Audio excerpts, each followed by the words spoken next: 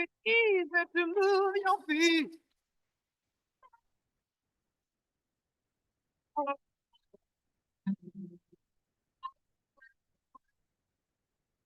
There's a bottom to that the dancer just won't hide.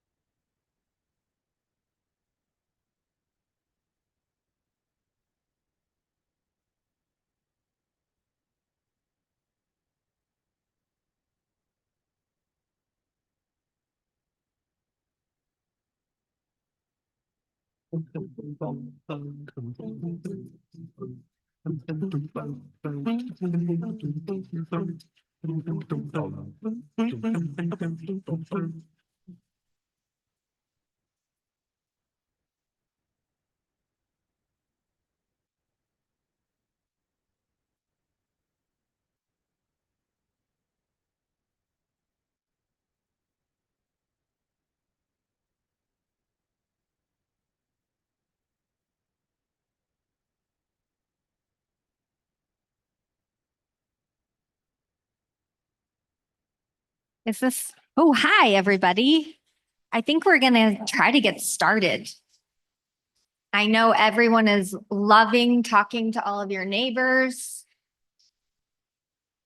but it might be time to try to find our seats. Yeah, just getting people to their spots.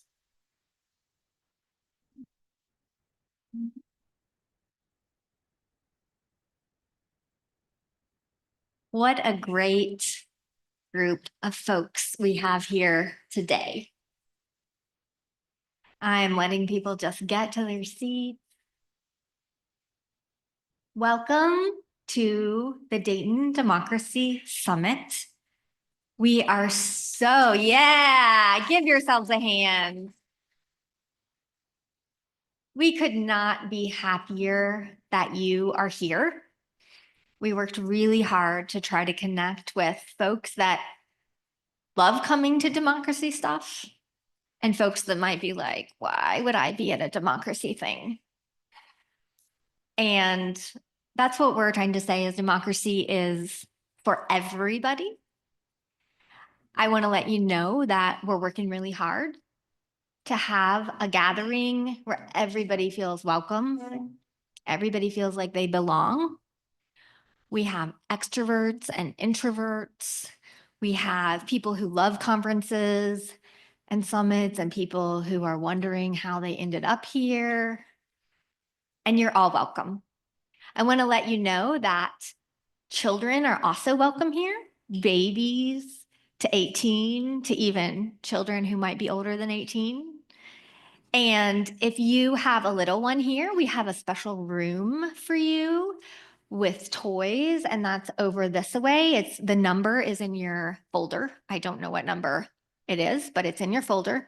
And there's toys, there's places where parents can nurse if they want. You can close the door, or you can pump, or you can just have some quiet time because children are our future and they're the future of democracy, and we want them to know that they are welcome here.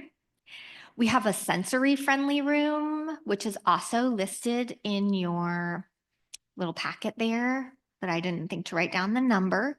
But that's if you just need some quiet space, some quiet time, you're feeling a little overwhelmed. We want you to have a quiet place where you can go.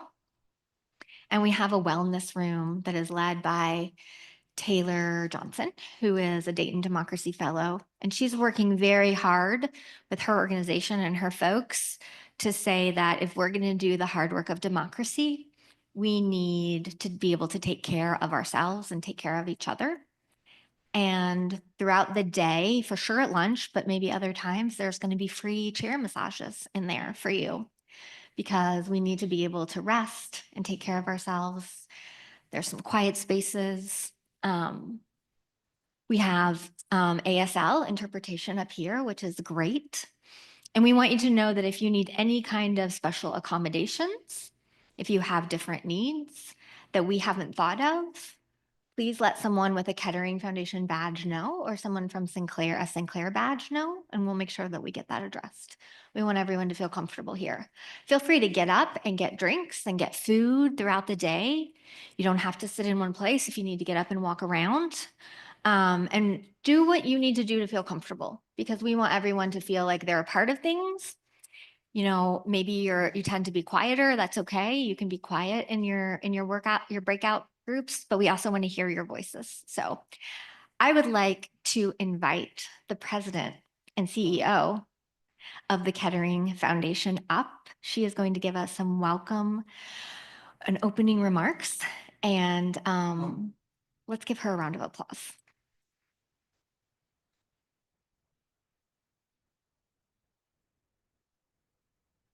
Good morning. Thanks so much, Elizabeth. It is a true pleasure to welcome everybody here today. I'm Sharon Davies, President and CEO of the Charles F. Kettering Foundation. Thank you, each and every one of you, for being with us today. Now, I know that some of you may not be as familiar with the Kettering Foundation as others. So I thought I'd take just a second to ask all of the Kettering Foundation staff who are in this room right now and on the edges, could you just stand so that we can thank you for this?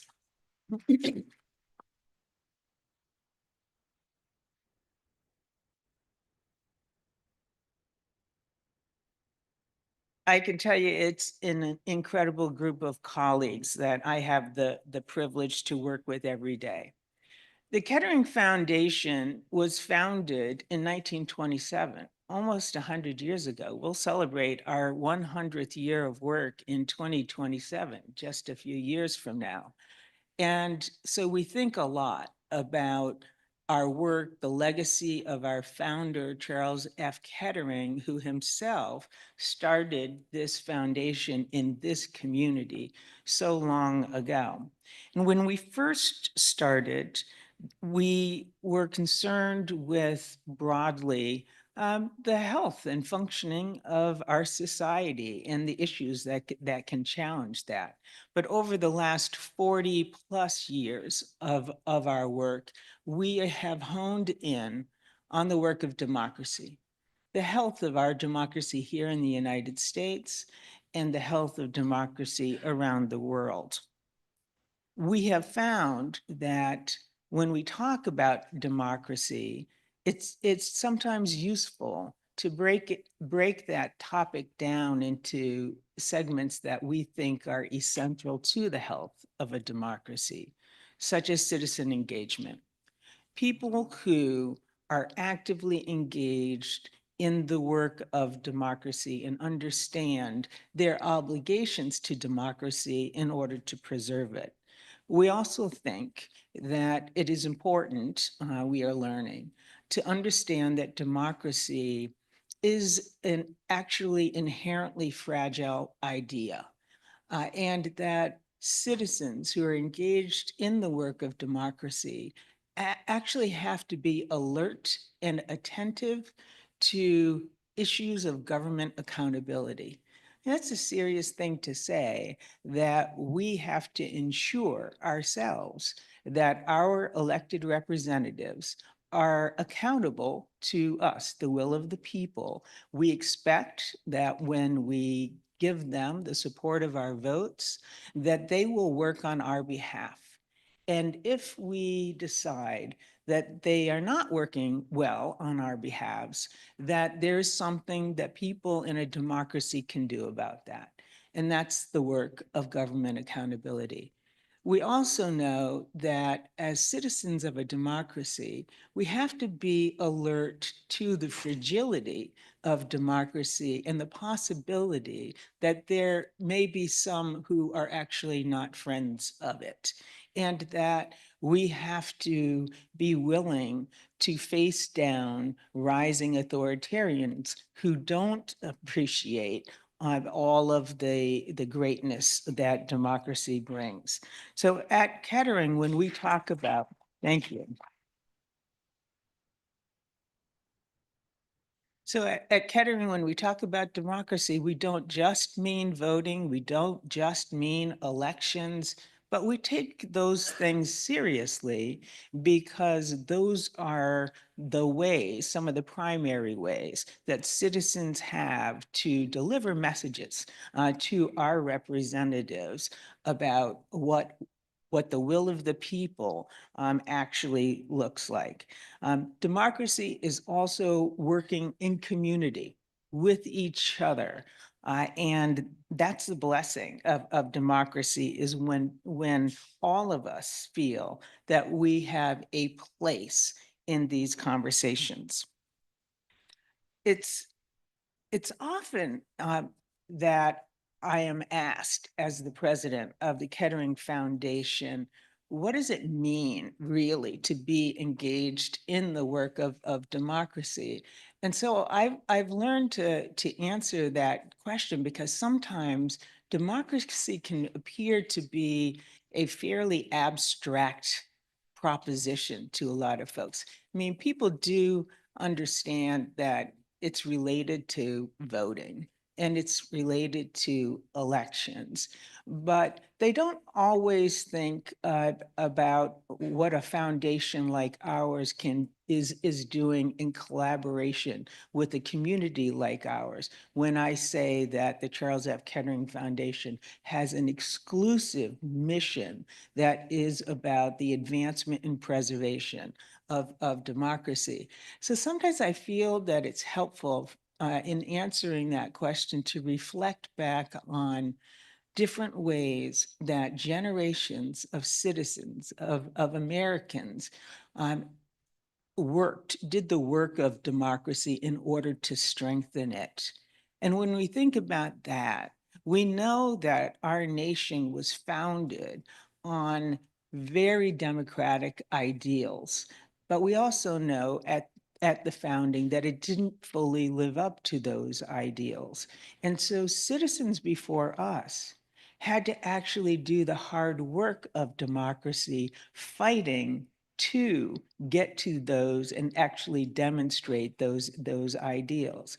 One clear early example all of us know was the institution of slavery, the enslavement of an entire race of people in the early days of our democracy. It took citizens, abolitionists, to help get us to a different place. And we know also a bloody civil war, unfortunately, to get the nation beyond that anti-democratic, anti-humane institution called slavery.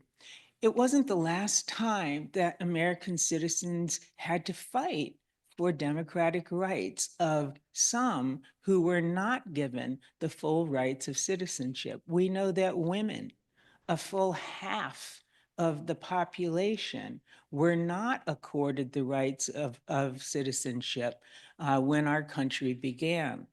They had to fight. Women had to fight alongside their allies in order to move our democracy toward a closer embrace of those founding ideals. And that too was not the last time that generations of citizens like us had to do the hard work of democracy.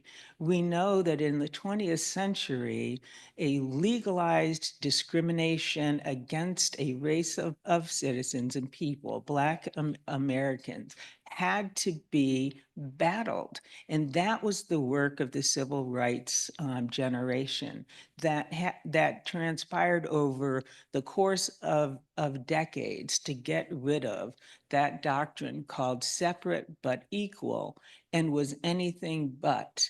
And so we know that citizens had to be involved in that fight.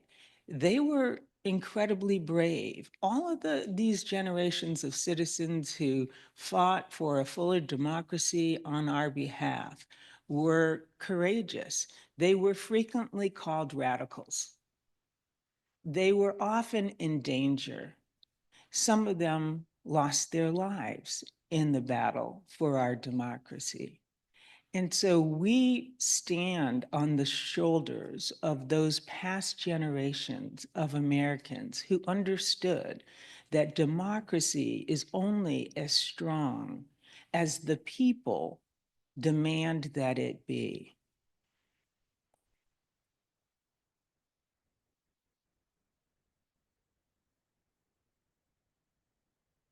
And I don't think that we could start the morning today without reflecting on what that means for our responsibilities as today's generation of citizens who live and work for our communities, in our communities, and to preserve our democracy. We couldn't really have the conversations that we're going to have today without thinking about our responsibilities when we see others in our communities being denigrated and perhaps losing rights that democracy enables them to have.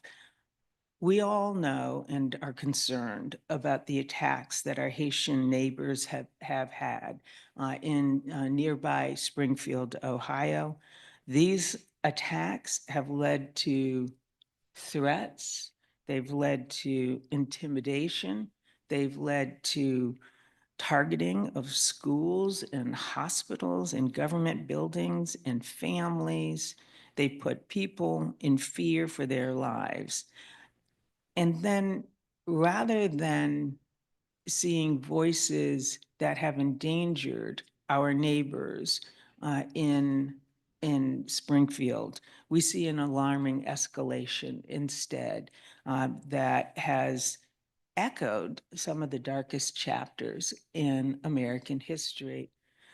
The demonization of immigrants has a robust history in the United States, unfortunately, and we do well to remember when other immigrant groups beyond Haitians were at the receiving ends of that kind of attack. Demonization always relies on one thing, dehumanization. It's the suggestion that there's a hierarchy of human value and that some are more worthy of our concern than others. That is the work of us today, the present day members of a democratic society are just as responsible for defending and preserving democracy, which often means standing up not just for our own rights, but for the rights of others. Standing up not just when we are targeted, but when others are targeted. So I know we all take seriously that responsibility. There's a reason why all of you filled these chairs in this room today. We are delighted to be in partnership with you as we do this hard work of democracy, which our systems of governance demands from each and every one of us. I'm excited about the work ahead. I'm confident that together, when we do that work, we can make a real difference to our nation, our state, our local community. Thank you again for being here with us today, and I look forward to the rich conversations that today's gathering will bring. Thank you.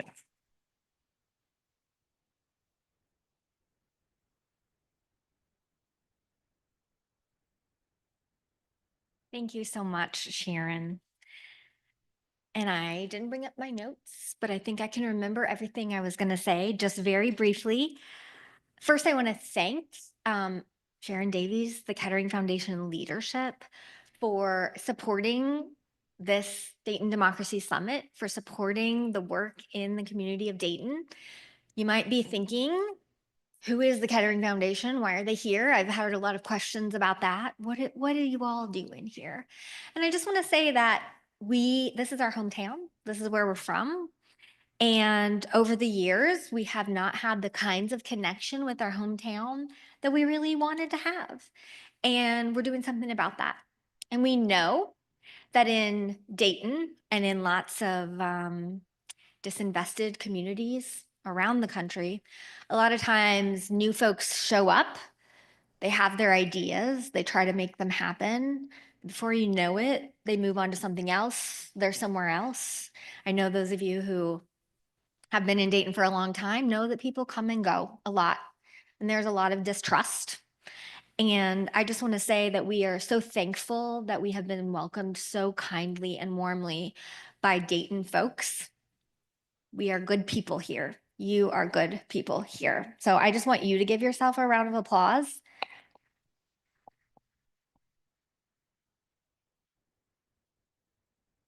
And let you know that we're here to listen. We're here to collaborate. We're here to work together.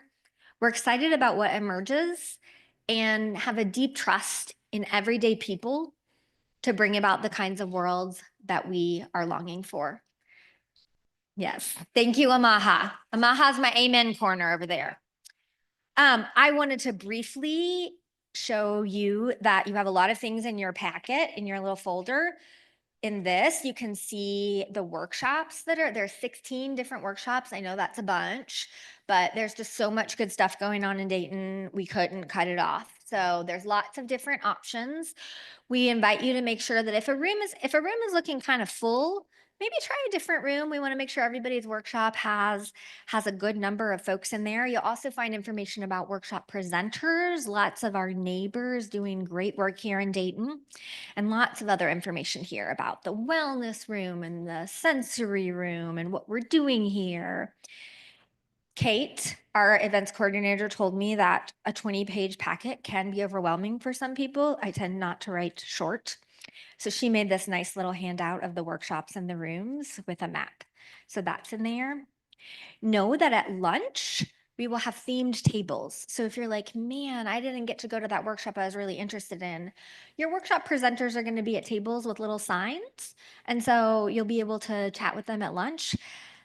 As I'm talking, I am noticing that we had some folks arrive a little late who did not get a chance to get breakfast or coffee or anything. So I want to invite our friends from Meadowdale over here. We're so glad to have you all here to go ahead and get up while I'm talking and while the next people get on stage, get your breakfast. Everybody's got to have their coffee and their breakfast. So do that. We're glad to have you. And the our friends from Meadowdale have been working on policy proposals. And at lunchtime, they're going to be around tables. If you're interested in talking about policy proposals with our next generation, with some local high school students, please sit at their table and ask them what they've been thinking about. Because they're the future of our democracy. So, and there's also food over here, Meadowdale. There's like there's another food thing. So if you're feeling like that's too much, you can go to that one over there too. And you'll notice that you have why you vote cards. And we invite you to fill out why I vote. And I have assigned my son, Elijah Gish, with a Polaroid camera to go around taking pictures of people who fill out their why you vote card. We're going to put it all on a little bulletin board over there, and it's going to be a great visual of why we vote. And we know that when we see that our neighbors vote, we're more likely to vote, right? And so you'll find also in your packet the Adopt a Precinct Toolkit, which was developed by our friends with the Ohio Democracy Project. And they've done some great research that shows that if we know that our neighbors are voting, people are more likely to vote, just if we know it. And so if you want to adopt your precinct or you know somebody who wants to adopt your precinct, this is the kit about how to do it. They're doing a workshop on it. And maybe we could adopt all the precincts in Dayton and get people to vote a little bit more. At this time, I want to invite up Taylor Johnson. Taylor is just going to have a centering moment for us. I think she has a poem just to kind of get us all in the headspace of what our day is going to be. So I'm going to turn it over to Taylor. And after that, we're going to have a panel. So thank you all for being here. We're super excited. And feel free to let us know if you need anything. Take it away, Taylor.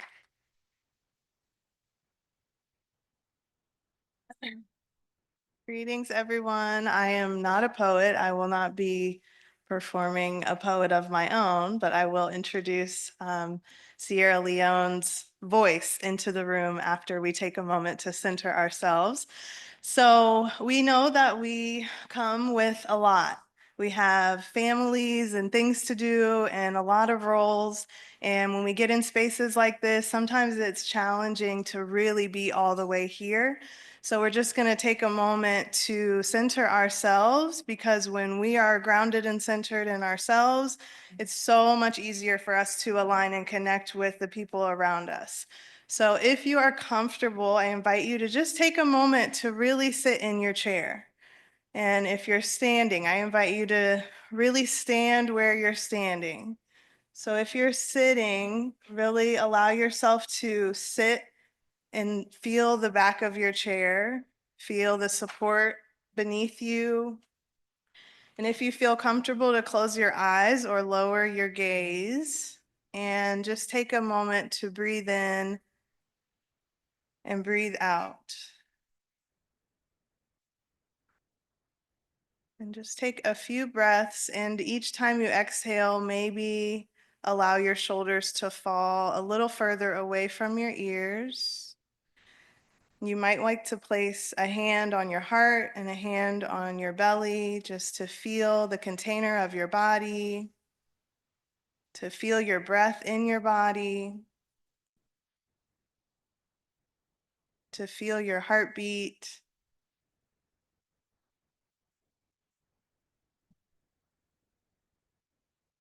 And as you feel your breath and your body and your energy, just take a moment to acknowledge anything that you're bringing to the space today.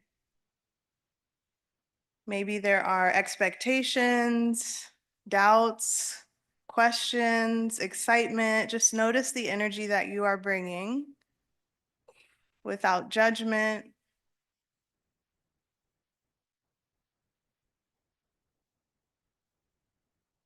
Just taking a moment to check in with yourself. And let's just all take a collective deep breath in through the nose and out the mouth. And I invite you to just take a moment to think about what you want to bring to the space today as you navigate through whatever this day may bring. And then maybe what you would like to receive from our time together today. Knowing that every exchange in community is just that, it's an exchange. We are showing up and we are influenced by the people around us, and we influence the people around us. So just an invitation to be mindful throughout the day of yourself, to take care of yourself, to take a moment whenever you need to check back in, to breathe, and to be mindful of the energy that you're bringing into the space. And whenever you feel ready, you might like to kind of find some movement that feels good, maybe roll out the neck, just do whatever your body feels like it needs as you reintegrate back into the space. And then I invite you to find something in the room that you didn't notice before. So sometimes when we're fully present, we notice that the floor has tile. We notice something random that we didn't see before. So I invite you to carry this presence with you throughout the day. And I am going to ask whoever is in this space that can invite Sierra Leone's poem. So Sierra Leone is the artist in residence of sort, that I think that's the right terminology, with the Kettering Foundation. And she is a poet and a lot of amazing things. And she wasn't able to be here today, but we wanted to honor her voice because she does bring so much to these conversations. And the poem that she had already created it was like she created it for this. So it's really going to help us get grounded into what today is all about. So I'm asking the ethers to play that whenever you are able, and I'm going to sit so that we can just hear that.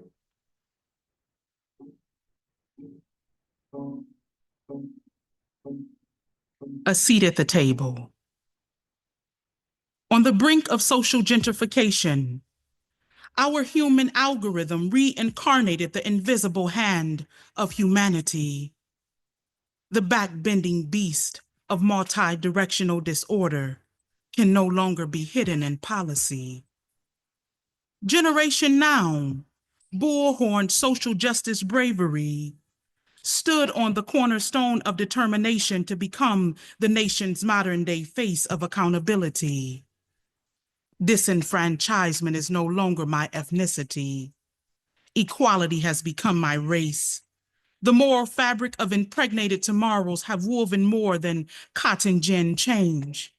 We surely did not ask for a heritage of sugarcane slavery, calloused hands and feet, and a societal mentality driven by plantation economics.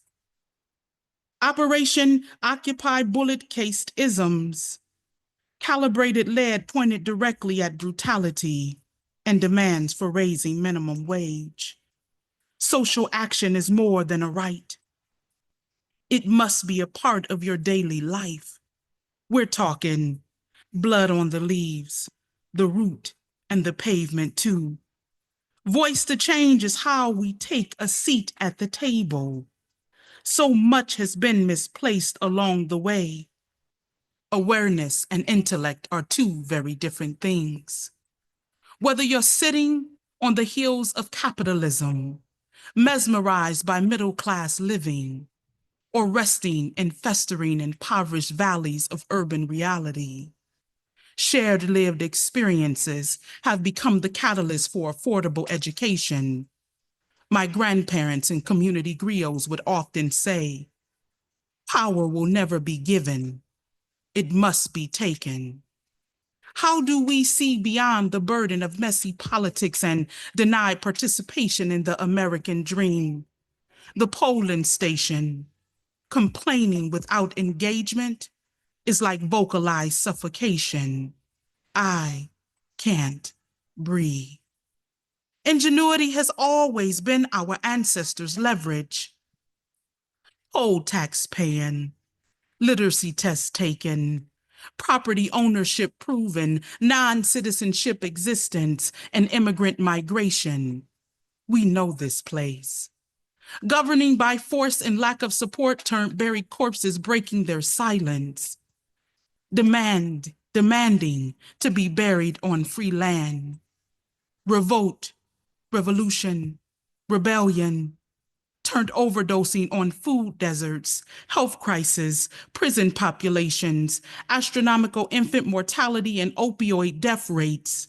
Articulated suffering is not solving a bottomless problem. We are the call to action. Voting up and down the ballot is how we renegotiate local governing agreements. History is our footstool. Stand on it, advocate, baptize voices of systematic change. This is beyond negotiating the delivery of services. Remember, you are duly authorized to take a seat at the table or invite someone to yours. Vote.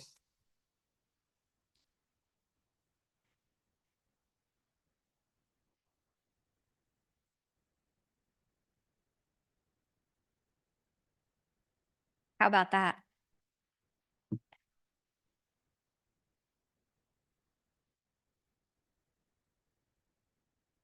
Hard to follow that up.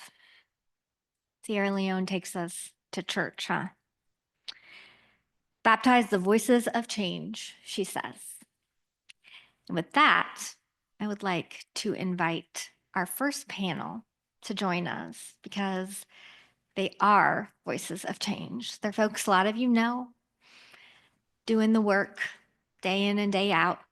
And I'm very thankful and excited that they have taken time out of their day, out of their work. You know, I know someone has a grant due on Monday and is still here today. So we give thanks for that. And I'm going to turn it over to our moderator, David Bodery, who is a faculty member here at Sinclair, chair of a department.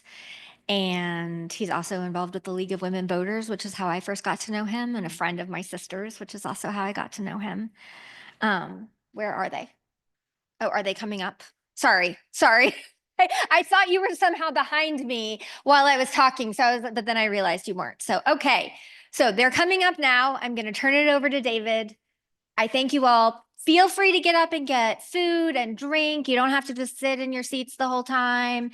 Move around, feel comfortable, and I will turn it over to our folks.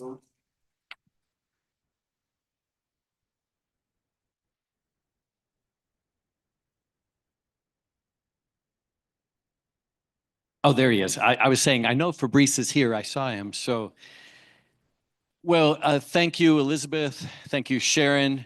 Thank you, Kettering Foundation. I'm just so excited to be here, to be able to be part of what we're doing today. It feels so good to be in the Ponent Center. And I'm thinking about the fact that David Ponent's hired me.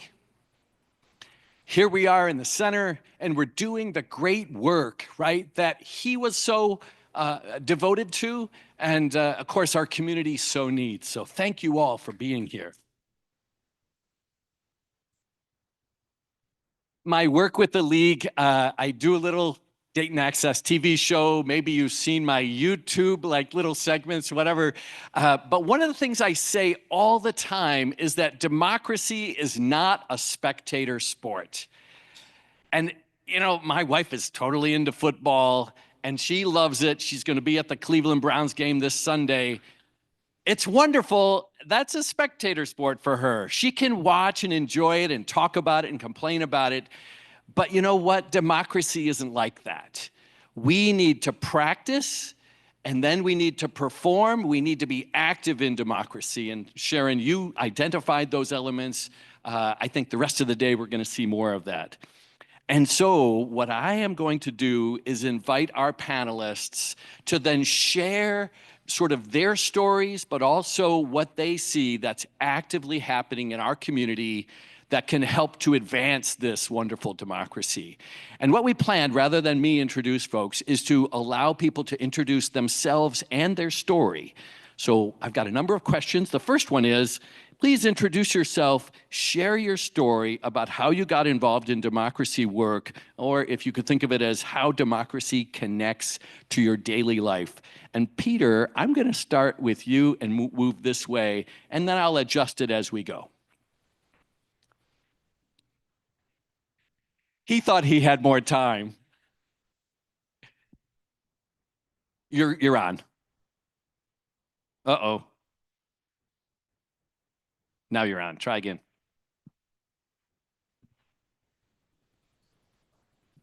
I think I tricked the audio staff too. Sorry.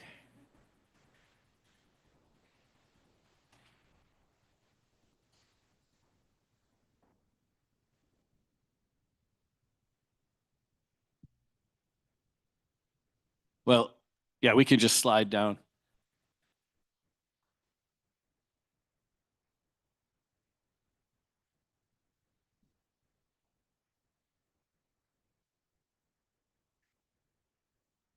Excuse me.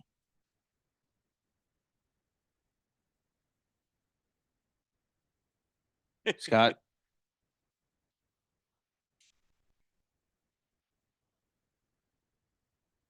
Go ahead.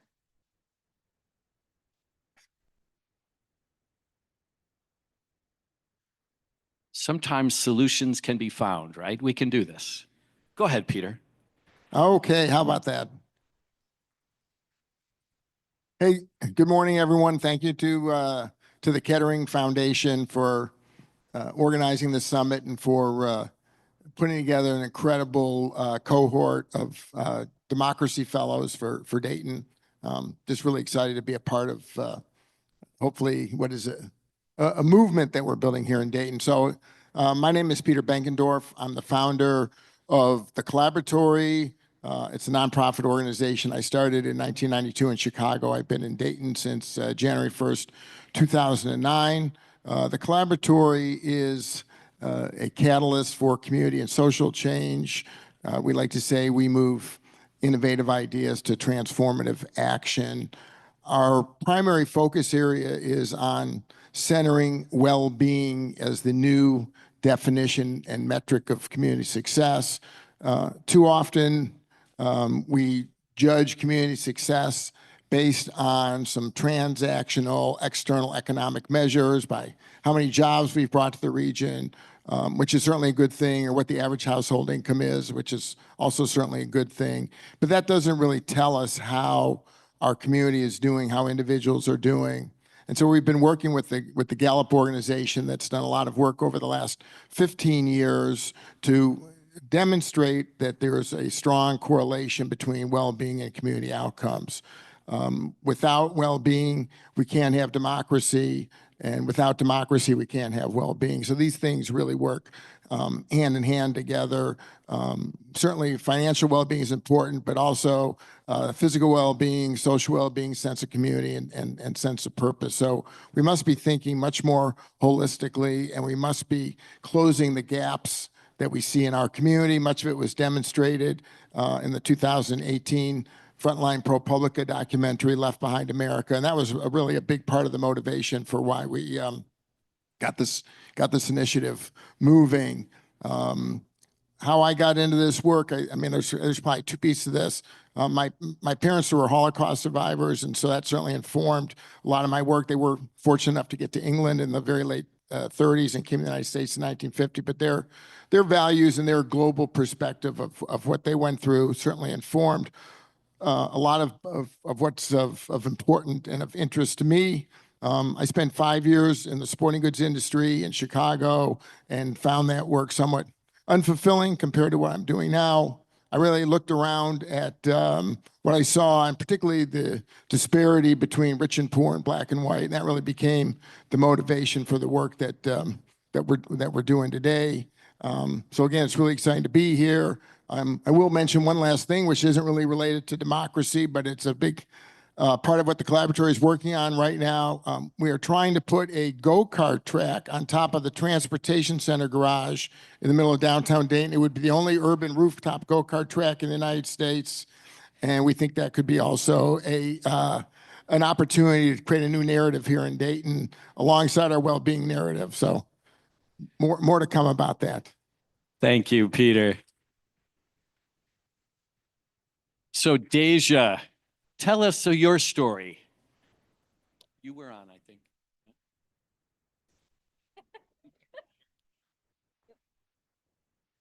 Shouldn't need to hit them. Shouldn't need to touch it. They're doing it. Hello?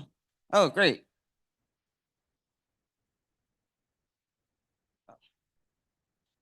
Hello, I'm Yeah. Deja Demings. I am the Community Partnerships Coordinator for Omega CDC. And my first introduction to democracy, I didn't even know what democracy was. I was doing a free after school program in one of our low income neighborhoods.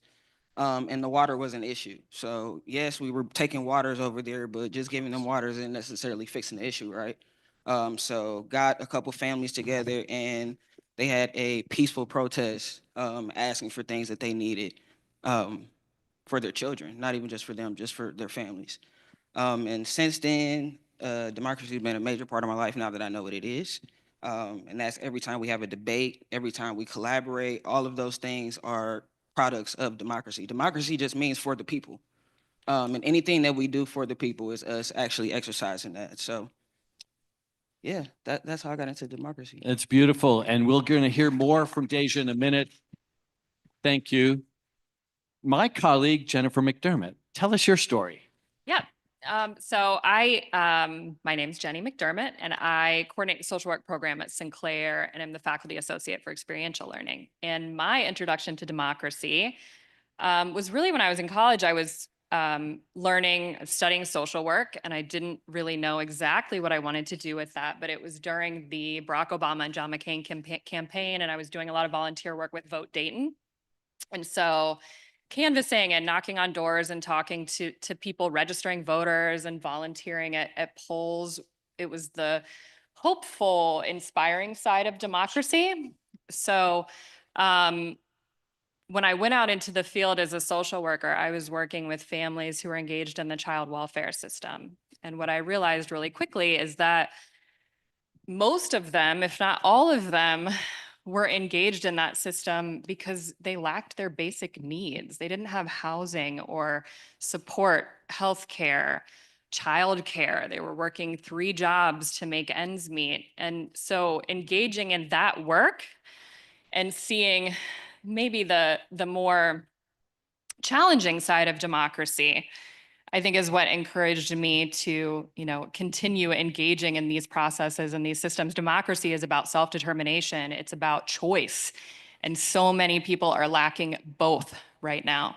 So I think it's so important that we continue that hard work. So now that I'm at Sinclair, I get to work with students who are engaging in this work every day and are really so inspirational to me. And some of them are here, and I'm so proud of them because they are doing this right now, and they are doing really, they're fighting the good fight every day, and they're going to be great social workers in these communities. So Thank you.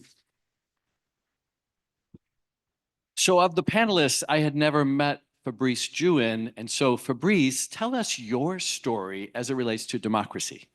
Hello, everyone. Hello, everyone. Thank you for being here. My name is Fabrice Jewin. I am the Regional Equity Initiative Manager for the Miami Valley Regional Planning Commission. We engage in transportation infrastructure, economic development, environmental management, disaster recovery, and a host of things for the regional community. And my role is a fairly new one, and I'm tasked with asking the question, how do we avoid leaving people behind as we work to advance this region forward, which is Montgomery County, but also some of our surrounding counties as well. My family is one of Haitian immigrants, so policy has impacted our lives since stepping onto, America, footing into America. I was born in Haiti as well, and I have seen the ways in which that my folks have had to shed blood, sweat, and tears for a fraction of, this American dream, right? That they're still working on actively. Beyond that, within my role, I get to really engage with a lot of phenomenal people that start off as community contacts, but eventually become friends and family that have embraced me as somebody who was not originally from Dayton. And for me, a lot of my work relates to figuring out how to get those folks more involved or how to amplify their voices. This work is hard. This work is taxing. this work can really demoralize you depending on how you're going about it. And for me, democracy is an avenue to make sure that there is no 1, 2, or 3 individuals doing it by themselves, that the community can stand for itself and fight for itself and advocate for itself in a way that supports the institutions that are supposed to be working for it. So that is the relevance of democracy in my work and why it's such a privilege to be here today. So thank you for having me.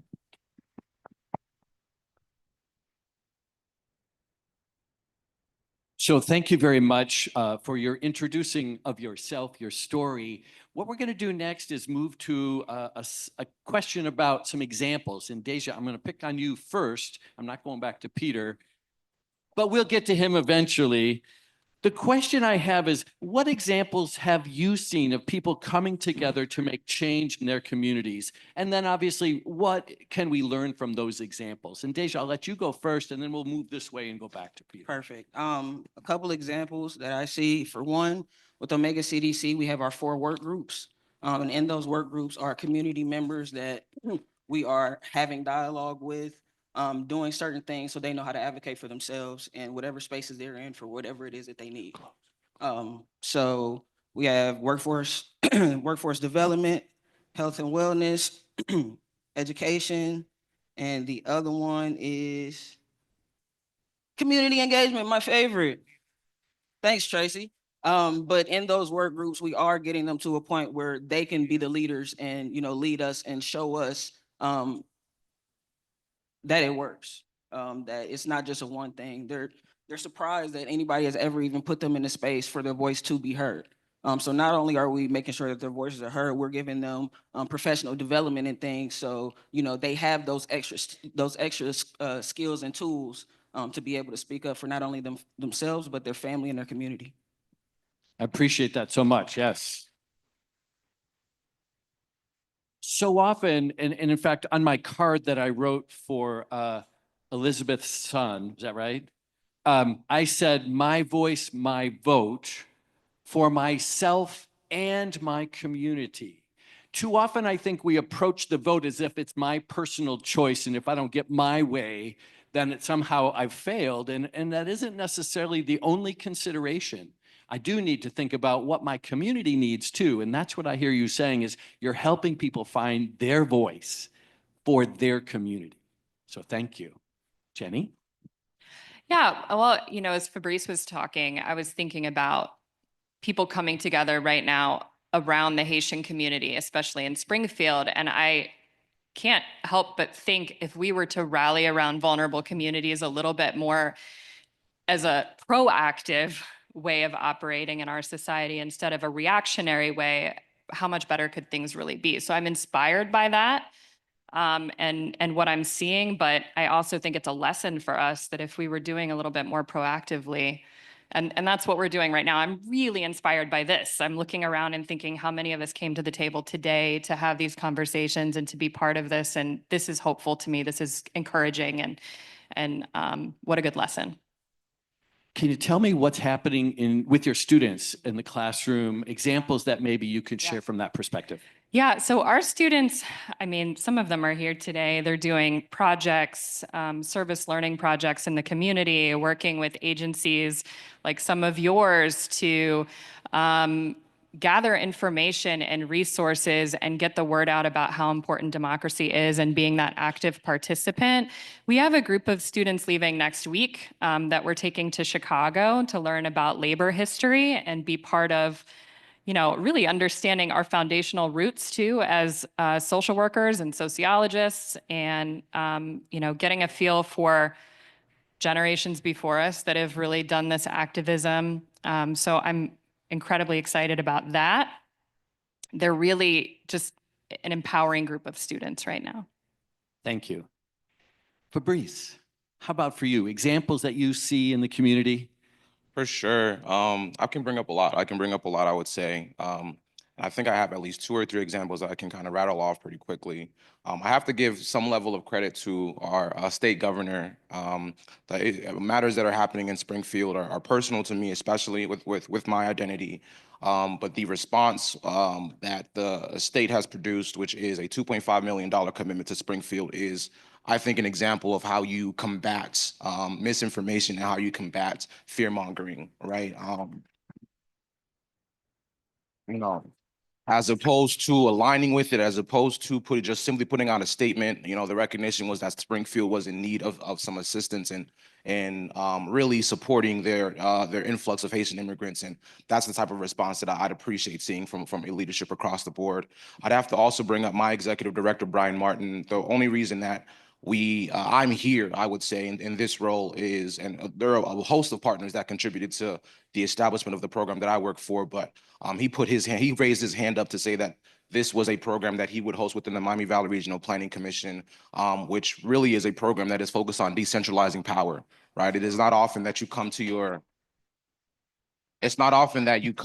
your executive director and say, hey, there's this grant out there. We probably aren't the best to be the leads. We know there are folks who do the job better, but I'd like to write it and hand it over to another organization so they can do that great work. You know, there's nothing in it for us beyond the regional benefit, but it's not often you have a leader like that who sees the value in decentralizing power, making sure we have strong partners across the board. And I have to bring my partner in crime into the mix in Destiny Brown, who I am collaborating on this effort. Destiny leads the Dayton Tenant Union, which has been going head to head with local officials and making sure that tenant rights are advocated for, and is creating something out of nothing, essentially. And I have to kind of give credit to the fact that she's been able to jump into this fellowship with me, and in some of the groundwork that she's doing on a grassroots level. So I could keep going, but there is no shortage of examples that inspire me to do the work that I do. Thank you. So, Peter, back around to you. I'm trusting your microphone's going to work. What are those examples that you've seen of people coming together to make change in their communities, and what can we learn? Okay, hey, good. First time the charm. I guess, I want to avoid being coming across as self-serving. I guess I'd like to talk about the very first project that I did, and it was called Sister Neighborhoods.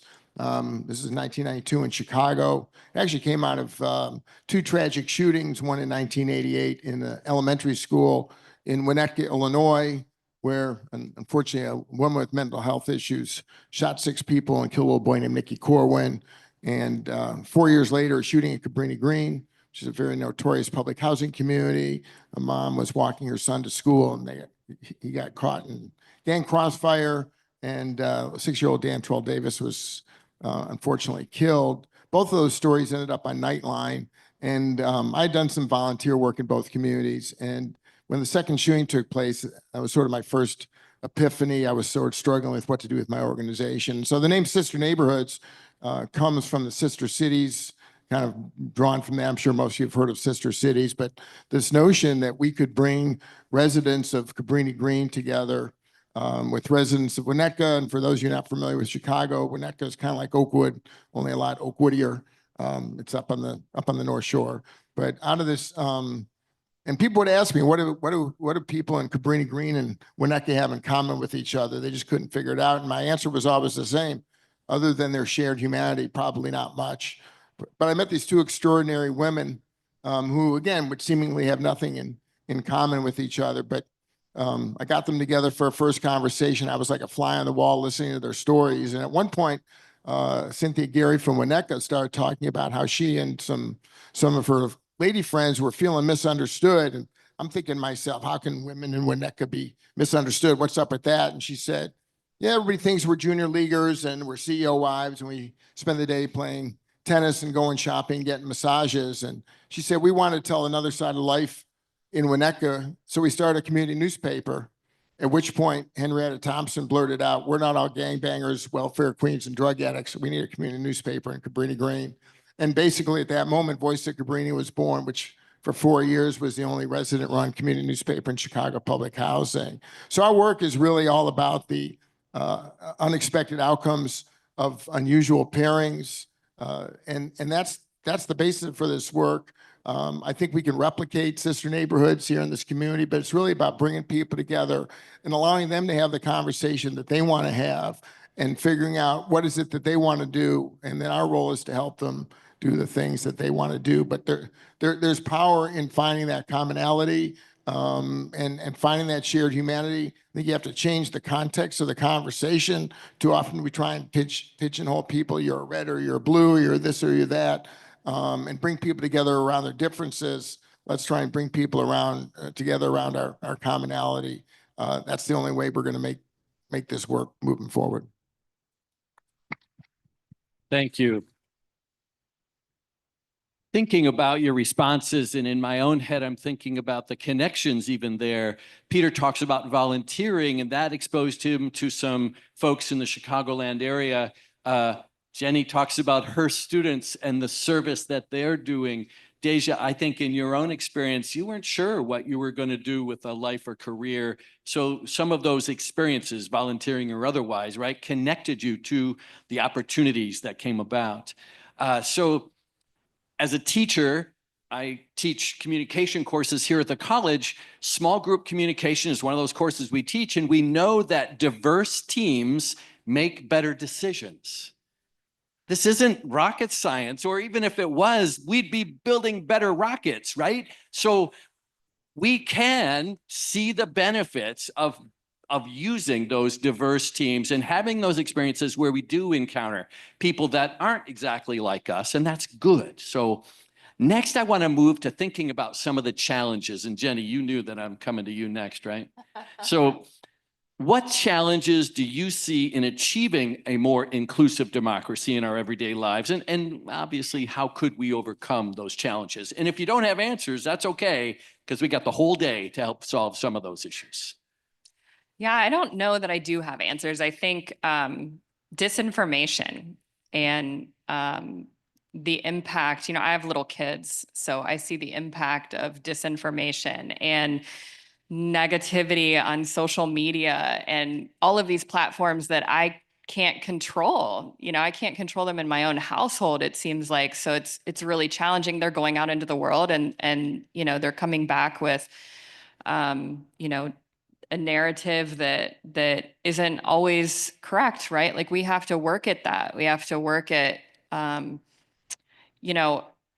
providing, I think, the next generation with the tools they need to unpack some of this, right? Because it's so much different now than it was even when I was a kid. And we talk about it all the time.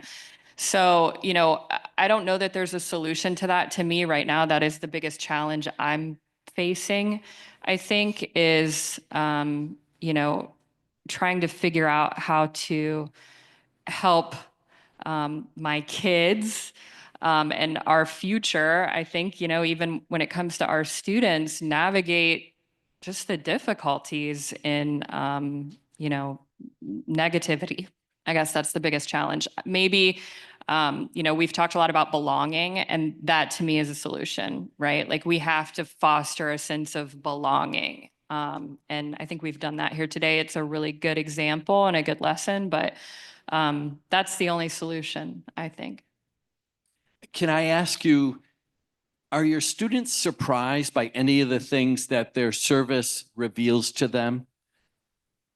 Well, I mean, we all come from different backgrounds, right? And a lot of us are walking through this world with a lot more privilege and maybe, are just getting to a point where we're recognizing that, right? So some of our students, when they go and experience something like that, I mean, it's the first time that they've seen, people who maybe don't know where their next meal is coming from, or people who may not have a place to sleep tonight. And so I think it's revealing a lot of our own experiences around privilege, maybe a lot of, the biases that we all walk through this world with. And I think it's a start, right, to start to unpack some of those things.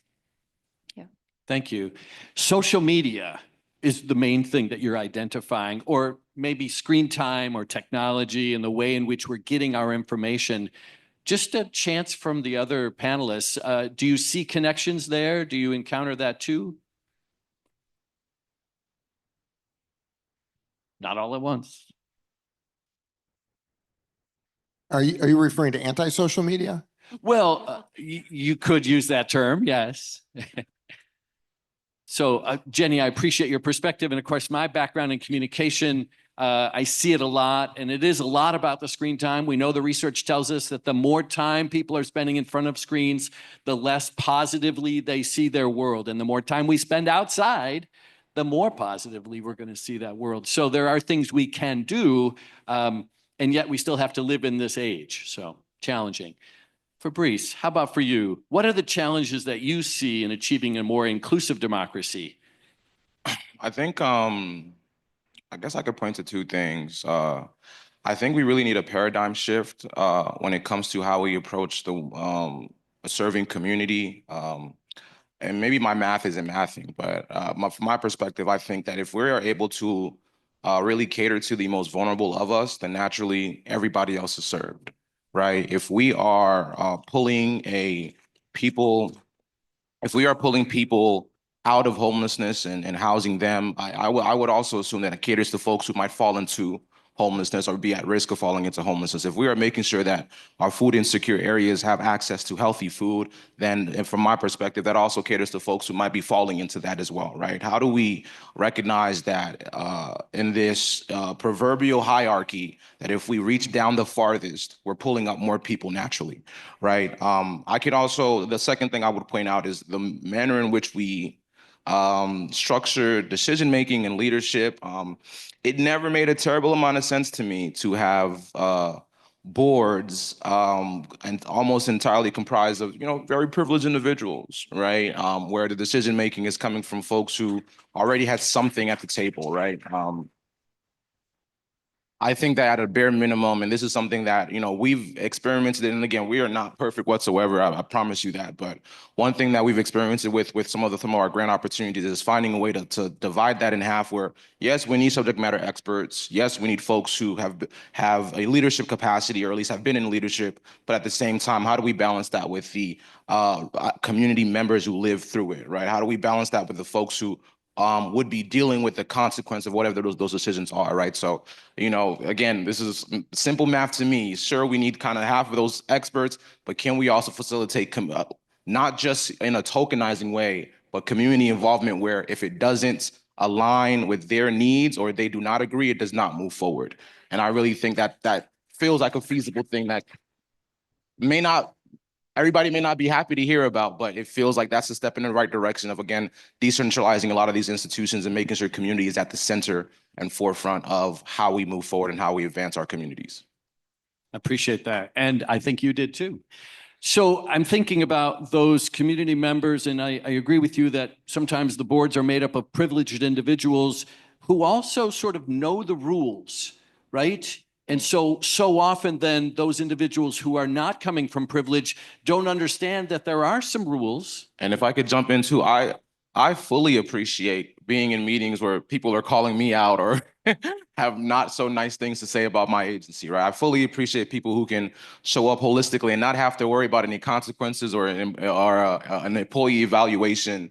So yeah, 110%. As you mentioned, a diverse group produces more holistic solutions. And again, we also have to be a little bit more humble, right? It is, if it's not hard and you're not working hard, then you may not be doing enough. Or if there aren't accountability systems that are pushing you to do better and be better, there may need to be some level of adjustment. So, yeah. I appreciate that so much. So as those individuals then are brought to a board, we can't just say, okay, now you got your spot at the table, but we probably need to do some things to help them understand how do we successfully then engage in that deliberative decision-making or contributing and things like that.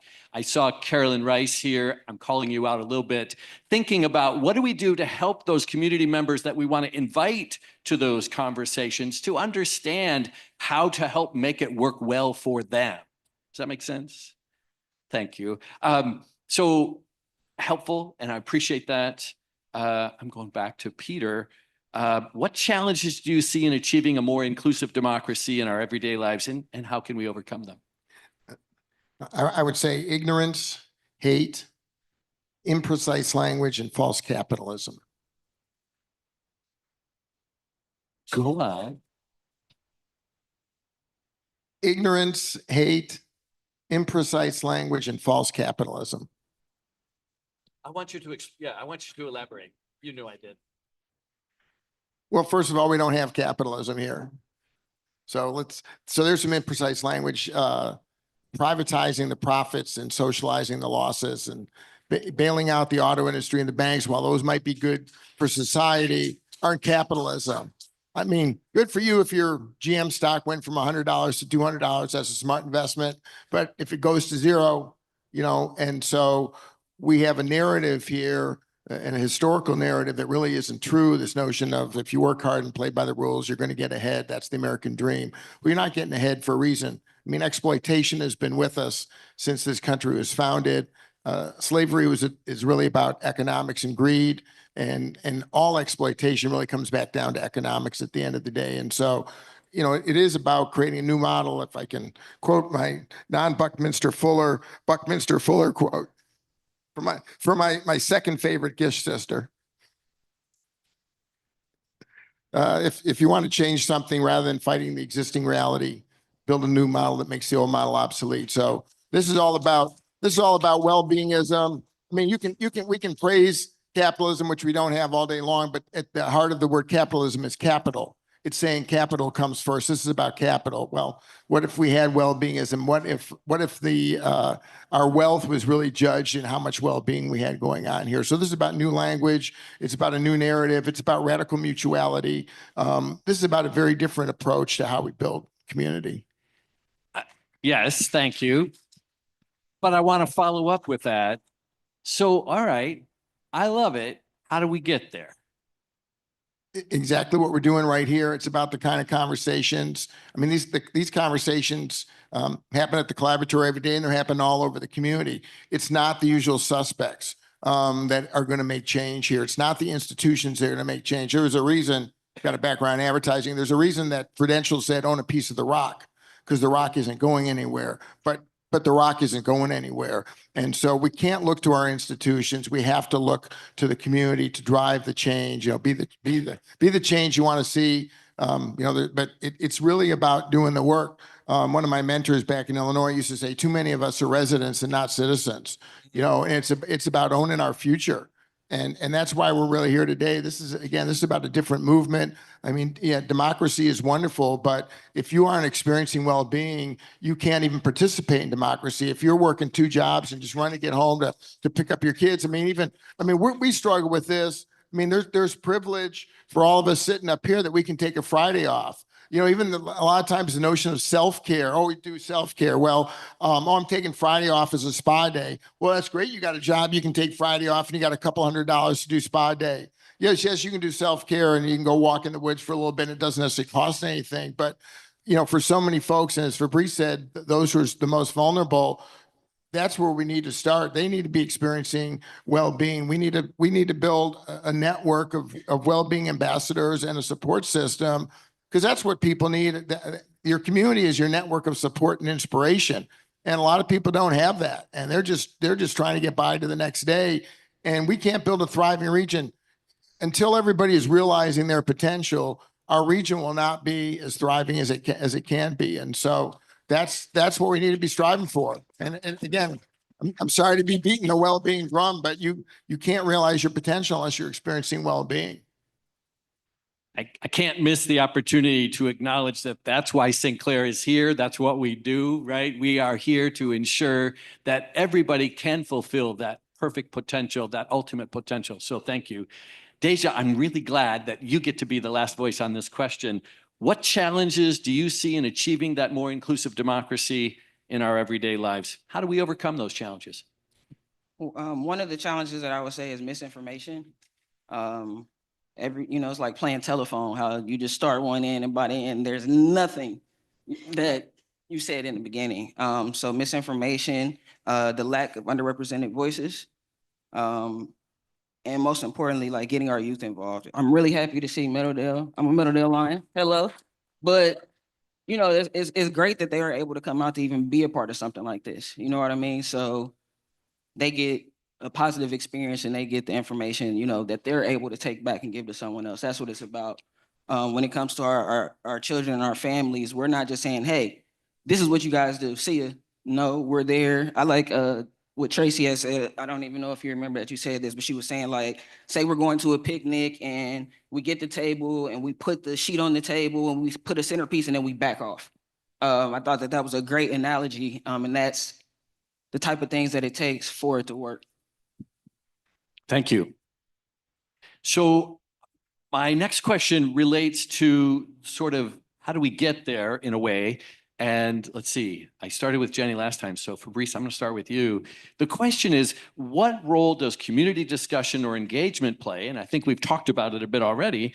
What role does that community discussion or engagement play in fostering democracy? And how can we use conversations around those kitchen tables or in other public spaces to push for change? So I'd say a conversation, at least from my experience, is only productive when it's intentional, right? When you have the appropriate individuals in the room. And one thing I'll relay back to, I think, what both Peter and Deja had expressed is you also still need institutions present as well in a way that is engaged in the conversation, yes, but that takes a step back to recognize that your specific role ideally should be to elevate the people and the voices and what they're saying, right? To make sure that you are not standing in front of the people. And if anything, you might even need to stand behind them to make sure that when they falter, you know, they have that support to lean on, or at least that entity and investment to push them forward. So I think conversations can be valuable as long as they are leading to some level of movement and action, right? You know, we talk a lot. We talk a very, very good amount. And I promise you that there is, you know, that family down the block or that household on the other side of town, they don't care about what we're saying right now. They care about what we're going to do from that conversation. So conversation is necessary at times, but if it stops there, if it stops at the meeting minutes, if it doesn't lead to any change, or if we're saying the same things over and over again, then we are just talking to ourselves in many ways. So intentional conversation that is action oriented, and also where we can have institutions present to not just take over the conversation, but to invest in what they're hearing and what's being expressed from that dialogue. I appreciate that. So often I think decisions seek input, but then fail to communicate how the input was used in order to inform and then help make the decision. And so all we see is an outcome, but fail to recognize all the pieces that went into that outcome. And I think that misses an opportunity. So to the extent that there are leaders who can help to better communicate all the steps that were taken in making informed decisions and the way in which the many voices were included, I think can be really helpful. Peter, coming around to you. So what role does community discussion or engagement play? You know the drill. I mean, I think that's a question that answers itself. I mean, it is the community discussion it is the democracy. The one thing I think I would just add to that is we probably need to be doing a lot more asset-based community development work in Dayton.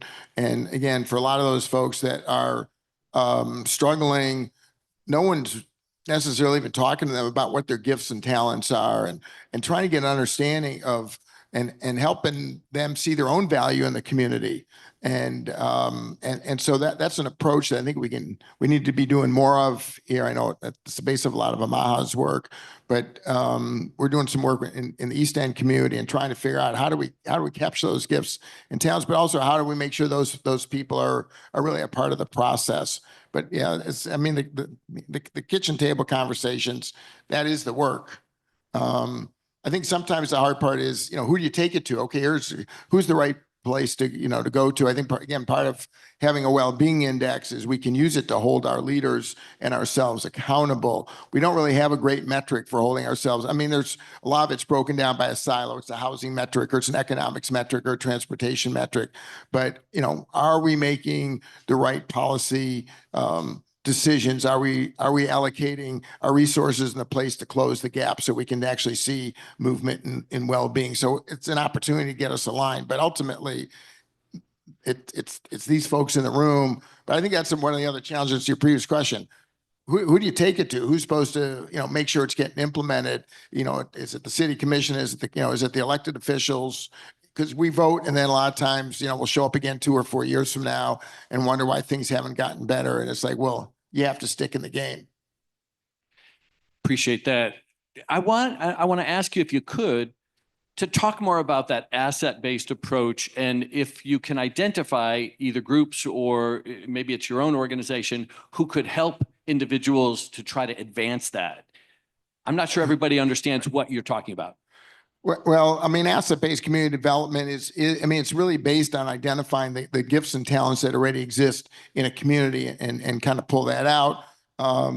There's a gentleman actually who I met through the Kettering Foundation about 10 years ago named Diamond Hargis, who's in Indianapolis, who's written along with his collaborator, Mike Mather, who's United Methodist, written a book called Having Nothing, Possessing Everything, which is just an incredible story of their work together and really describes how, and the first chapter is up in South Bend where they were giving out food in a food bank, and they decided that rather than just asking how many people are in their family and here's 2 bags of food, they asked the first person, they asked a woman, she know how to cook, you know, and so the long story short is they helped her set up with a catering business, but if they never asked her what she was good at, they would have never known that she had these gifts. And there's these stories in this community today that we need to lift those folks up, find out what their gifts are, find out what brings them joy, and really help support them in getting more engaged. And I think anybody can learn the work. The Asset-Based Community Development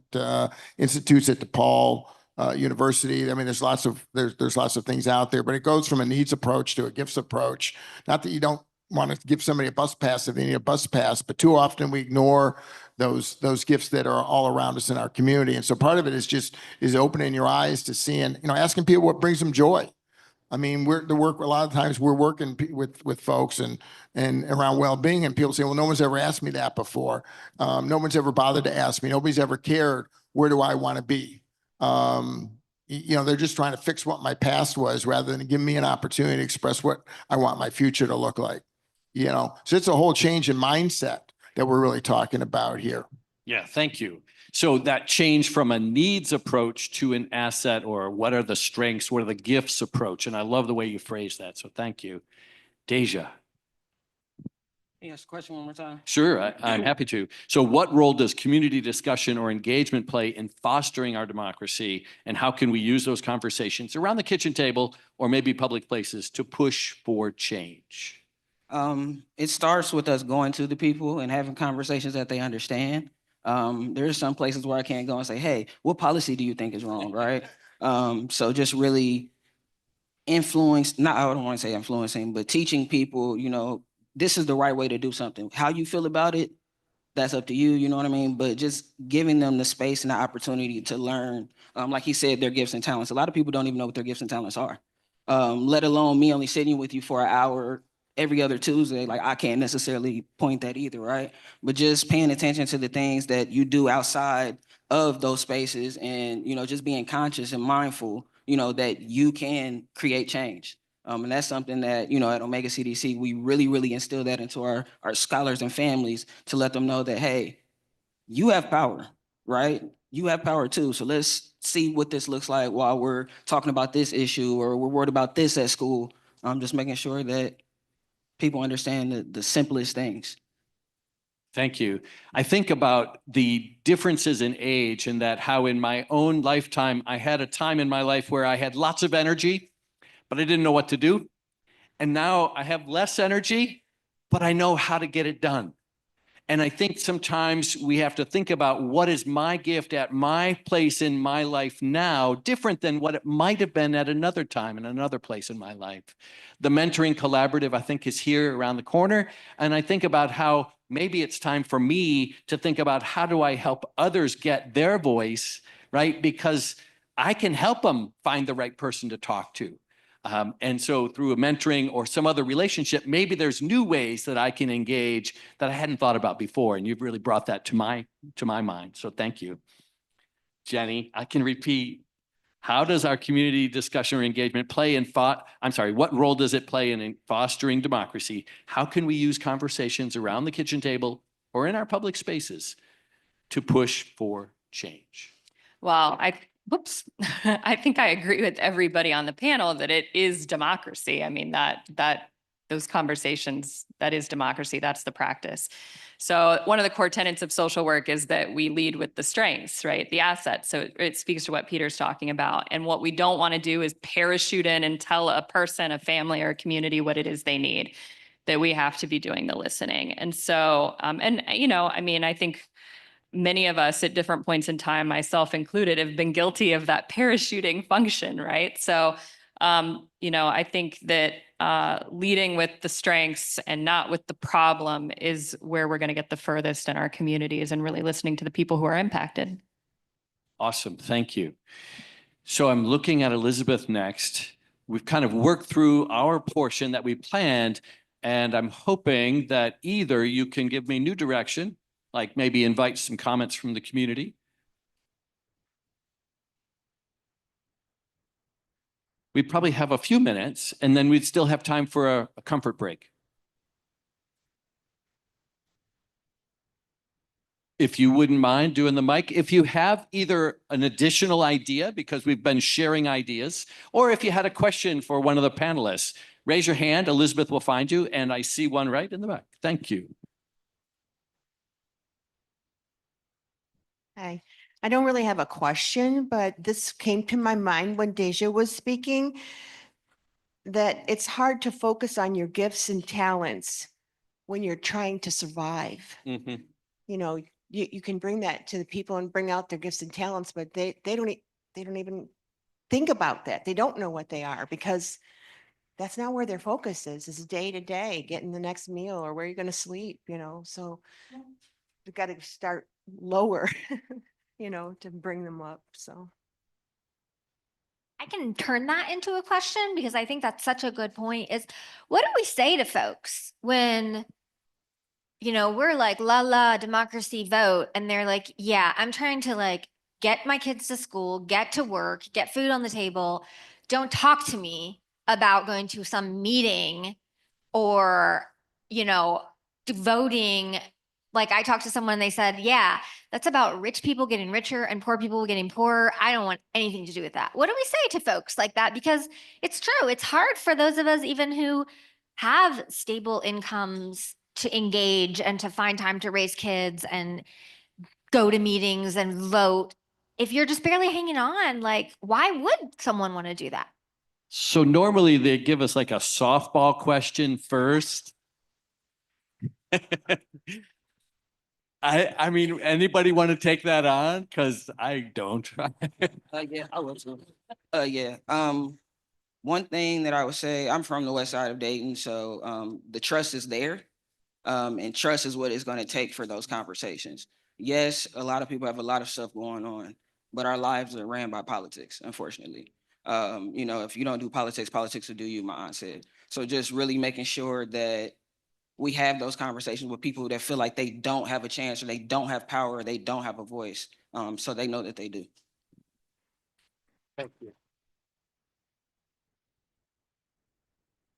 Thank you for the question. I mean, a couple of things come to mind. I mean, some of this is how you serve it up, but I guess I would also respectfully disagree a little bit. We were meeting with a youth organization here in town. I will not name who they were. And basically they said to us, these kids who come here don't have any dreams. And I'm sorry, I'm not buying it. And so it is how you approach people. It's not necessarily, it's like we do some work with formerly incarcerated folks, and our program isn't for folks the day they get out of first day they're showing up. So I think folks do have dreams. They do have, and some of the work we're doing with East End, people do know where they want to get to. And you give them an opportunity to talk about where they want to get to and know you're going to be there to support them. So it's not like the first thing I'm going to ask, Deja, what are your gifts? We haven't even, we got to build the trust and do all those other things. But I got to know Deja has gifts, even though you might be somebody who's struggling in other ways. And so it is a way to get people to think that there is hope and there is opportunity, not to dismiss the struggles that they're dealing with at the same time. But I think you got to believe that folks in many ways do know, even if they've been, they're struggling with addiction or domestic violence or any of these things, that there is light at the end of the tunnel if you give them an opportunity to articulate where it is that they want to get to. And I would just jump in. Yeah, please applaud. Yay. Yeah, I would just jump in and just number one express that that is an extremely valid perspective. That one that, we talk about a lot in terms of recognizing that folks have some really immediate needs. So we can have phenomenal 5 or 10 year plans, but people need to be catered to today. And in terms of some tangible things that could be incorporated, and this is not, as you mentioned, rocket science, right? How accessible are we making the conversation? How accessible are we making the space? How inclusive are we being in the way we reach out to community? How many barriers are we breaking down for them to be involved, whether it's when the meeting's scheduled, where it's scheduled, or what they leave with beyond just the emotional burden and lift that they have to provide to talk about their experience.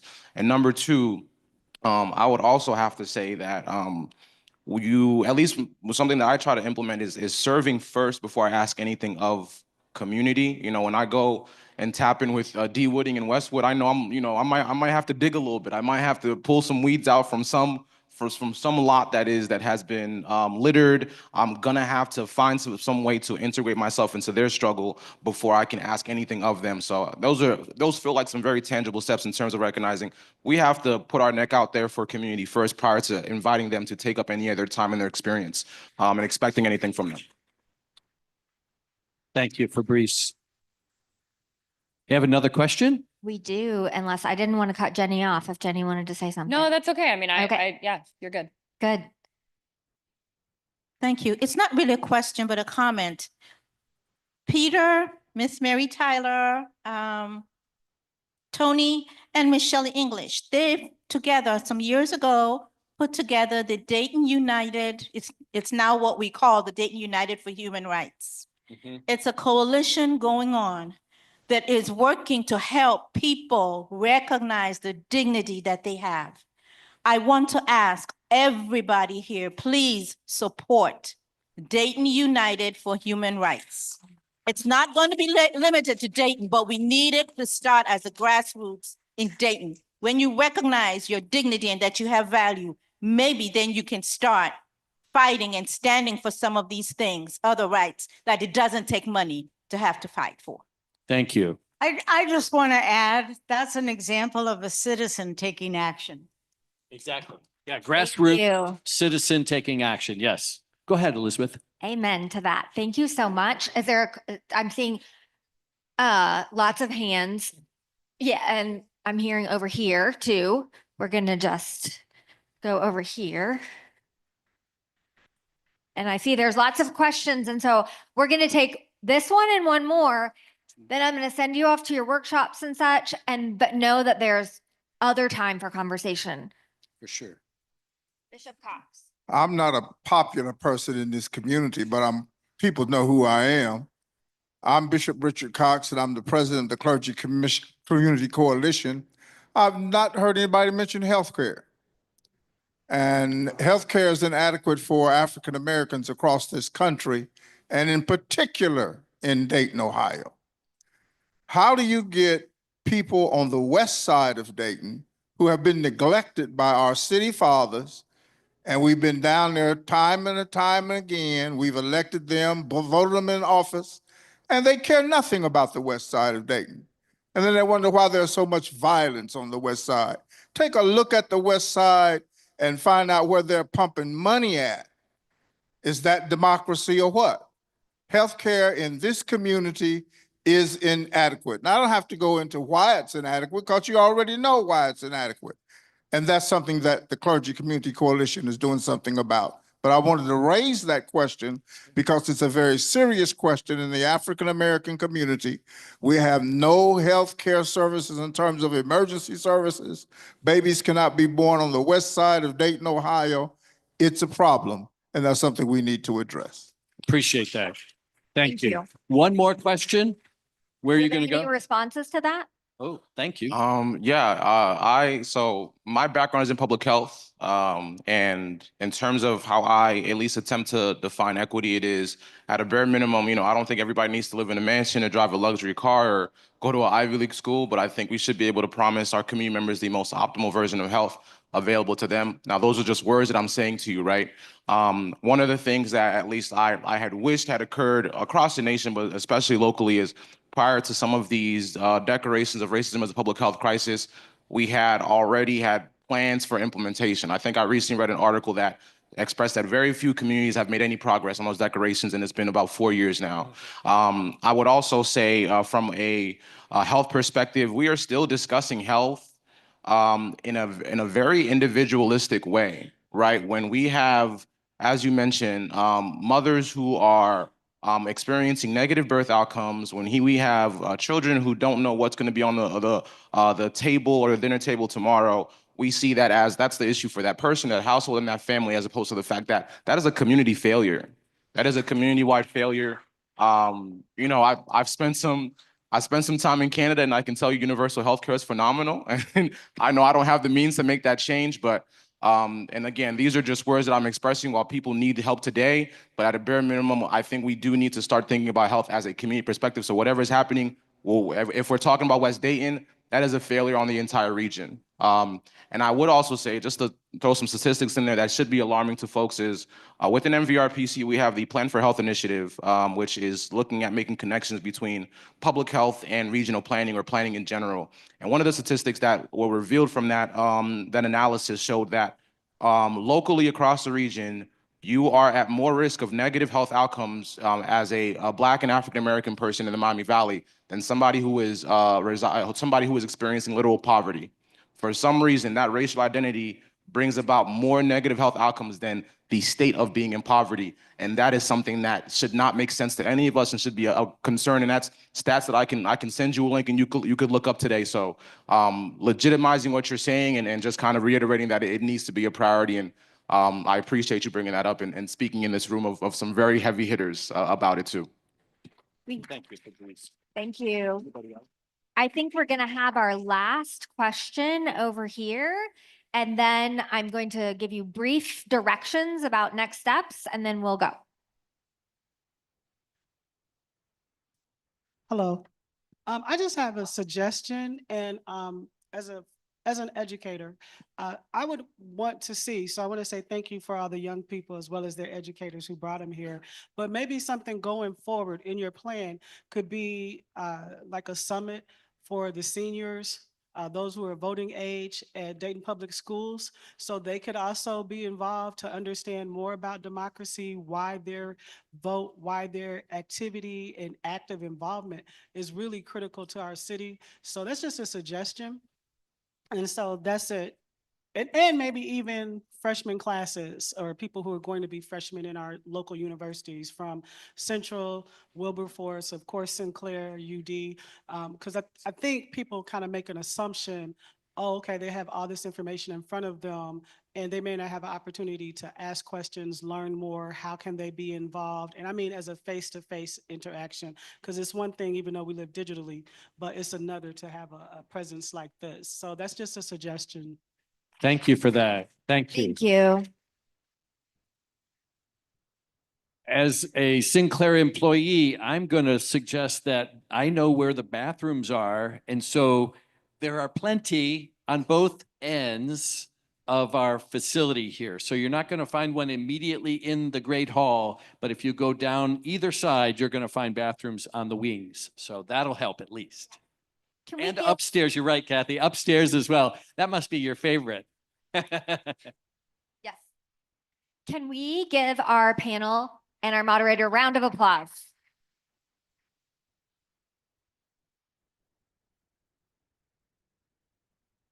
We are so thankful that you all took time out of your day to be a part of this. I want to tell you that you have a little break. There are 16 different workshops taking place starting at 11 o'clock. And there are people pointing in the direction of the workshop you want to go. The list of workshops is in your folder. You can read the descriptions. You can find the rooms. Try to be there by 11. If you see that a room is super crowded, maybe try to find a different one. If you see that a room doesn't have many folks there, maybe you could drop in so we can kind of even ourselves out a little bit. And after that, we're going to come back and we're going to have lunch. So take a look at your schedules, take a little break, connect. We're so thankful, and we'll see you soon. Oh, where are the gender neutral bathrooms? I think the gender neutral bathrooms are unfortunately in the basement of building 10. Is that correct? Oh, there are some gender neutral bathrooms back here. Okay, so there are also some gender neutral bathrooms back here if that would be helpful for you. Thank you, everybody.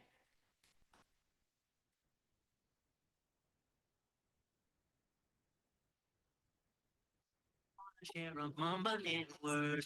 Pause, they'll come for you and you'll get hurt. You can only be who you are.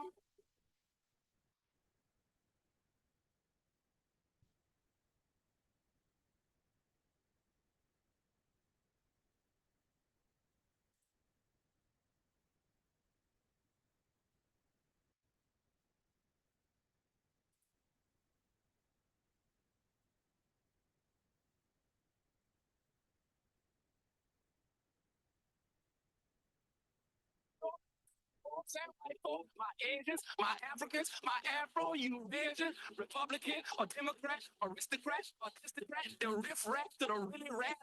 Yeah, there's no people. Don't make me liable. Start living tribal. Don't make the child. Make the news. I'm a Philip shoes. That's a big deal. Operate.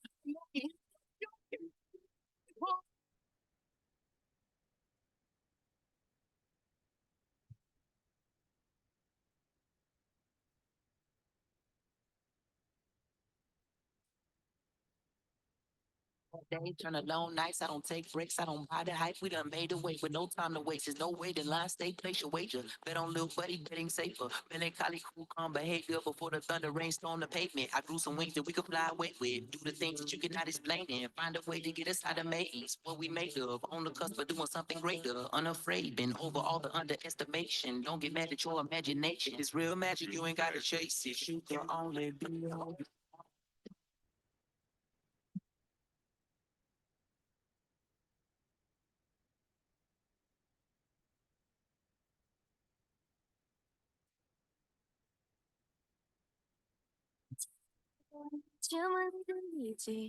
We are the takeaway, there's nothing better in it. Yes. 우리 이대로 가, go ahead and try. 완성된 쌓임이, out into the spirit. That is so we did it, yeah, yeah. Voy. Que venga tu alma, no estoy contigo, la cosa preferida. La vida más grande, mi alma es compartida. Que cuando estamos juntos, mi vida, final. She can only be who you are.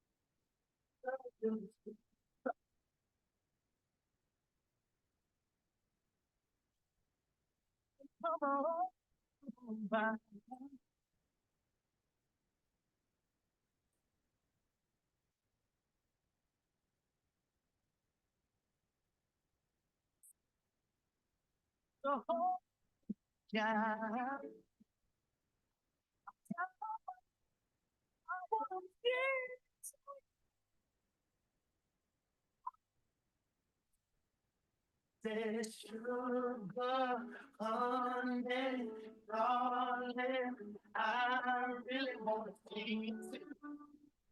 I bet you bet you do. It's like someone on the thing. I really wanna be with you.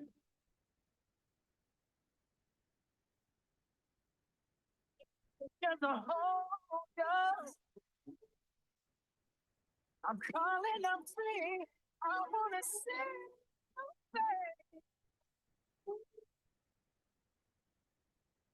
You wouldn't.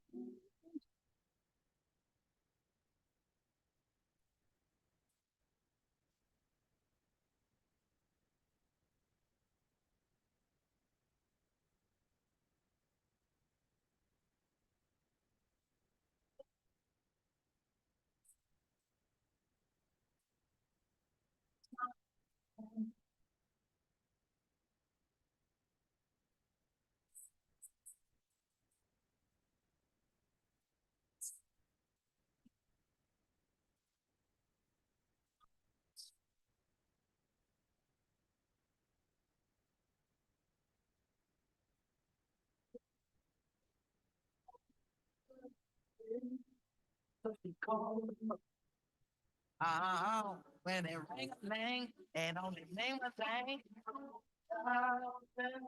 Oh, one and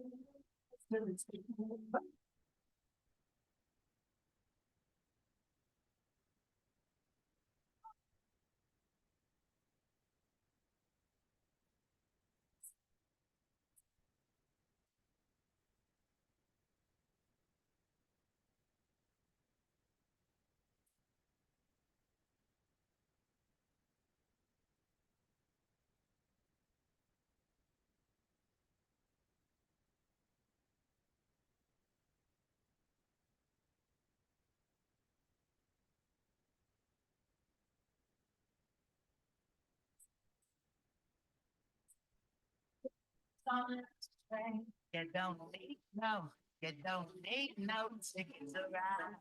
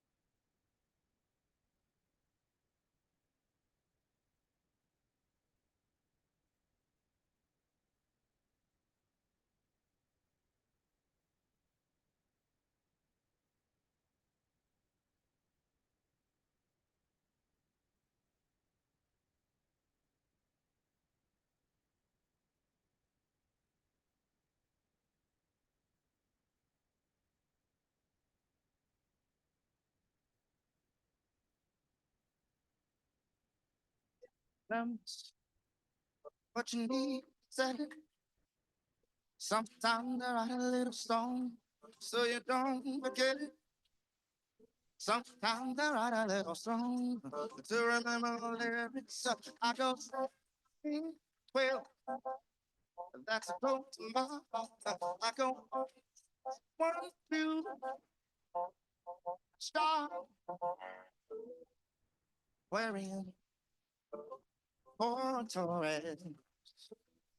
I strike on the box. Focus. Pretty fast, darling, have to wait. Frank Sinatra. Well, that's close to my heart. I don't know. Stop. Well, That's a broken my heart. I don't you stop.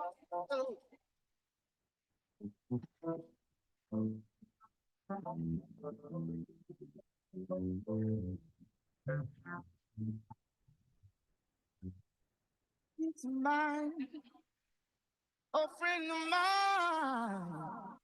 Oh,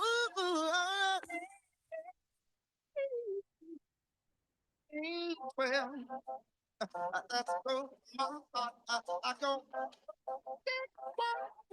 oh, I don't say well. It goes my heart. 1, 2, 1, 2, star. I don't well.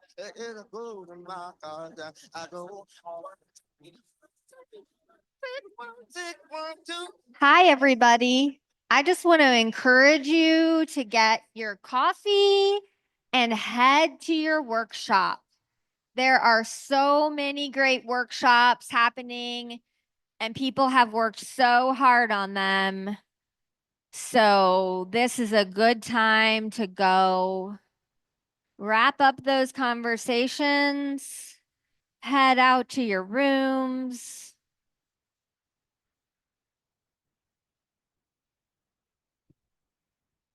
Take me away.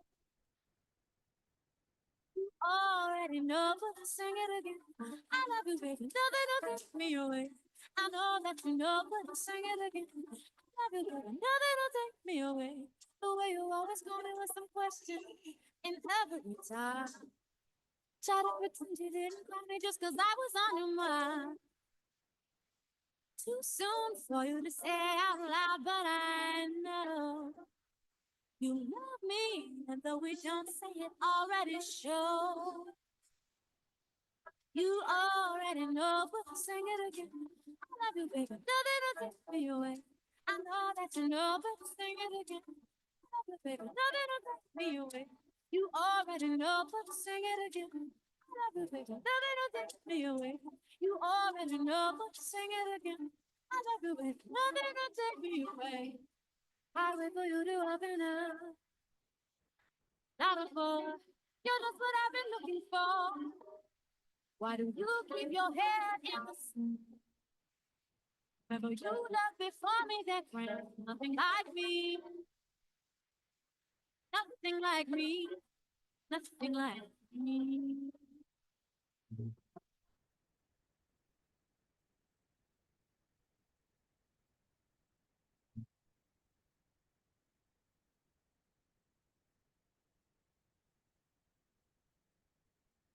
You know, sing it again. Baby, nothing will take me away. I know that you know, but sing it again. I love you, baby. Nothing will take me away. You already know, but sing it again. I love you, baby. Nothing will take me away. I know that you know, but sing it again. I love you, baby. Nothing will take me away.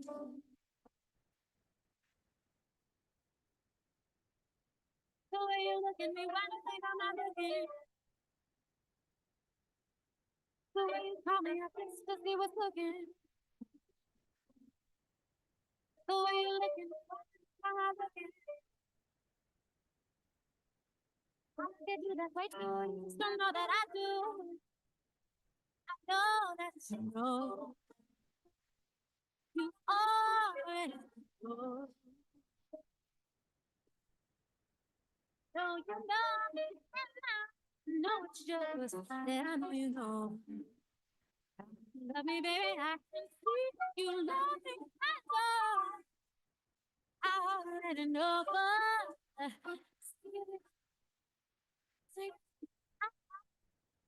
Friends, this is your 2-minute warning. So if you need to get a coffee or some water, we're going to get going in 2 minutes.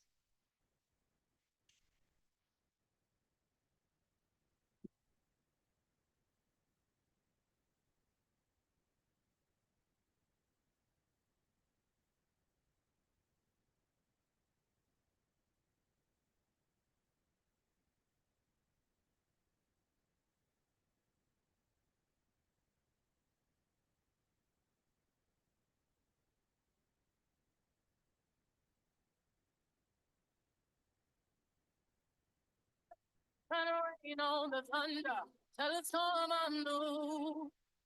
I'm a wild, come a march on the regular, painted white flags blue. Love forgive me, I've been running blind and true. I'm a rain on this bitter love, tell the sweet I'm new. Telling these tears go and fall away, oh. May the last one burn into flames.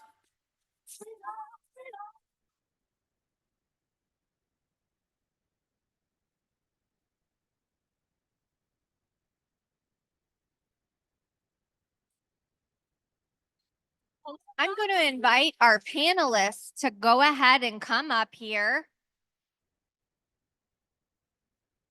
That's Reverend Pamela, Vibes, Taylor, Destiny, O&D. Let's see.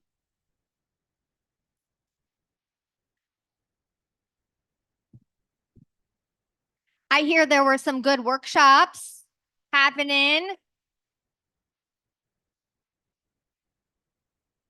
While our panelists get settled, I wanted to let everyone know that on your way out over here, first, that the parking garage is just open. So you can just leave. You don't have to get anything validated. You can just walk on, you can just drive on out. And I wanted to let you know on your way out, if you want, there are these yard signs that are done by artists encouraging people to vote, and they are free for you to take.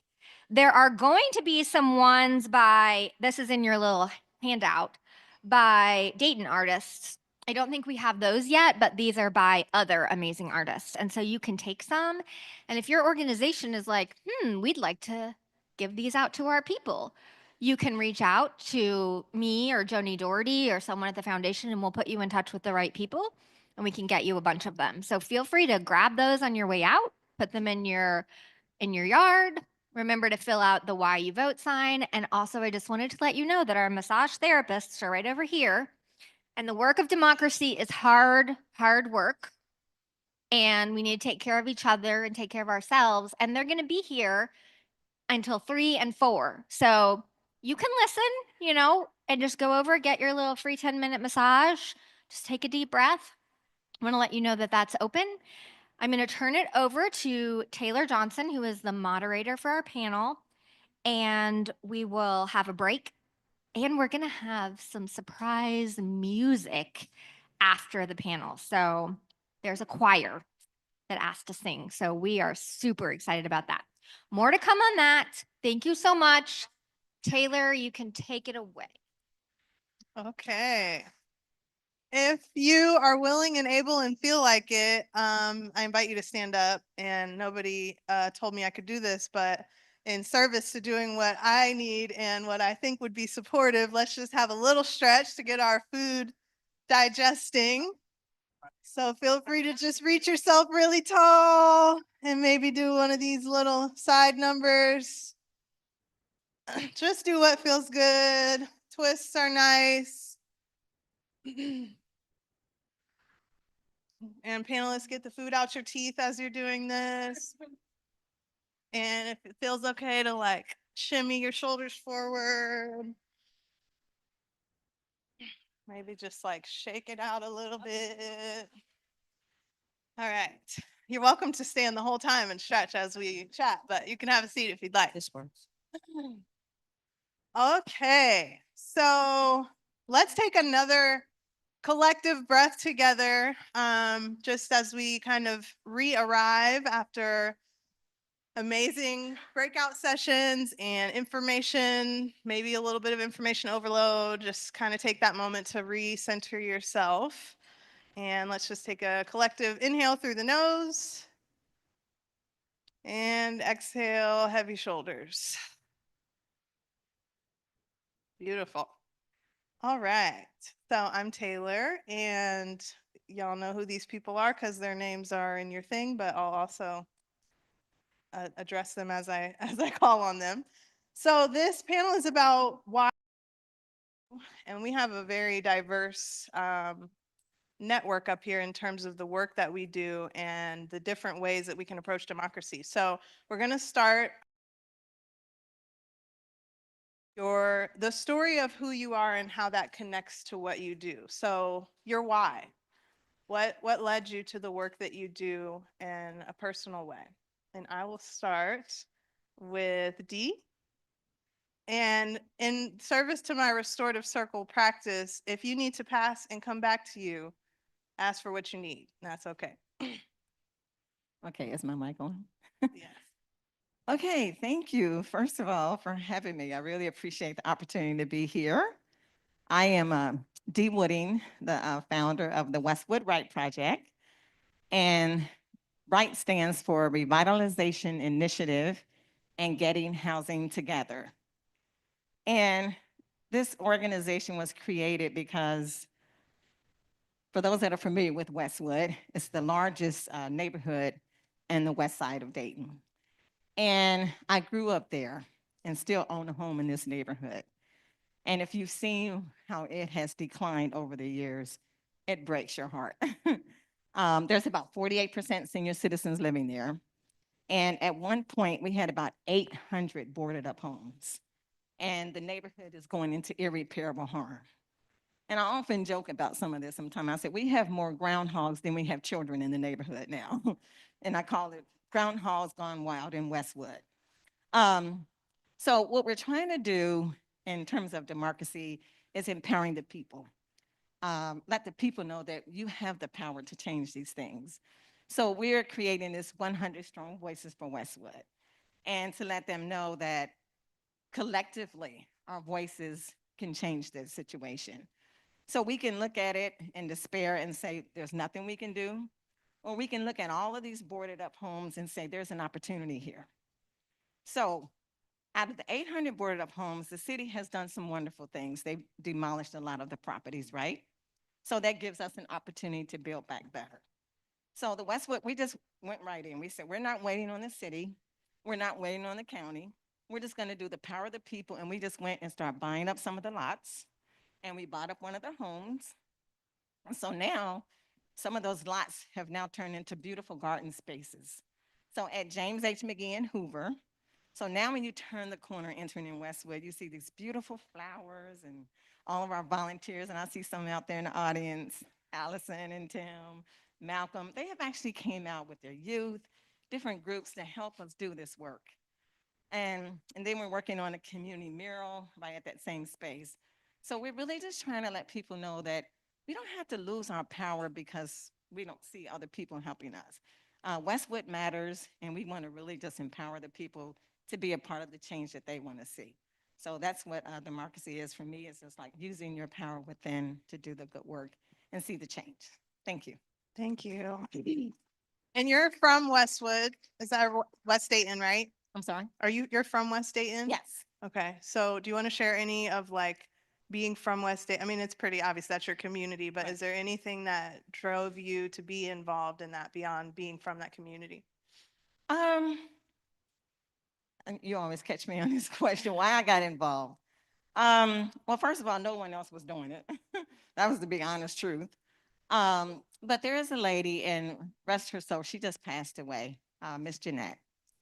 She was probably about 85 years old, and she had been the block coordinator for like 50 years. And this woman, I mean, she was real frail. And I was like, she would take her little lawnmower and her hedge trimmers by herself, walking 2 blocks to the very bus stop that I used to catch the bus at. But she was afraid to catch the bus there because of all the groundhogs and all the overgrown trees and shrubs. She was legally blind, and she said, I can't risk losing my good eye because of all the overgrown shrubbery. And she was out there doing this by herself. So I walked up there with her one day, and she had her little cane. And so she showed that to me, and I said, Jeanette, we're here with you. We're gonna get this done. And that bus stop has never looked better. And so I'm just really proud of her inspiring me because like I said, she was 80 some years old, still out here cutting hedges and trees. So then that's when we started doing the cleanups, and it's just kind of grown from there.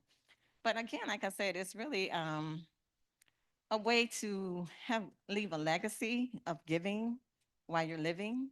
I mean, because when I pass, I don't have nothing to give, so I might as well give while I'm here, you know? So I want to leave that, our community in a better condition than it was.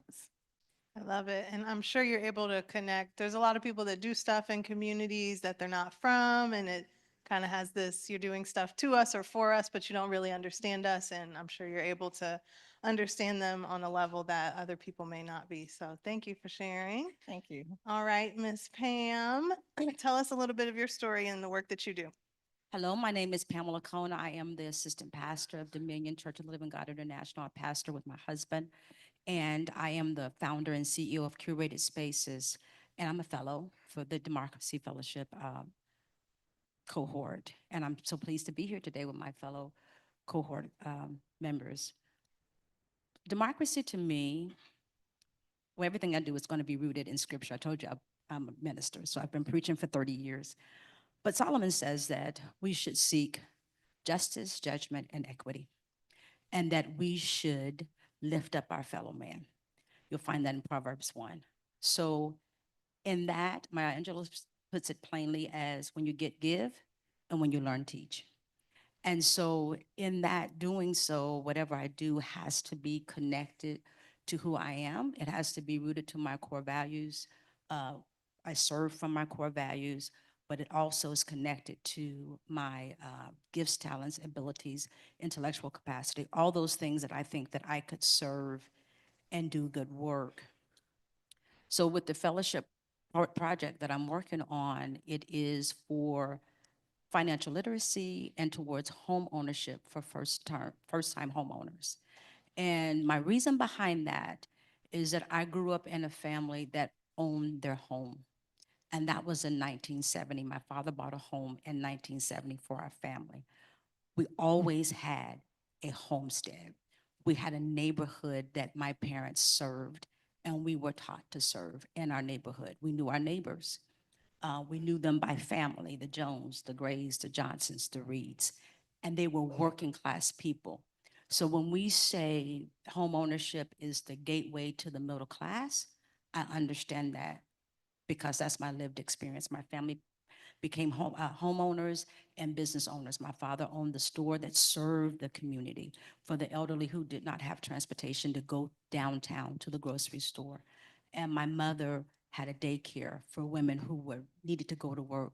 Their children could be taken care of. So that's what I knew and that's what I learned. And that was my experience. My husband, who I married, was Air Force for 23 years.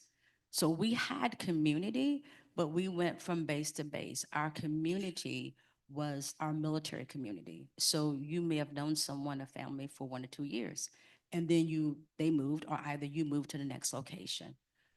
That was our community. So even though we were transient, we still had community. When someone is renting from neighborhood to neighborhood, they're transient. So that sense of community is lost. That sense of stability for their family. So even though we were military, every place we moved, I made a home. So we unpacked those boxes and you made a home. They had friends, shared experience. Not the same if you're, from what I have witnessed, if you're in a transient community, even the children suffer because they may go to a different school in 1 year, 2 to 3 different schools within one school year. So there's no foundation for community. So there's no foundation for even community engagement, which there's no reason for participating in the democratic process of voting. So when I moved to Dayton, Ohio in 2006, I wasn't sure, don't stone me, I wasn't sure Dayton was for me and was for my family. I wanted a place that was more progressive, that was more forward thinking, what we're talking about today. And I was praying about that, and it came to me one day, why don't you help make it? Why don't you help make the community that you want? And so I began to seek out opportunity based on my lived experience. So I started going here to college. I've graduated from Sinclair 2 times. And I have an associate's in interior design, I have an associate's in communication studies. While as a student, I started a student-led organization, Scholars of Black Communication, which my lived experience I laid it on top of communication theory. It became a student-led organization, which led me to be able to do deliberative dialogue sessions with the Kettering Foundation. So this is my second connection with the Kettering Foundation. Then I sought out another opportunity to be a part of the Dayton Human Relations Council. And what did we talk about? People who were discriminated, who were what? Renters, women who were being sexually um, uh, accosted for quid pro quo. You know, what are you gonna do? I'm not gonna fix your house unless you sleep with me. All those types of things. We heard numerous cases of that, even job discrimination, but this renting, just to be able to live peaceably in a home that you are paying too much for to live in anyway, that I'm going to be abused to be able to live in this space. Those things spoke to me. So we've been here now 18 years. This is community to me. This is home to me. After being married for 34 years, we finally found a place to put roots. And in putting roots there, then I want to do good work, and I want to serve. And I want to serve in a way that not only it serves others, but it serves me as well. I love that. I didn't finish telling you what my project was. So by the end of the project, the homeowners, the potential homeowners will go through a financial literacy program. They will be connected to a realtor, and they will be able to find them a home. I love it. I love it. I am a new homeowner in Northwest Dayton, and I just want to say that there are resources out there. I'm not going to tell y'all how much I put down on my house, but you would be like, how did you get away with that? Because it was really a blessing. And I just think that we need stuff like this and to have the community here because there are resources. It might have been one of the fellows that said Dayton is resource rich, but access poor. I think that was Keisha. So credit to her, but that's so real. Like we have the people that care, we have the resources, we just need more connection happening. So thank you for that work and for sharing. And Vibes, would you share who you are and what you do and what led you to what you do? Yeah, I'm Vibes, and I'm actually not from Dayton. I'm from Mansfield. I came down here about 12 years ago now, and I loved it, so I stayed. Similar to like you, I just wanted to turn this place into a place full of people that love being here. So I've been working on that for a long time. I kind of grew up doing events with my mom. She's been a community worker for as long as she's been alive. So like I was raised into doing this work. Was always the first person at an event, was always the last person to leave. So there to support and build these momentums of these collectives like we have here, being a part of this experience, and was always about music and art and expression. And my dad is a jazz pianist, so music was always a part of my family. Grew up going to festivals and making music and jamming. And so a lot of what I think my work is to create the world that we're going to. And I think all this work of housing and access and systems change is to create a foundation and a momentum towards a world where we can like sing and dance together, right? Like what is the whole point of this? If not to like celebrate together how far we've come and how far we're gonna go. So my work is to create more of those opportunities for people to root into those structures that we're building and we're structures that we're going to. So that's music festivals, that's benefit concerts, that's events like this. That's every time that we can come and be together is us being in the world that we're building together. And that's kind of like the work that I am called to do, and that's the work that I've been doing. Awesome. Do you want to share a little bit about the Honey and Sage project that you did through the fellowship? Yeah, through Kettering Fellowship as a fellow with my fellow fellows. I did not come up with that. I don't know who did, but I'm going to say it. we put on, this is actually, this year was the 4th annual Honey and Sage Bonfire. And it is a music, arts, and healing festival, a gathering of sorts to come together, have our voices be heard, and have our songs be sung together. And so this year was actually out in Springfield, and we had about 300 people come out. There was about 60 campers, and about half of those campers have never camped before. So we got a bunch of people out there into the nature, into doing off the land stuff together. And it was a great opportunity to start a new group, start more momentum towards, sustainability, towards expressing ourselves together, and, building the kind of world that we want to see. Love it. Thank you. Thank you. Hey guys, I'm Destiny Brown. I'm currently serving as community organizer with Advocates for Basic Legal Equality, which is a social justice law firm. In that work, I've founded the Dayton Tenant Union, which is a group of residents and community members who've come together to advocate around better housing rights, better housing landscapes, solutions that are community driven, and empowering residents who are typically impacted and not involved to get involved, and to have a say so in their communities and what that looks like. So, but the background is my background is in community health space in general. So served for a while as a community health worker with focus on infant and fetal and maternal mortality, particularly for women of color. And then that work naturally starts to identify a lot of the underlying issues in a lot of these spaces, having to do with inequity and disparities and policies that perpetuate it.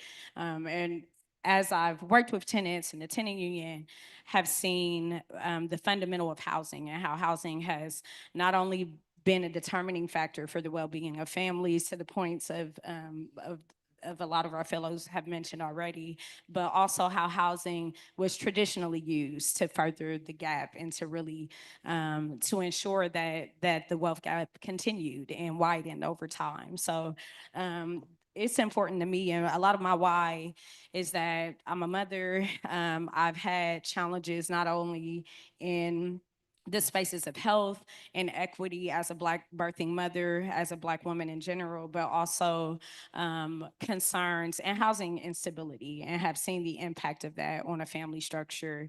And then once you know better, you do better. And a lot of my why is that I see myself and a lot of the people that I encounter, the experiences that I've been fortunate to overcome, they are standing in the middle of. And I know there were times that I was hopeful for somebody to come along and just tell me that this doesn't last forever, or that you will survive this, and there is a brighter day on the other side of the struggle you're currently in.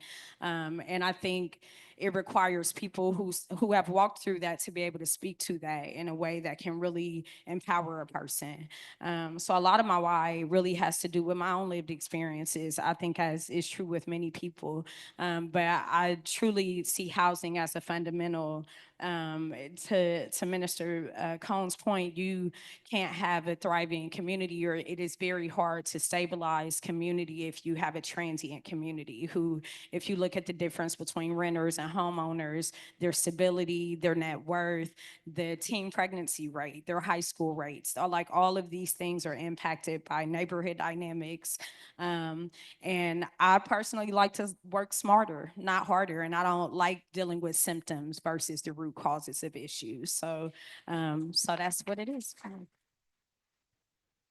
Beautiful. Thank you. I was thinking in the first panel about like when the question came up of like, how do we get people to, start doing things when they're like in it and they're not able to think about certain things. And I was thinking about the power of storytelling in helping other people to see their way out of things. Like a lot of people tend to look at people that are on a stage or people that are in leadership positions and just assume they either have something I don't have, they're more privileged, or whatever, you know, the situation might be. And I think there's such a power when we tell our stories to how we got here, so people can know that, you know, see themselves in us. So does anyone want to share? I'm not going to like necessarily go through. I want it to be more conversational, but what ideas do you have of like, how do we get to ourselves to tell more stories? How do we get those opportunities to connect with the people that need to hear our stories so that they can be inspired by the experiences that we've had and how we use those experiences to better our community and things like that? Well, as a communication major, so I think I could kind of speak to that a little bit. You could start by even sharing in one-on-one conversation. A lot of times we don't, because we've overcome that, and it could be something where we left out of, where there's a great deal of stigma attached to that. So I was a mother at 17. And I married at 19. I didn't come to college. I graduated here twice until I was 36 years old. I tell that story a lot of times because people will feel as if this is how I started, then I'm stuck here. And I was determined to complete my high school education. I was determined to go to college. I married a military man. We moved several times, but I never stopped evolving. So when you share your stories, people can come unstuck, even if there's stigma attached. So if you say that you are an unwed teenage mother, that has a great deal of stigma attached to it, even in 2024. So I have a blog. I share that. I'm on probably my 4th broadcast. So my podcast now is Sunday Mornings with Pamela Cone. We have to learn how to be transparent and vulnerable enough to share with others, even if it's just in line somewhere and you see a young mother and you say, it's gonna be all right. And I've been there.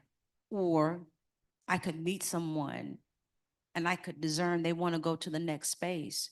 You know what, it's never too late to go back to school. I didn't go until I was 36 years old. And on the 28th of September, I will receive an honorary doctorate degree. So when we say, tell our stories, we'll tell our triumph. That's wonderful. I'm blown away by that acknowledgement, but I don't forget that I had to rock my baby at midnight and then do my homework at the same time. I do not forget that my first job was McDonald's, and I was proud because I could buy my baby clothes and diapers. So when we share our stories, we remove stigma. When we share our stories, we remove shame, and we also give hope. So I have a podcast, I have a blog, I'm a minister. I do say that a lot. And anywhere someone would engage in conversation with me, I'm open to have it, but I did not always have that. I'm going to say this because this is why we don't share. Because once we can make it out, we don't want to share because we are still ashamed. And we won't allow ourselves to be vulnerable enough to even see the opportunity. I was in my 20s. It was a young lady I met at an immunization clinic. I was getting my daughter immunized, and she's 28 years old. So that's how long ago this was. And I wanted someone to share goodness with. Lord, I want someone to share your goodness with. This lady came to me and she sat next to me and she said she had a baby and she was getting ready to have another baby. She was deciding whether she wanted to have an abortion or not. Through the lens of judgment, I did not give her my story. I wanted to run from her because I wanted to run from 16-year-old Pam. And so I didn't tell her my story. I didn't encourage her whether she could go through another pregnancy. I didn't encourage her that she would have grace to make the decision she needed to make for her life. I said nothing. And when I got out of that clinic, I had the nerve to get in my car and say, Lord, you didn't send me anyone to share your goodness. He said, but I did. I cannot tell you how many times I have wept over that missed opportunity. And I had to go repent because I did not take the time to share, to tell her, this too shall pass. I didn't do it because I was ashamed. So when we get out of our own ways, our own way, we get out of our own selves and our personas and our roles and our titles and our degrees and just be real, human to human, we will share our stories. I love it. Yeah, I think initially maybe there was an air of like, what do we need to do more to have those types of opportunities? But you're so right. It's like, how do we do that in our day-to-day life with the people that God puts in front of us? So thank you. Destiny, I think you want to share.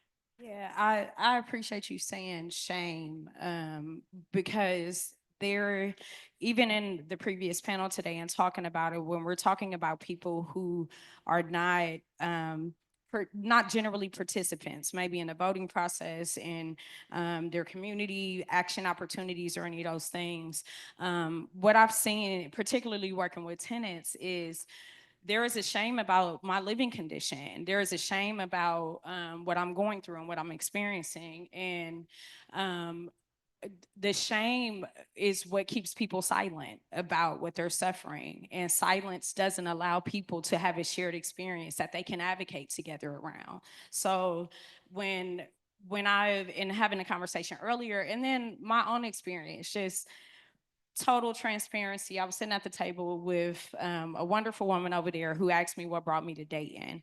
And when I've only probably in the last year or so have started telling the truth about what brought me to Dayton, and there's shame attached to it. And a woman is going through domestic violence and you have to uproot and you have to figure out life. And somebody's like, oh, you're from Columbus, what brought you here? And I'm like, a new job. I don't want to say that I was running from a domestic violence situation or that, that was a scenario, because then there's a perception of maybe who I am. I have my own perceptions, maybe be they true or not, about what you're going to think when I say that to you. So it's going to keep me silent about my experience. The downside to that is that if there's a woman in the room who needed to hear that, to give her the courage to speak, then to your point, I've missed the opportunity to encourage that. But it takes my own healing and my own comfort to be willing to do so. I think when we talk about the importance of telling our story is, and this is something I tell my daughter, because you will have a situation that will give you shame. And I see it in tenants when, oh, I got roaches, I got mice. I don't want to tell nobody. You can't get help if you don't say anything, first off. And then you don't know, oh, my whole building has mice. This isn't just a me problem, but the shame will keep you silent. And I've seen how the ability to be honest allows that shame to be placed where it belongs. So when, instead of me feeling bad about an abuser and me feeling like I have to alter the story of how I arrived here because of their actions, let me be honest and say, this is what happened, but I'm thriving and doing well. But that's not my shame to hold. They should be ashamed of their actions. And it's the same for tenants. It's the same for people who are suffering from the effects of discrimination and equity issues and all of these things. This is not your burden. You are suffering from shame that should belong to someone else, but you're carrying it because you don't know how frequent the issue is. That's really good. So both of you really just shared a very real, tangible example of why and how the personal is political. Do Dee or Vibes have any other examples, whether your own or that you know of? I mean, I think to their points that they made, I mean, we do carry a lot of shame. Growing up in Westwood, we lived in deplorable conditions. But the community was still a sense of community, but inside our homes, it was broken. Abuse. So when I see the community going down the way it is, I'm just like, God, there's just no way I can just turn my back on the most vulnerable population, senior citizens. It's like our first secretary, she would literally be sitting in her living room. She had an aneurysm in her heart, and she could only sit in her living room, and her only view was this dilapidated home. And I just thought, in your golden years, that's all you get to see. Can you imagine how that would just affect you every day? And I just thought, but we didn't grow up like that. I mean, our home was broken, but the neighborhood wasn't. But to see it go down and decline like that, it just pulled something out of me. Because the lady, like I said, Miss Jeanette, she was 80 something doing this work. And I'm like, well, wait a minute, I got a lot more to do.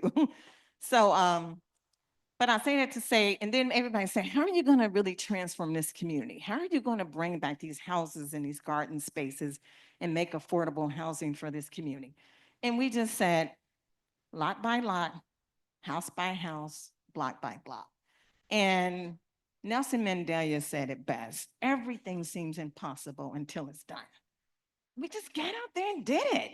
I mean, you thank God for the strength and the energy, and we went and bought the lot and just transformed it. And it's like, so you see it, but it was because of the brokenness that I grew up with. And I was like, we can do better than this. Come on, we can do this. And if me, because I'm gonna be honest, before working on this project, I have a government career, working with the government, but I couldn't even, or I didn't think I could, put two screws together. Like when I go to the store and buy something from my house, I would get the floor model because I'm like, there's no way I can put this together. But when we got this home, I mean, this home was dilapidated. Y'all seen it. The one room was burnt out. And I went and I was like, okay, this is what we got to do. We don't have enough money, but we got to do. I went and got a sledgehammer. Had never picked up a sledgehammer ever in my life. And I said, okay, what we got to do? We got to knock out the wall. We don't have no money to pay a contractor, but we're going to knock out this wall. So I took the sledgehammer. Thank God nobody was on the other side of that wall. I took that sledgehammer to swing that wall out, and it just literally flew somewhere. But, but what I'm saying is that it gave me some strength, and it's the most rewarding work I have ever done is to now see this home. It's a beautiful 3-bedroom home. Now we have a family that's, the home is under contract. This will be her first time owning a home. So it was just like to see where we've come from and what God has given each of us a talent to do more in our community. So that's the story that I would like to share. Thank you. Vibes, any stories that come to mind when it comes to the personal being political? I don't know a story as much as what comes to mind for me is that things like shame, the stuff that we carry is like shame, as you said, only really exists because of another. So like the things that we carry emotionally and on a personal level, like are contextualized in a community, in a collective. And that is inherently political. It's like being alive is political. And so the choices that we make together and as individuals kind of affect each other. So everything on a personal level is political because being an individual can only exist if there's other people around it. That's right. Yeah, that's good. That's good. So there might be some people, we have all been through things, no, the most privileged of us to the least privileged. But I am sure that there are people in the room, myself included, who may sometimes feel like, well, I haven't had it that bad, but I have a heart to help. So how do I connect with people who I'm not able to share an experience, or maybe I don't feel like I can? How do I connect to people who are in need? I think I'll to jump in on that one. I think, just show up, be in the room. Something that helps, like, bring perspective to things like shame is being heard, that you're not alone in that these experiences do extend outside of you. And so it's either like you can show up in the room and be ears to listen to someone else's story, or you can hold the space so that people may come in and share their story. And those are two like really easy ways to just get involved and show up and hold space. Yeah, show up and hold space. That's pretty practical. What else? I think we could be more empathetic when we actually we could have a perception of why someone is there where they are. We could have a perception how they got there. We can even characterize them in a certain way as not doing all they could do not to be where they are without being empathetic. And so I think when we become void of judgment, when we show up in a space, we are helpful. I think when we don't, we're disingenuous. We could, if we do have more privilege, we could do it out of guilt, that why we are where we are and how did I escape that. But when we show up for someone or in a space to serve, then that's the space that we can come out of, that where we, even if that's not our lived experience, that we can lend whatever resources, whether it is help, whether it's organizing, whether it's particular given a space, or whether it's even passing on resources, that when we serve from a space of non-judgment, that creates a space where people can access, they feel comfortable accessing because they're not being judged, and they're being treated as on the level field with everyone else. They're not looked down upon because they need support, because they need to access a resource, or because they have a problem or a situation. So as servants or servers to the community, we have to go in with the objective of helping to create equity, not adding to by positioning ourselves as a higher or above. I would say we could maybe be more welcoming to everyone, and that we need you. We need your help. Like if you're, we're in Westwood, but if you're in Oakwood, if you're in Kettering, even though you're a distance from us, still know that this is a community that needs you. Because I know I hear that a lot. People say, well, do you think they'll welcome us in your community? And I'm like, absolutely. Because again, there's a 48% of senior citizens in Westwood, and sometimes we just don't have that capacity. So we really rely on a lot of volunteers. So we want you to know that you are welcome, and we'll make you feel welcome. And we work with a lot of different groups that come outside of Westwood because they really care. They just want to feel welcome and know that we need them. So just to let everybody know, you're welcome and we need you. So. Thank you. So let's talk a little bit about the barriers that exist. And I know I think there was a workshop kind of related to this, but obviously everybody didn't get to be a part of that. I don't know if any of you were a part of that. But let's just talk a little bit about barriers, and then we're going to talk about the flip side of that, which is what does it look like when there are no barriers? We're going to dream a little. So what are some of the barriers that you see? And we can kind of just go down the line to more people feeling like they belong, because we've talked about democracy and some people are like, what does that even mean? But when we think of democracy in terms of belonging and community, what are the barriers that exist?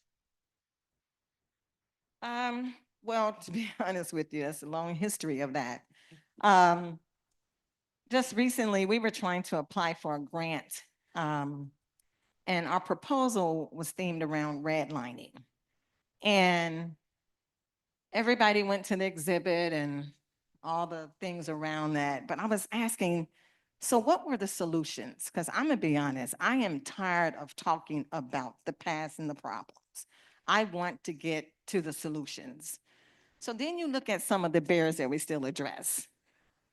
So there's dollars out there, but those dollars are not coming to some of these Black and brown communities. That's just being real talk. And I can say that because, I mean, we apply for these things and it's just not. And there's other barriers, like there could be leadership. I think when the University of Dayton did their study on Westwood in 2013, they cited there was no leadership. So we're not even at the table. So they don't even know that we need money to build these new homes because no one's asking for it. So that becomes a barrier. The community itself, like I said, we have a lot of senior citizens. That can become a barrier because they may not have the capacity, like they're not here. I mean, getting here could have been a challenge for them. So there's all different kind of barriers, but we can overcome all of those. I think if we just get enough people who really, really say, yes, these neighborhoods matter. We want to see this community developed. And I think we can overcome all of those barriers. And I just truly believe that, because again, if this small nonprofit, if we've done what we've done, imagine if others came in support of that effort. I think we could overcome all those challenges. Pam, your turn. My turn. Barriers to access sometimes can be tangible and sometimes they can be invisible. You don't really realize that it's a barrier because it is unspoken. And so when you, I would say, when we talked a lot in the last panel about misinformation, to access to information, to even knowledge of understanding the right questions to ask, the right resource to access, to even the right place that you can position yourself to even say that I want to help. I think we can remove and dismantle barriers with effort and education. I think that if we just continue to say that that is a barrier, it will still stand. I want to move the conversation to removal of barriers. I want to change the conversation from disparities to equity. So because it's possible, there's enough resources and information and people and communities and nonprofit organizations that we could move past what are the barriers. If we stay stuck, that we're talking about barriers opposed to having solution-based conversations, then that's a barrier, right? So that's an untangible barrier because we're not even talking about it. It's that as for lack of a better word, the elephant in the room. You're telling me that there's resources available. I don't even know how to ask. I wouldn't even know who to go to. You're saying to me that vote for this candidate. I don't even know what they even stand for. I don't even know if they're even concerned about me in that way, but to say that, that sounds misinformed. So even that's a barrier when you say register to vote. How do I even know my vote matters? How do I even know that my voice is being heard? How do I even check that?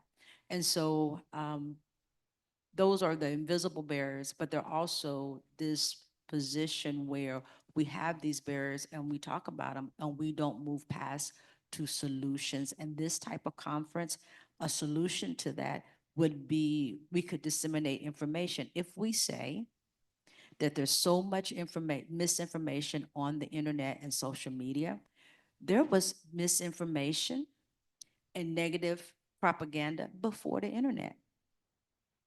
It's an easy escape. That's a barrier. Just to say, oh, it's social media, it's social media, it's social media. Well, when did social media come around? It wasn't around when the propaganda was out that had African Americans being presented as Sambo, or the Irish Americans being presented as apes. That was not the internet, but that was out there. So if we forget those things, we can easily just push it off on something. And that's really a lazy way. That's what I'm talking about, untangible barrier. That's lazy.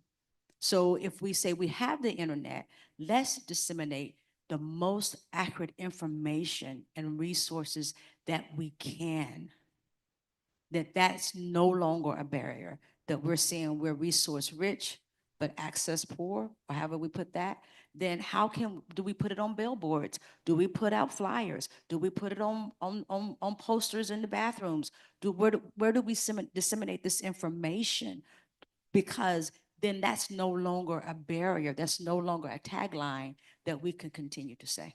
Yeah. You said effort and education. Yes, go ahead. Yeah, I think if we put enough or as much or more, ideally, effort and education into the resources that are out there and the possibilities and the solutions as we do talking about the barriers, we'll be all right. We will be all right. Any other things that haven't been named or solutions that you see to barriers, if we want to go there? I definitely think being in the know is a huge advantage on moving through the systems that we have.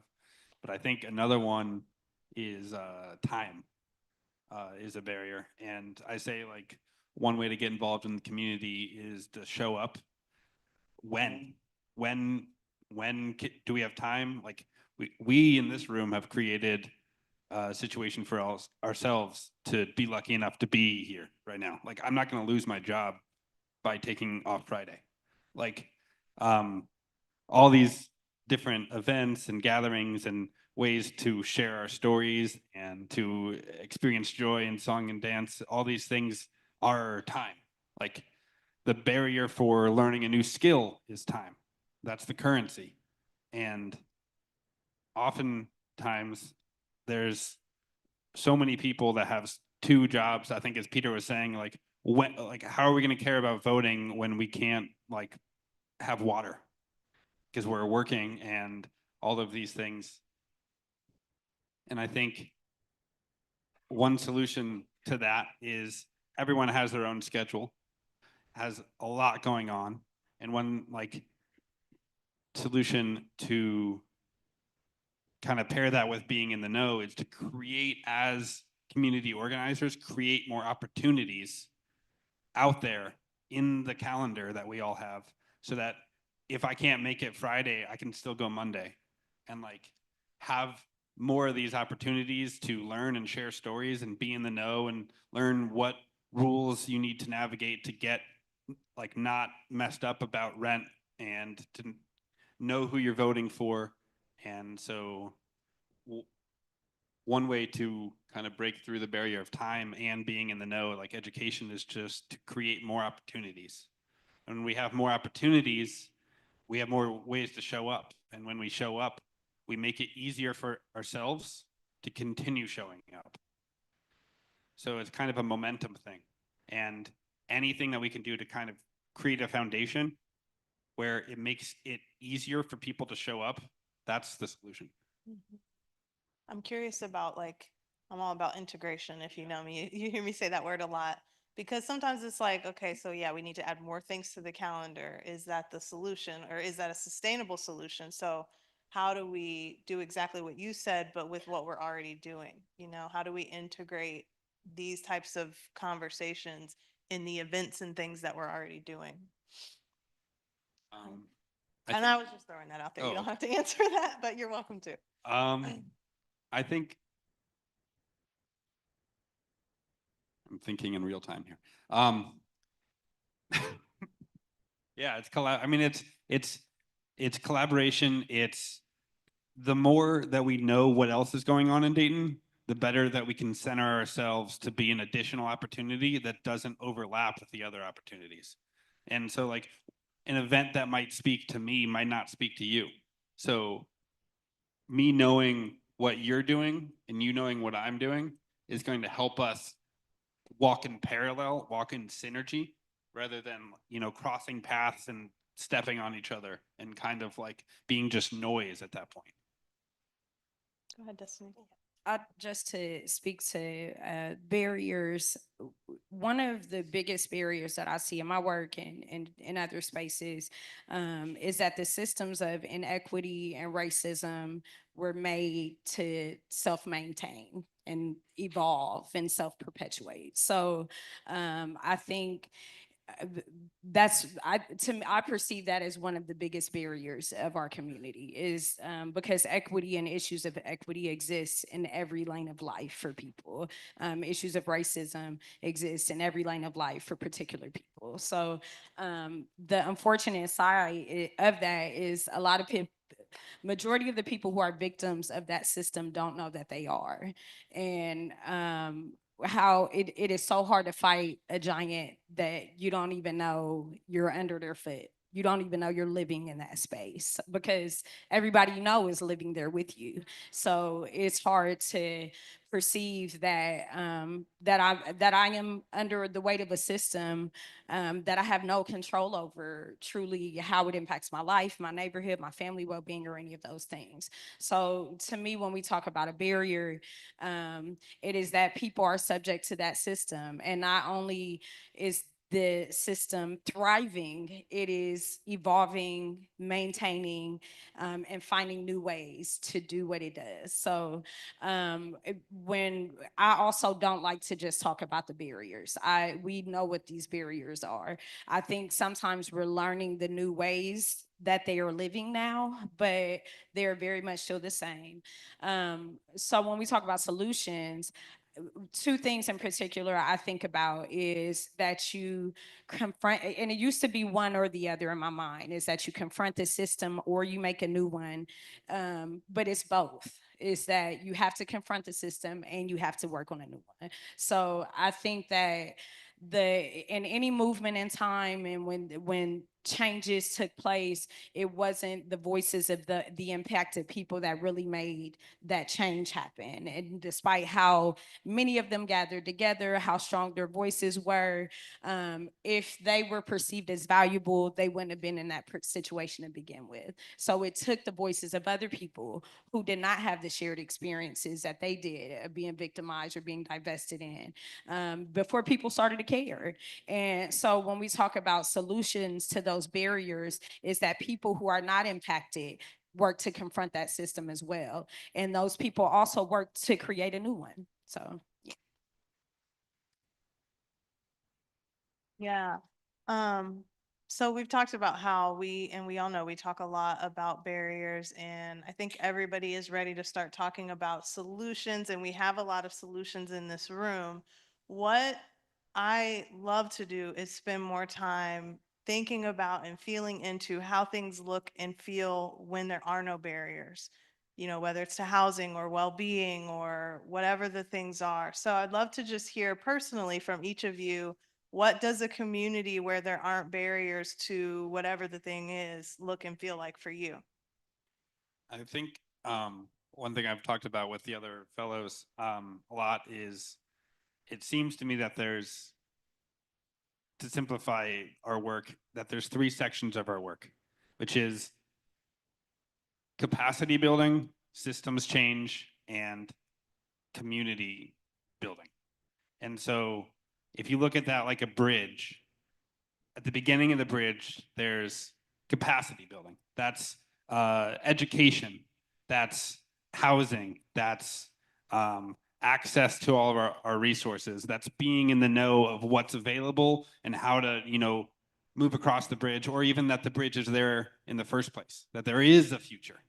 And then there's the bridge itself. There's systems change, which is kind of like, I would say, well-beingism from Peter is a version of systems change, like looking at how we define success as a collective and how we face down these institutions that only seek to perpetuate themselves. And on the other side of the bridge is kind of the world that we're going to, which is the world that we can imagine together. To borrow from Amaha, like the people that are of those systems are imagining that system. So in order to combat that system, we have to reimagine something. It's like a battle of imagination, in his words. And so for me, my work is on the other side of the bridge. It's where we're going. It's what all this work is for, is so that we can express and share and grow and have empathy and dance and create together. And if we can do that in a way on that side of the bridge that supports the people at the beginning of the bridge, then that's even better. And I think that's kind of what I've been working towards. Yes, it's important work. Dee? I think I would say, when I look at what we've done in Westwood with these projects, yeah, I could have focused on the barriers and said, oh, this is going to be hard. But I didn't care. I was just like, this has to be done. It has to be done, so let's just go do it. So doing nothing wasn't an option, right? So you take that off the table, you go figure out what needs to be done. You just get your hard hat. I went and bought a hard hat and I just started getting it done. So even though there were still barriers there, I didn't see that. I didn't let that block the blessing that I know that could be on the other end. So I would just challenge everybody to go deep inside of you and see how you can give to help another community out, because you may not have those same issues in your community. And just go find your skill, your talent, because I used to want to sing in the church. I always thought, Lord, I want to sing in the church, right? But that wasn't my gift, because I even went to take singing lessons. And the lady said, no, you don't have it. She didn't even want to take my money. But I was hurt because I really wanted to sing in the church. I wanted to be in the choir. But I prayed and I prayed and I prayed. I said, Lord, what gift do I have, Lord? Just show me. So it was this was it. Working in a nonprofit space. And like I said, it was just amazing. I've never planted a tree before. The lady came out, showed us how to plant a tree. I almost fell in the hole because I was like, I got to keep digging. But it was just like, I didn't care about the barriers. I didn't care about nothing else. All I knew is that this work has to be done for our community. So let's do it together. So I don't want to think about no barriers. I just want to know what the solutions, how do we come together as a whole community and get this work done? I love it. It is 2:15. So if I could maybe just get like a word that reflects for you what this community can look like, what's possible. Capable. That's the word. What about you? Growth. Awesome. All right, y'all. It's been real. Thank you for sharing your stories with us.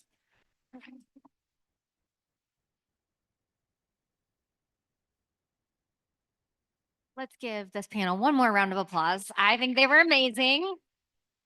Thank you so much. So here's what's going to happen. We're going to take maybe like a 15-minute break-ish, just use the restroom, get some coffee. There's a choir here that volunteered just to come and sing for us. They said, can we come? And do you mind if we sing? And I said, please, we would love to hear you. So I think around 2:30-ish, they're going to get up here, sing a little while. Then I think you all have been waiting for someone to arrive. Reverend Dr. Barber will be here. And I think that around 3 o'clock, after some good music, Sharon Davies will introduce Dr. Barber and he will talk to us from 3-ish to 4-ish. And I know a lot of you are wanting to meet him. And we just don't know his schedule. We don't know when he's getting here or if he can stick around, but I know that he loves talking to folks. And so if he is here and not speaking up here, you are welcome to, go introduce yourself and say hi. So take a break. We'll see you in a little bit. Thank you.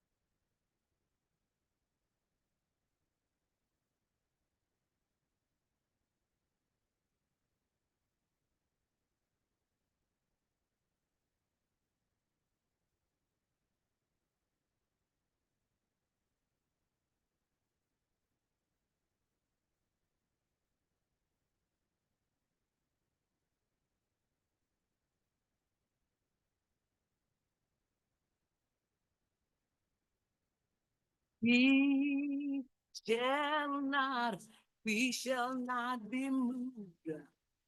We shall not, we shall not be moved like a tree that's planted by the water.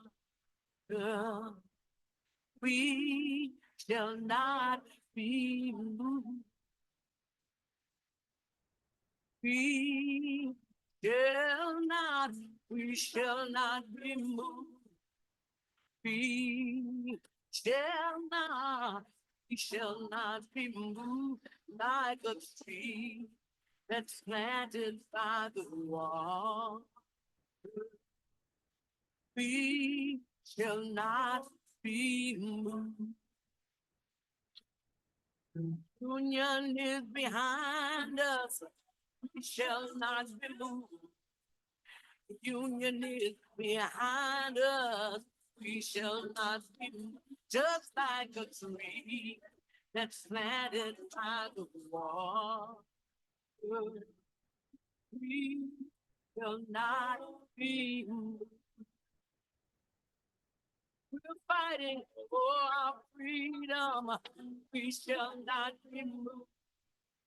Fighting for our freedom. We shall not be like a tree that's planted by the wall. We shall not be moved. Fighting for our children, we shall not be moved.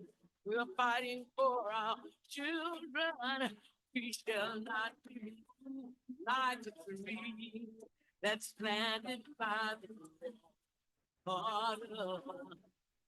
We shall not be moved.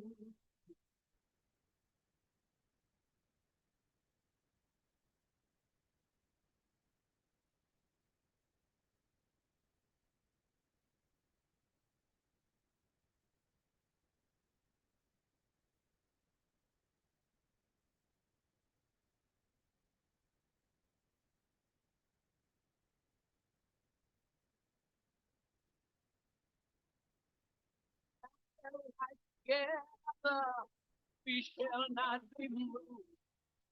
Black and white together, we shall not be just like a tree that's planted by the water.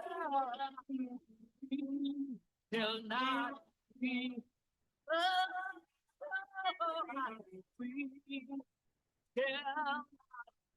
shall not be. We shall not be. That's planted by the water. We shall not be moved. We shall not be moved. Oh, we shall not be like a tree that's planted by the water. We shall not be.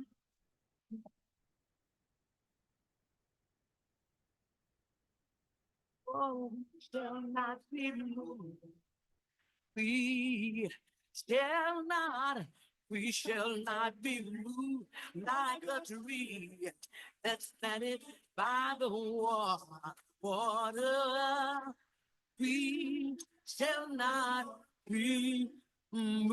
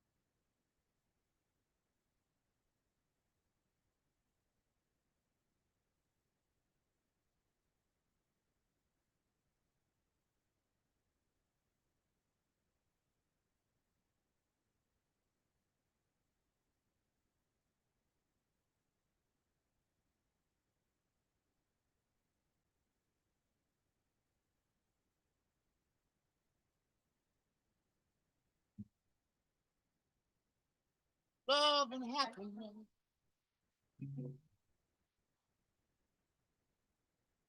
Something that can make you do wrong, make you do right. Yeah. Well,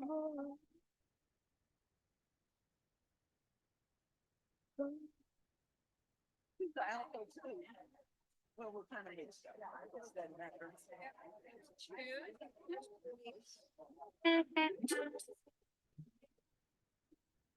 As you can see, the choir is coming. It's here. The choir is here. So I want to invite people to begin to get back to your seats. The choir is going to sing. And then we are going to introduce Dr. Barber, and we will then hear Dr. Barber. And Dr. Roma, who is the choir director, is going to say something about her choir in a moment. And I want to invite you to try to gather kind of in the middle of the room. You know, if you're on the edges, we have enough seats that you can kind of come in. So no pressure, but I would invite you to do that if you wanted to. That way you can maybe see better. We're just all closer together. So, Dr. Roma, would you like to say something about this amazing choir?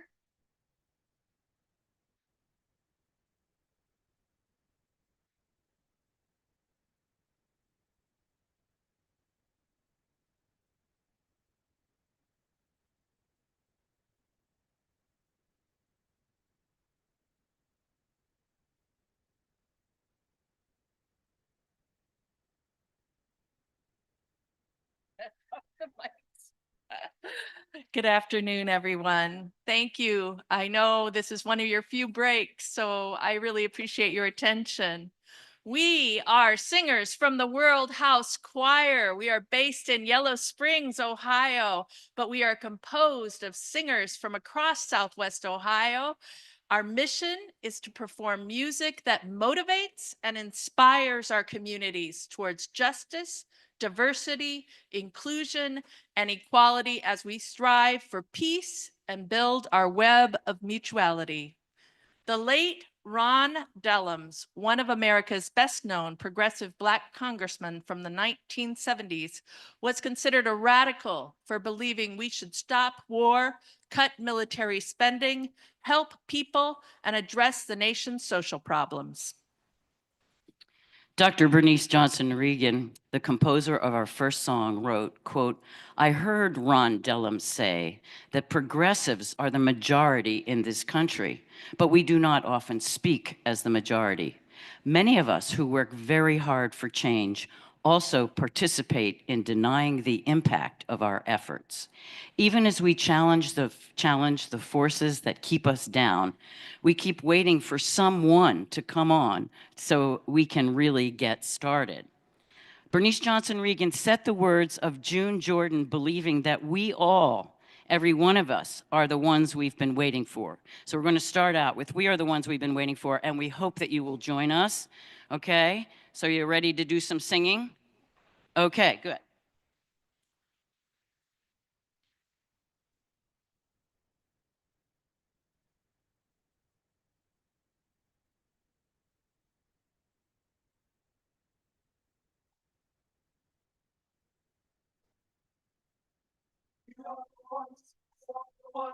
We've been waiting.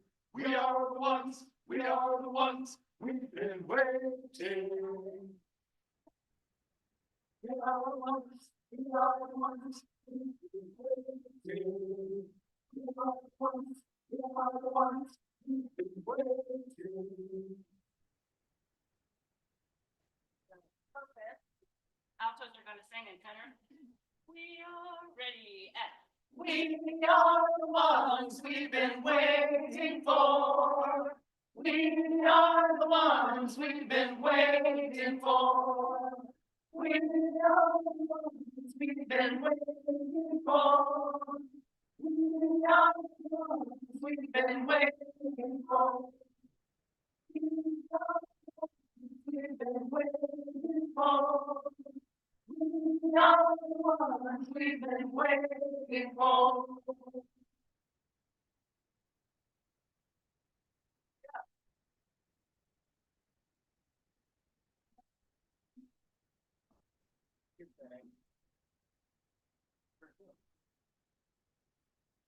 We are the ones, we are the ones, we've been waiting. We are the ones, we are the ones, we've been waiting. We are the ones, we are the ones, we've been waiting. We are the ones, we are the ones, we've been waiting.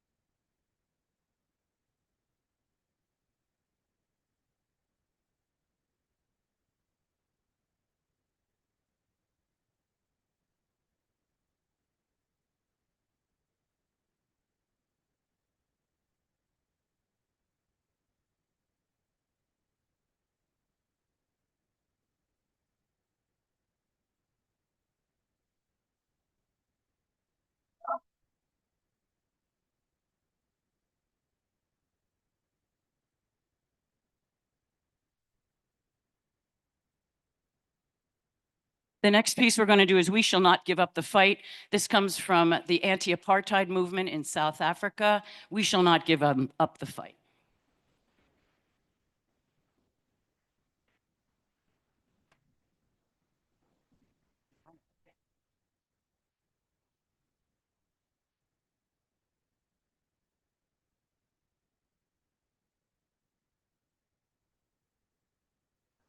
Shall not give up the fight.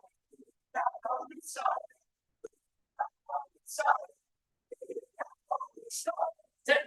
Shall not give up the fight. We have only started.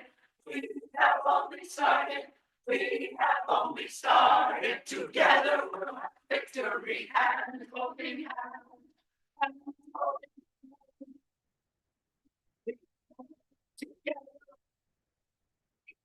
Holding hand.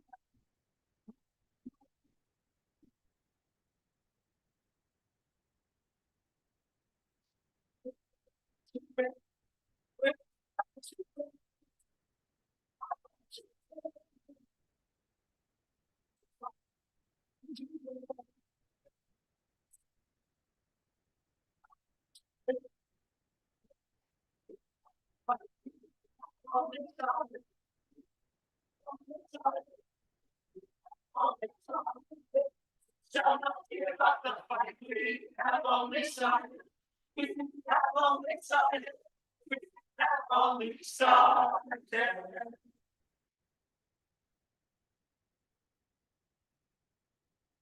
Everyone, these are all participatory songs, as you know from our first one. How many people know Ain't Gonna Let Nobody Turn Me Around? All right, can you please join us, right? Okay.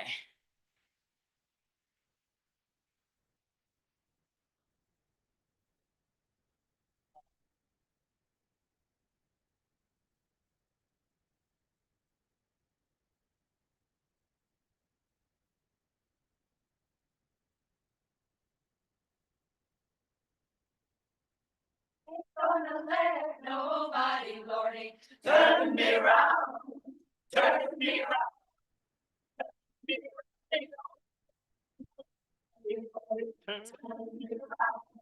Keep on walking, keep on talking, marching out to freedom land.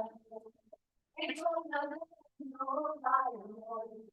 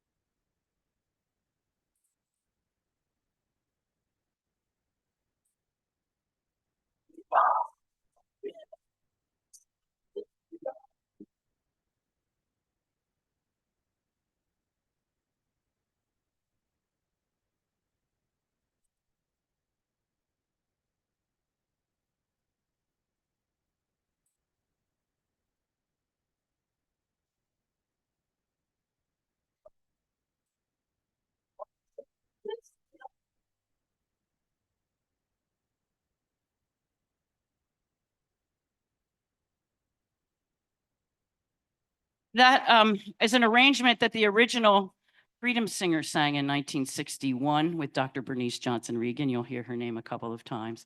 An arrangement that the Freedom Singers did back then. We're going to do a more recent one written in 1988, Never Turning Back, by a group called Emma's Revolution, Never Turning Back. And you can join us on this. We have this, and then we'll end with Freedom is Coming, another song from the South African anti-apartheid movement. So first, Never Turning Back. We're going to keep on moving forward. We're going to work for change together. We're going to face the future bravely.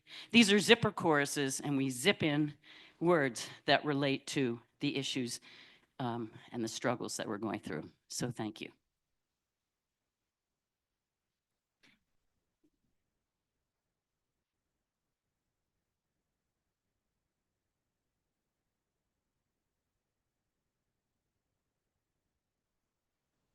We're gonna keep on moving forward.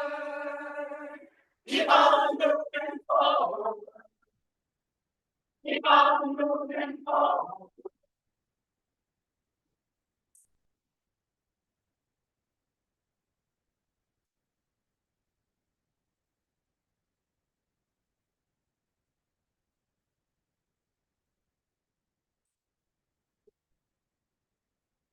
For change to fall.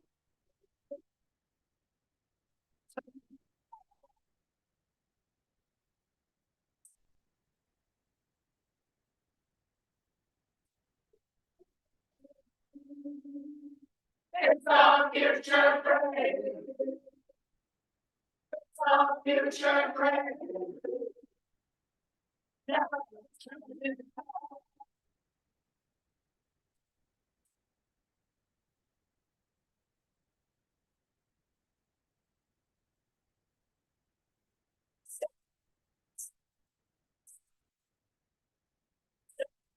So precious.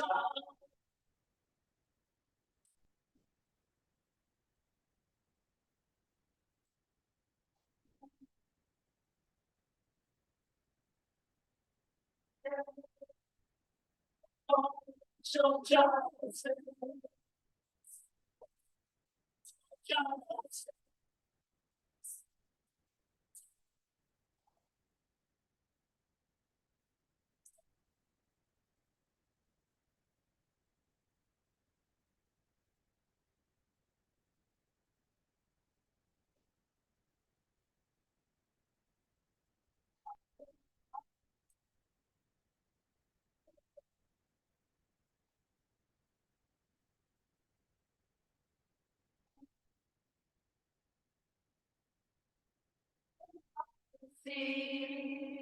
Stand up for democracy.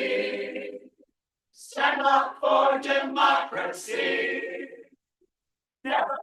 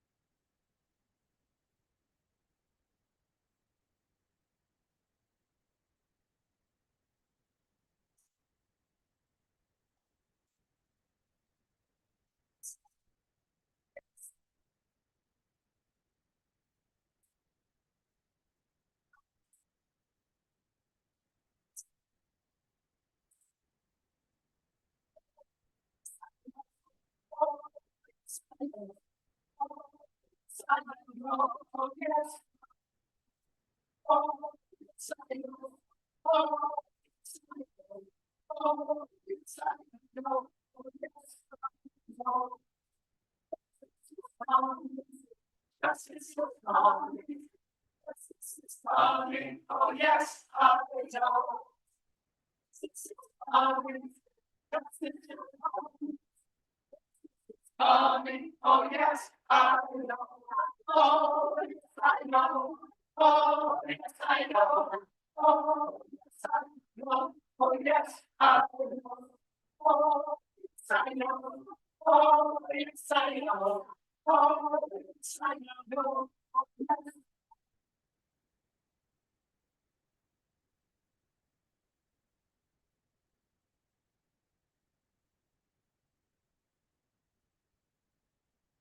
Thank you, everybody. World House Choir. This is about 40 of us, a choir of 100 voices. We'd love to have you join us. Thank you so very much. It's an honor to be here with all of you and with Reverend William Barber. Thank you. Let's give it up for this amazing choir. Thank you all. So we're gonna get set up for our keynote speaker, Reverend Dr. William Barber. The choir, I think, is gonna stick around, a lot of folks with us, so you guys can get your seats. I think there's still coffee and things to drink and little snacks. And I think someone will probably move this podium in the middle. Is that right? Someone who knows that? Yes, it's okay. Thanks, everyone. Just give us a few minutes and we'll be back. Don't go anywhere.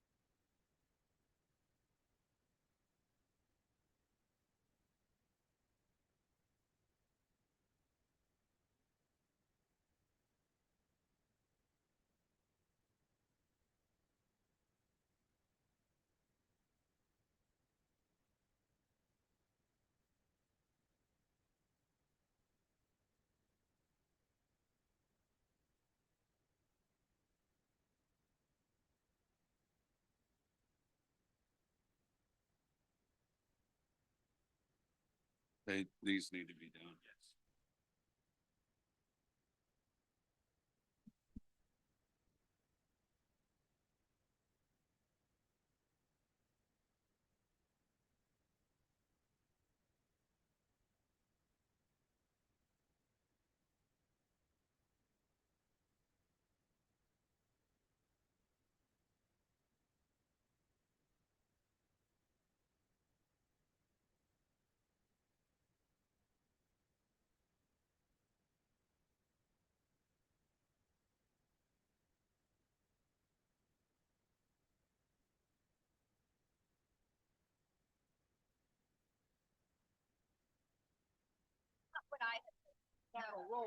What?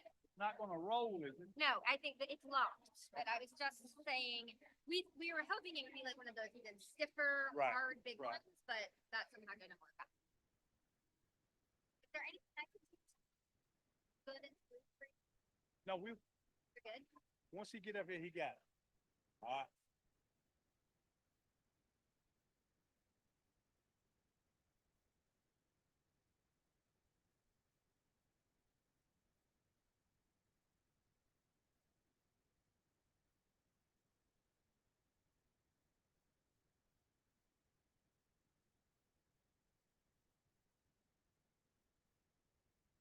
How do we want to do this? Well, I'm good. I'm good. I'm good. You got it. That's right. Everything is fine. Okay.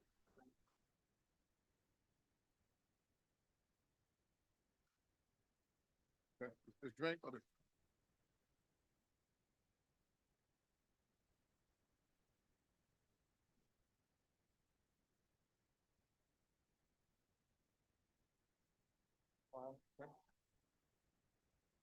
I'm gonna be back here. Go. okay. This is gonna roll, bitch. So I'm gonna put it up in the corner for you, okay? Okay. It's gonna roll here.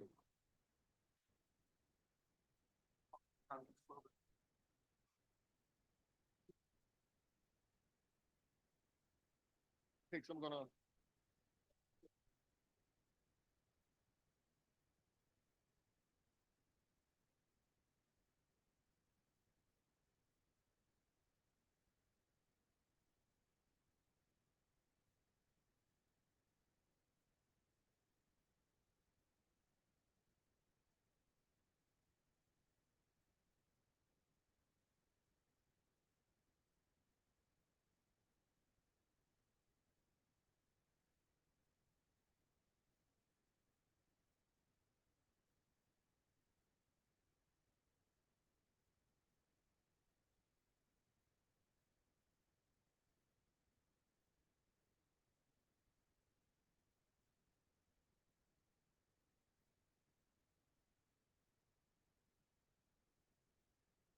We're getting ready to get going, so I just want to invite folks to get into your seats and get settled.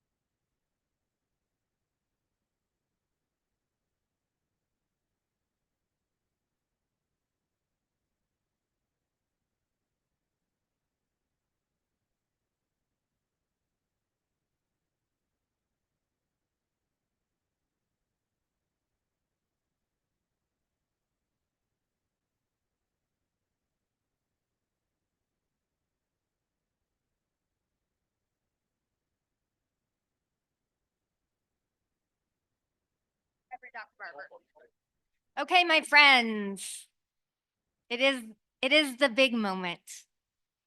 Our guest, Reverend Dr. Barber, has joined us. As you all can see, we're super excited to get started. And the president and CEO of the Charles F. Kettering Foundation has agreed to introduce Reverend Dr. Barber. And I think she's coming up to do that right now.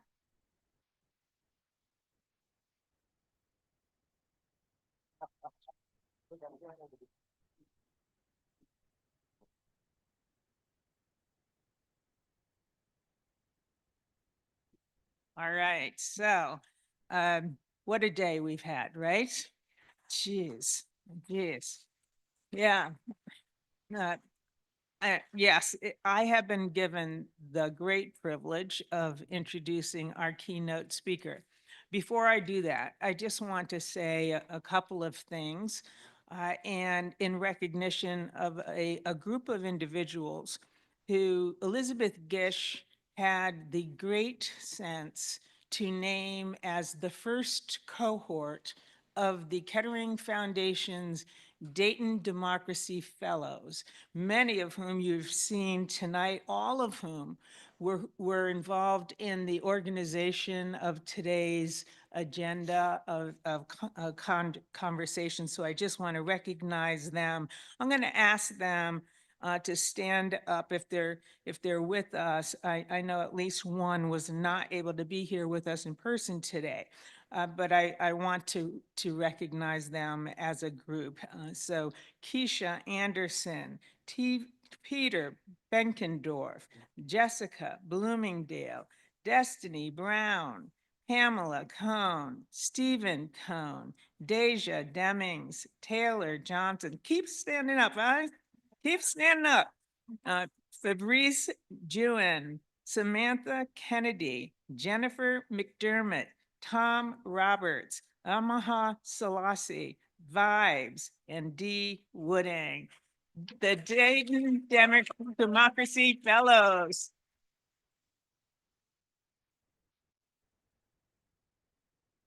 Yes, what an incredible group they are. As Elizabeth said this morning, the Kettering Foundation didn't want to direct these very talented and committed members of our community to do the work of democracy. We recognized that they were already doing it, and we wanted to support and amplify the very good work that they were doing in our community. So let's give them another round of applause.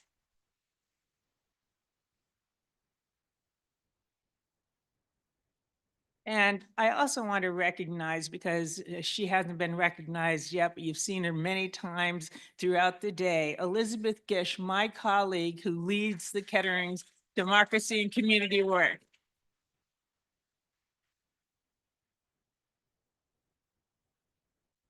And finally, before I introduce our esteemed speaker, I just want to reflect for a minute on what we just heard from the last set of panelists, because I was sitting at my table thinking about the power of what stories they were daring to share with us. And they were very personal stories. And a number of them talked about feelings of shame that they had, that at moments even in their own lives caused them not to tell other people their real stories. And it occurred to me as I was listening to them that it was actually that feeling of shame that every one of us could recognize, because we all have stories that are connected to this feeling of shame, and that if we actually dared to share our stories truthfully and authentically, we would see immediately the connections that bind us together. And so I was sitting here thinking about my own stories and some of my family's stories. I remember as a child feeling ashamed when I saw my father struggling to read and write and spell correctly. I realized at a pretty early age that my father could read and write, but it was not an easy exercise for him.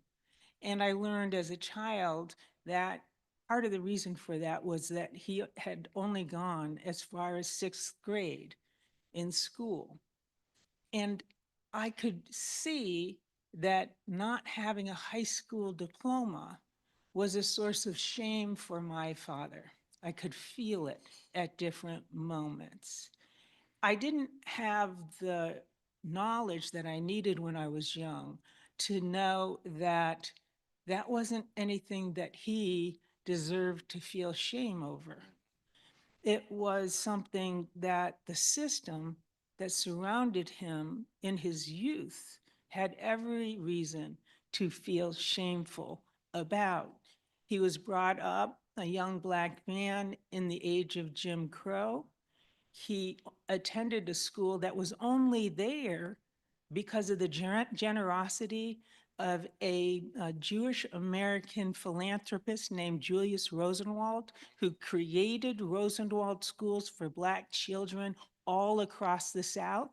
But at a certain point, they could only go up to a certain number of grades.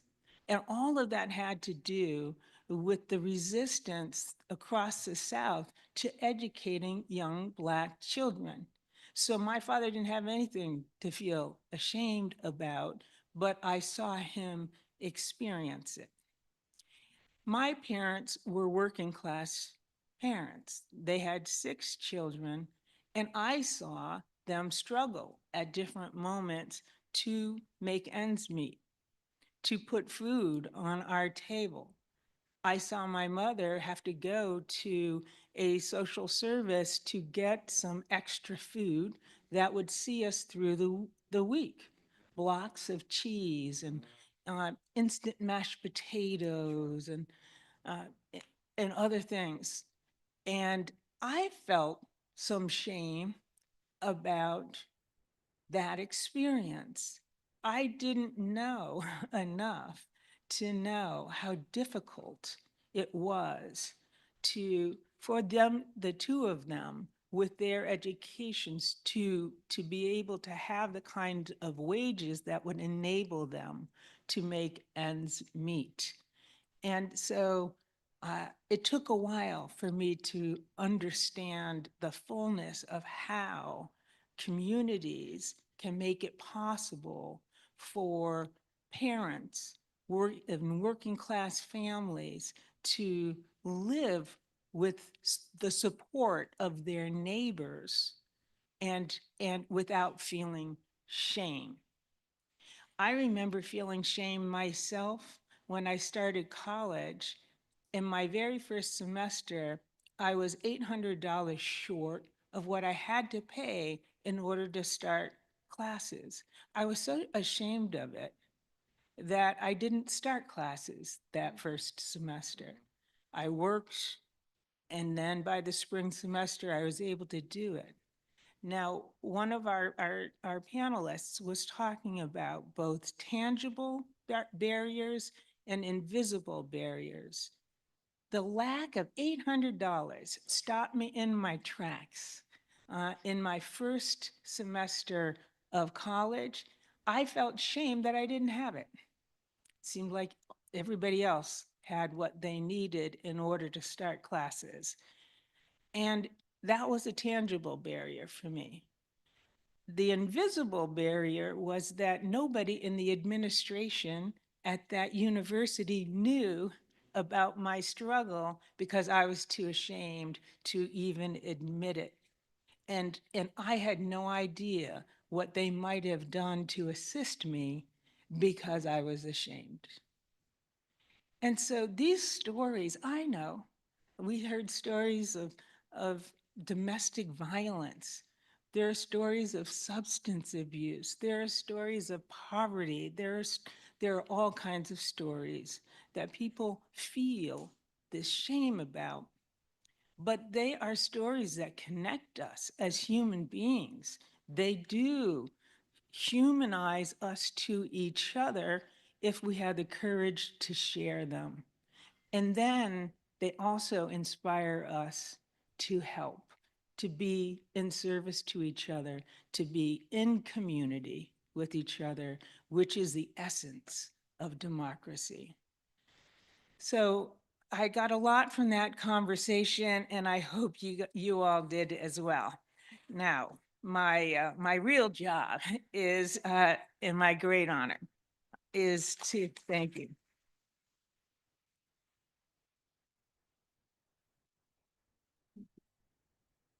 It's my great honor to introduce our keynote speaker, really a person who needs no introduction, but he deserves it.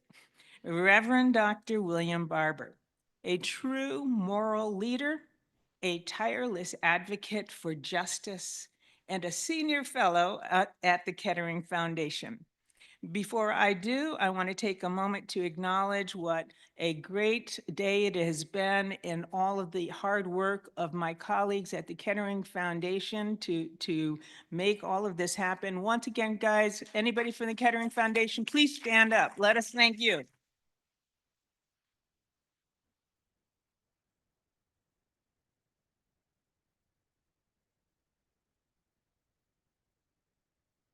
Reverend Dr. William Barber is President and Senior Lecturer of Repairers of the Breach. He is Bishop with the Fellowship of Affirming Ministries.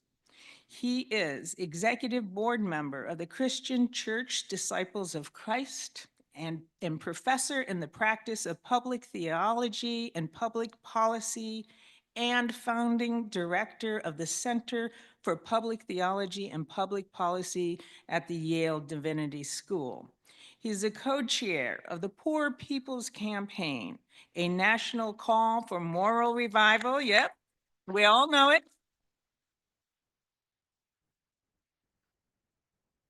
He is the author of a number of books, including We Are Called to Be a Movement, Revive Us Again, Vision and Action in Moral Organizing, The Third Reconstruction, Moral Mondays, Fusion Politics, and the Rise of a New Justice Movement, Forward Together, A Moral Message for the Nation, and his newest book, White Poverty, How Exposing Myths About Race and Class Can Reconstruct American Democracy. I've read it cover to cover. I can tell you it is an amazing book, and I'm hoping that Reverend Dr. Barber will tell us a little bit about what he brings to us in this book, because it is so good.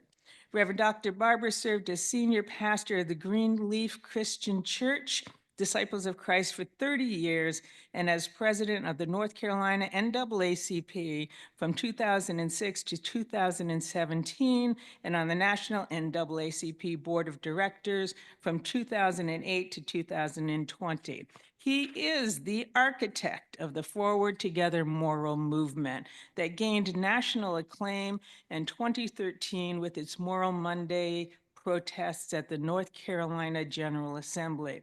In 2015, he established Repairers of the Breach to train communities in moral movement building through the Moral Political Organizing Leadership Institute and summit trainings as well. In 2018, he co-anchored the relaunch of the Poor People's Campaign, a national call for moral revival. He is a highly sought after speaker. I can tell you that he has said yes to me more than once when I have asked him to share his talents. Once just last week when we were in Washington for the legislative week that is put on by the Congressional Black Caucus. And again, this week, they bring him all the way to Dayton, Ohio, to share with us some of his thoughts at a challenging time for us here in the state of Ohio as we think about our fellow brothers and sisters in Springfield, and also as we think about the challenges of our nation. Let us welcome him. He will be, you coming up to the podium? All right, let us welcome him, ladies and gentlemen. Reverend Dr. William Barber.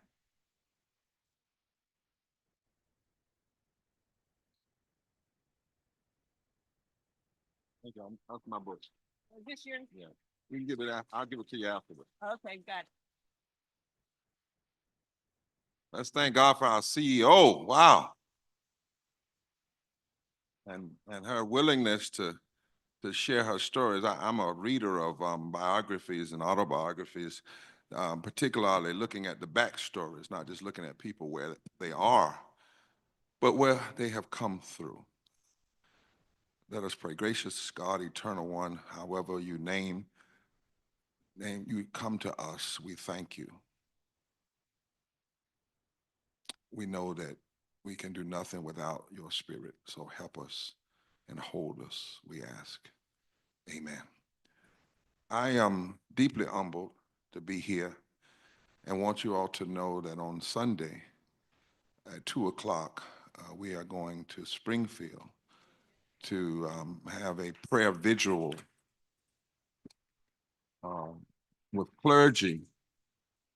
And I don't know if you all have an email listing for this group but if I can get the press release to somebody and then people can be sent it so that you can join us. We're going to be near and with the Haitian community by invitation as Jews, Muslims, Christians, people of faith, Unitarians, others who are coming together to stand in prayer and to stand in moral protest of what we see happening right here, and not just in Springfield, but in so many ways that I want to talk about today. I'm so thankful for the Poor People's Campaign here in Ohio, and all of my dear friends, one who's on your panel this morning, and just honored to be here, even in these trying times. I think some of us must decide, particularly with our age and our graying hair, that we must have been born for this time. God's letting us hang around for such a moment as this. I want to tell you an American story today, and a story that you don't often hear, but if you don't hear it, you will actually say something that is probably one of the most untrue statements you could make, and that is, we've never seen anything like this before. Things are worse than they've ever been. If you make that statement, you actually undermine your ability to know that one scholar said what we see right now is often, in some ways, a repeat of what we've seen in the past. And part of what we have to do is understand the past, both what happened and how people responded to understand our role in this particular moment. And so I want to talk about reconstruction and resurrection, not deconstruction and insurrection. Those are always the choices before us in this experiment called American democracy. America is a democracy that has needed a lot of work throughout its existence, because often, as one preacher said, America has had a high blood pressure of creeds, but an anemia of deeds. So over and over and over again, each succeeding generation has had to engage in some form of reconstructing the country, the nation, and resurrecting our deepest ideals over and over again. Because the role of division, the role of classism and racism have played a constant role in trying to deconstruct our written desire. For instance, we said in the Constitution, one writer says it was the finger of God that was really at work in the Declaration of Independence and the Constitution, because it wasn't just the men who were there, but notice I said were no women. It wasn't just landowning men, because at that time, white non-landowning men couldn't vote either. But they would not have written some things that was written because they actually wrote into the Constitution a way to change it, which says that the finger of God was at work, in my estimation, because they knew when they were writing some of this stuff it was wrong. Or at least God knew, the divine knew. So we wrote, "We the people of the United States, in order to form a more perfect union." Right there is a key that they knew we were not perfect. It was a confession from the beginning. In order to form a more perfect union, establish justice, ensure domestic tranquility, provide for the common defense, promote the general welfare, and to secure the blessings of liberty to ourselves and to our posterity, do ordain and establish this Constitution of the United States. And notice they used a language which is the watchword of this democracy, which is whenever you hear a politician or someone wanting to lead us stand up and say, I can do this, I can fix this, they have just violated the first principle of our Constitution morally, because the watchword is we. It's not I. In fact, before the phrase about moving forward became popular in the current news cycle, in repairs of the breach brought to the Poor People's Campaign a phrase, "forward together." You see how they know it? That's all I have to say. Forward together. Right. Because we recognize that the great watchword, the great hope of this democracy is not what I can do, but what we can do when we work together, stand together, struggle together. Our Declaration of Independence has some high and lofty hopes. Actually, the Declaration of Independence declared that reconstruction and change is a necessity of citizenship and a necessity of democracy itself. The Declaration of Independence actually says that there has to be in every generation a group of people who are willing to reconstruct things when this nation gets off course. Listen to these words. That to secure these rights, what rights? Life, liberty, and the pursuit of happiness. That to secure these rights, governments are instituted among men, deriving their just power from the consent of the governed, that whenever any form of government becomes destructive to these ends, it is the right of the people, it is the duty of the people to alter it or abolish it and to institute new government. Right in the Declaration of Independence, we are instructed that a part of our citizenry is not to moan and cry and say, "Oh Lord, what can we do? Oh, it's so bad." No, a part of our moral, politically moral function as citizens is when there is forms of government and policies that violate the fundamental principle of life, liberty, and the pursuit of happiness for everybody. We are called to either alter it, abolish it, but never to apathetically accept it.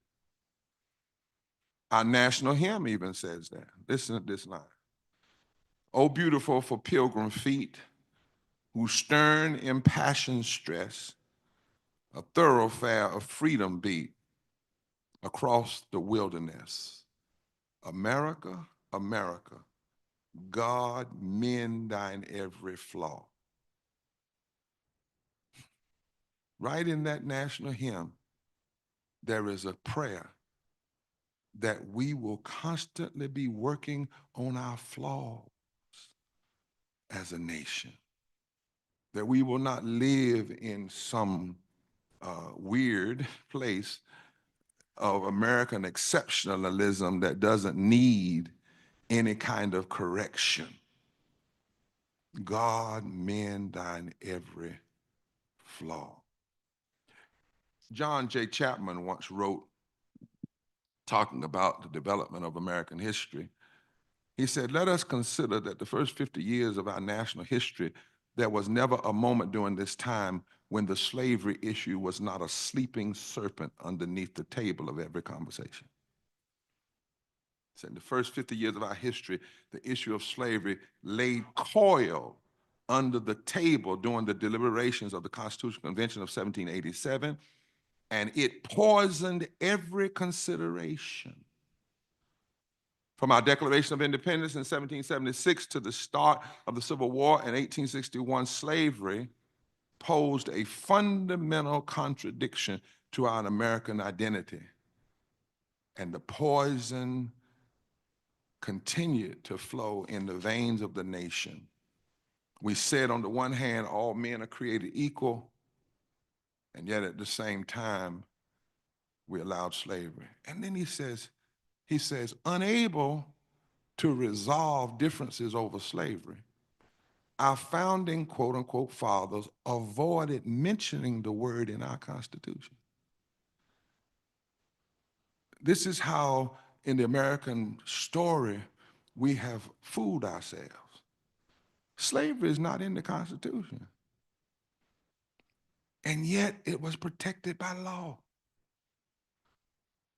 It was protected by law.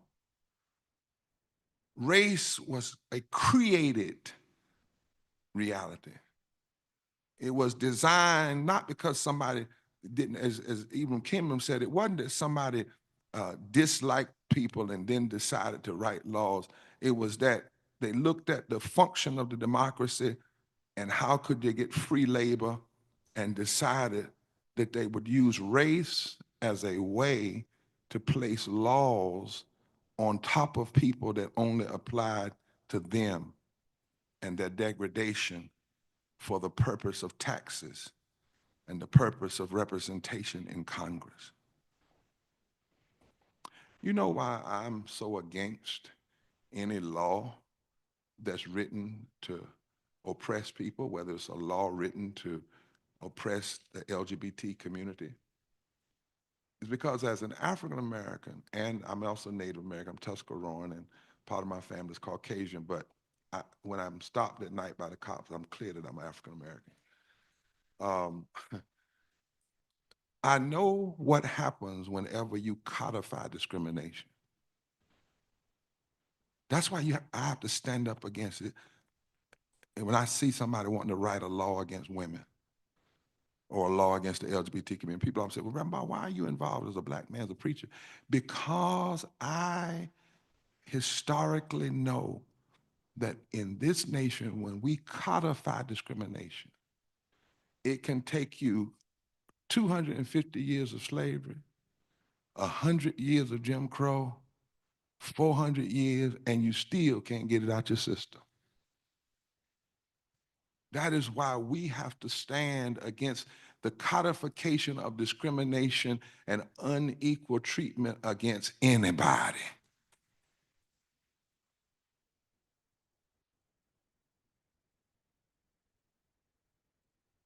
Chapman said slavery and division of slavery. And you know what was the basis of slavery? You can find this. I teach at a university, Yale University, that has had to do a study called Yale and Slavery, because Yale was founded by slave owners. The first 10 trustees were all slave owners. I tell Yale and the folks, we need to apologize to Southerners, because folk have said that slavery was just a Southern issue. No. There were 4 signers of the Declaration of Independence and the Constitution from Yale, all were slave owners. The mayor of New Haven, who was a Yale graduate, blocked the development of the first HBCU that would have been developed in New Haven by white abolitionists and black people. They came together and put up $20,000 to develop an HBCU, and they said, no. Yale early on was supported by the rum trade and the Caribbean slave trade, which was the worst of the slave trade, because it was in the part of the triangle in the Caribbean where the slaves were broken before they were brought to the mainland of America. It was in New Haven that Amistad, the ship, showed up. And the people on the ship got their freedom, not because the courts agreed that they were human beings, but the courts agreed they were property and the wrong person was holding them as property. But if you go into Stacks and look at the writings of Jonathan Edwards, who led the First Great Awakening, but who was also deeply involved as an apologist for slavery, you start finding out what was the basis of this division of race being created. And there were 5 things. The first of them is sick sociology. Sick sociology suggests that some people, we can be around each other, but somebody has to be up and somebody has to be down. And then bad biology. That is that skin color determines brain size. And then evil economics. That is the end justifies the means. So if the end is money, it doesn't matter how you make the money. And then political pathology, and that is when every decision that you make considers how do we hold on to this division? How do we hold on to this system? But here's the one that we don't deal with enough and why so much division around race persists. It is heretical ontology. And that is the notion that God intended it to be like this. So that racism is not merely a political issue, it is a religious issue. For some people, racism is their religion. Division is their religion. Hate is their religion. Tearing people down is their religion. And racism is not just against Black people, it is against democracy itself.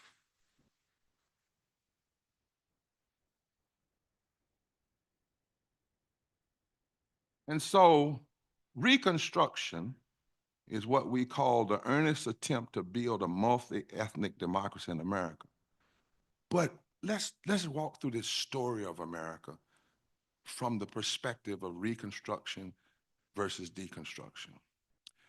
Let me take a moment, if you will. Let's turn this into a classroom. And I'm going to lecture for a minute. We had a civil war. 600,000 people died. It lasted 4 years. Don't ever forget that. America went to war over division, over race. And you can't ever forget the connection between race and class. America went to war, but I don't know if you know that the white slave owners passed legislation to keep their sons out of the war. They said that if you owned so many slaves, your son didn't have to go to war. So it was in the war that many poor white people figured out they were being used. And that factors into some of the Reconstruction later on when poor whites and poor Blacks come together after the Civil War to reconstruct society. Now, by 1960, you should know, 1860, you can never separate race from class. People ask me, is it race or is it class? I say it is. In this democracy, you can never forget that by 1860, 2 of every 3 of the relatively few Americans whose wealth surpassed $100,000 lived in the South. They lived below the Mason-Dixon line. New York at that time had fewer millionaires than Mississippi. South Carolina was the richest state in the Union because of Charleston and because of the port there. The source of Southern wealth was staple crops like cotton, produced by enslaved men and women and children for world markets. The world markets came through the South. And so matchless were the profits that more money was invested in slaves than in industry and railroads. You have to know this history to know some of the struggles we still see today. When they first became citizens following the ratification of the 13th Amendment, African Americans joined hands with whites in the North and in the South who were willing to see one another as allies. Within the first 4 years after the Civil War, white and Black alliances controlled every state house in the South. Did you know that within 4 years after the Civil War, white and black fusion coalitions controlled every state house in the South. And together, they elected new leaders, many of them African Americans, many of them former slaves. Almost all the Southern legislatures were controlled by either a predominantly black alliance or a strong interracial fusion coalition. And there were forces that said, we can't have this. Every one of the states by 1868, 1869 rewrote their constitutions. Listen at how black and white people coming together in the South rewrote the Constitution of North Carolina. This is what it said, 1868. We hold these truths to be self-evident. This is the preamble, that all persons, notice persons, not men, this is 1868. All persons are endowed by their Creator with certain inalienable rights, among which are life, liberty, the enjoyment of the fruit of their own labor, and the pursuit of happiness. And what is interesting is that language was put in the Constitution by an African Methodist Episcopal Zion bishop and a Congregationalist from Ohio that had moved to North Carolina. This is the language of 1868. Imagine if that was the way our Constitution read today. The 13th Amendment was passed. These are the amendments that saved America. Without the 13th Amendment, the 14th Amendment, the 15th Amendment, we would not have even the America we have today. 13th Amendment ended slavery. 14th Amendment said equal protection under the law for all citizens. Nope. It's not what it says. Equal protection under the law for all persons, whether you're a citizen or not. That's why I struggle with folk who say, well, we have illegal aliens and they shouldn't. Wait a minute. The Constitution says that once you are on this soil, you are provided equal protection under the law regardless of your immigration status.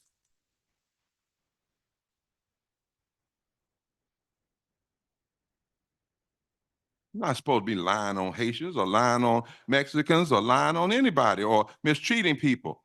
You're not supposed to have a broken immigration system. You're supposed to fix it, because you're not supposed to just use immigrants to make money, and then when they finish making your money, you want to throw them away. That's not biblical, nor is it constitutional.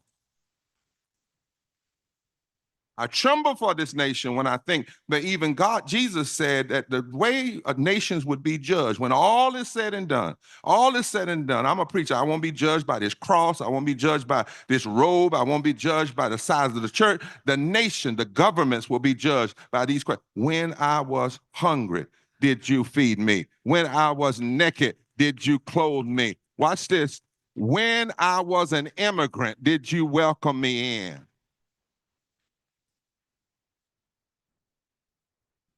These fusion coalitions in the 1800s, between 1865 and 1870s, they built the first public schools, they rewrote state constitutions, they began the process of labor rights.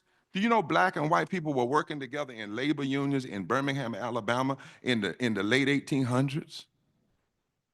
The Knights of Labor went to the South.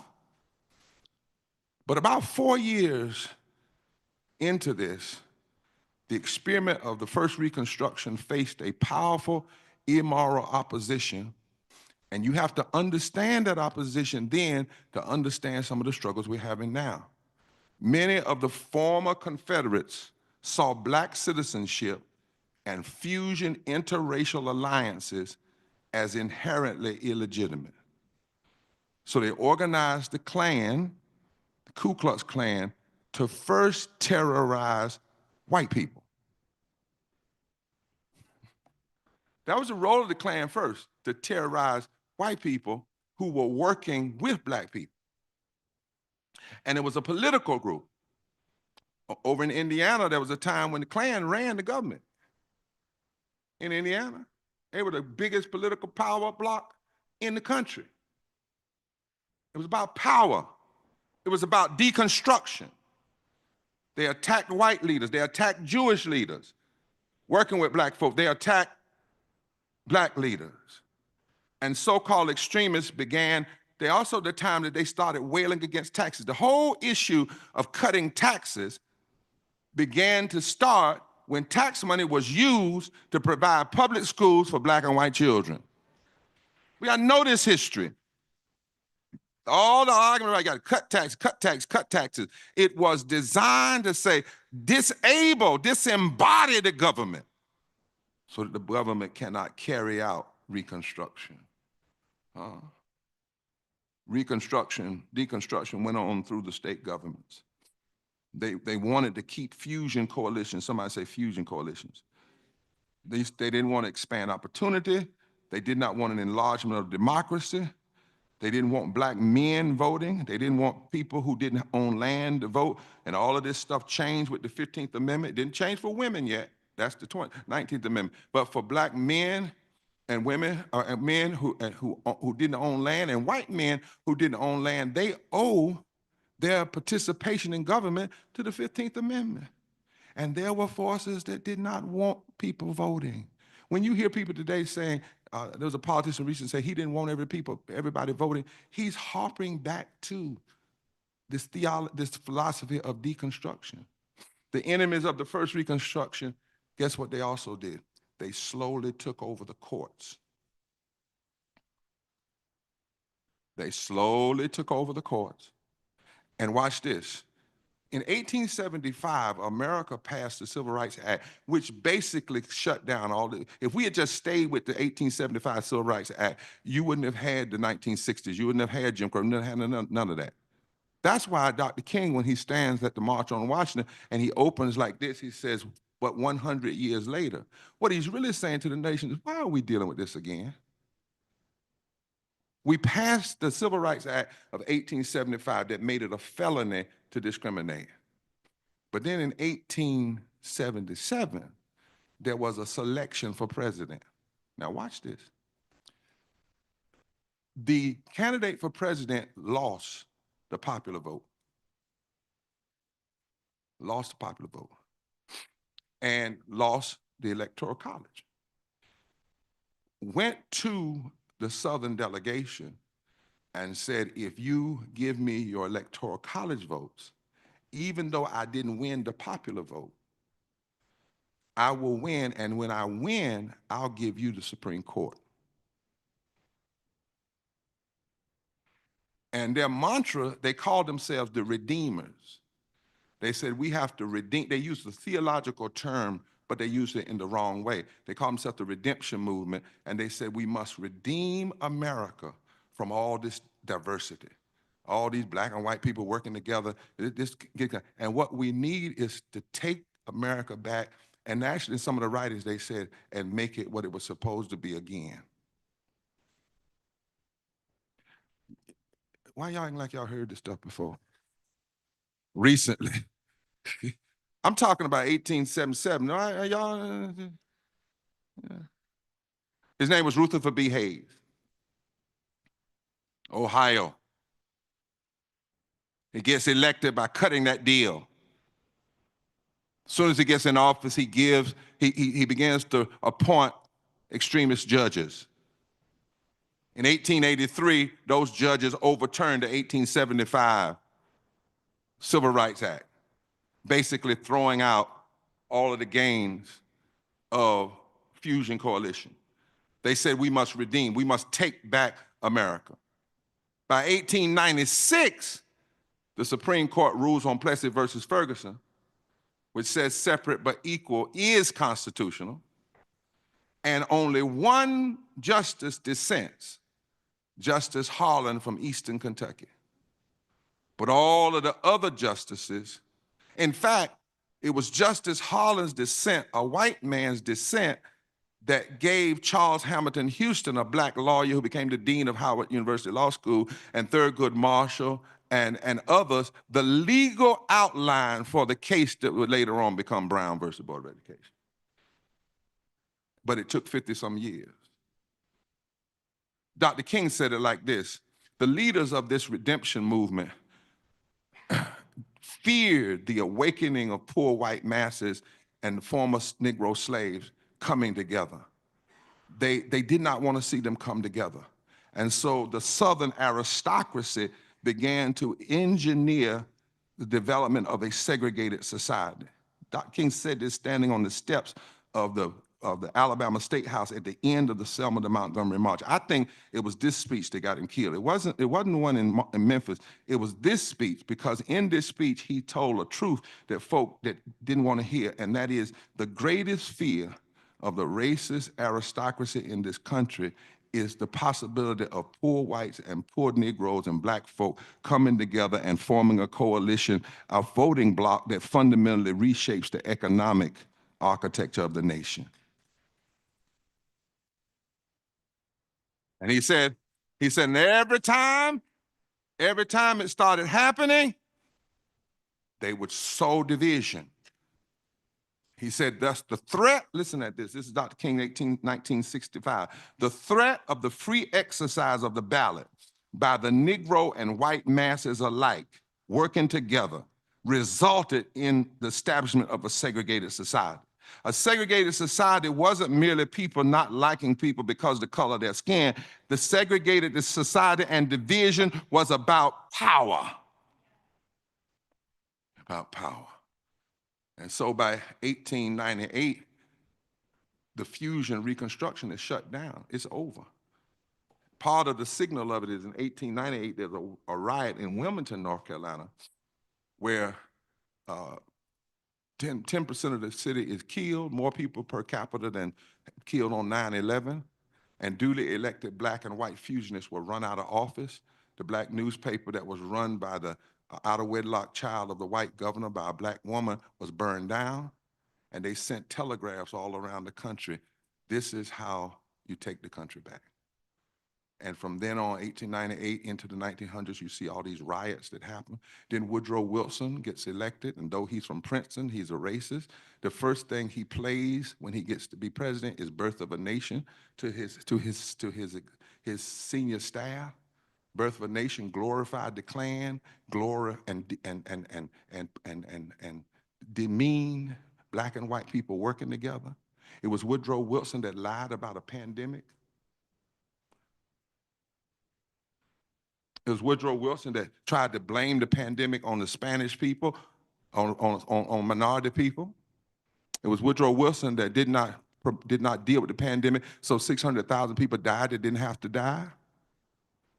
It was Woodrow Wilson who watched while racists had riots and killed black folks, so many of them between 1919 and 1920, that James Weldon Johnson called it Red Summer.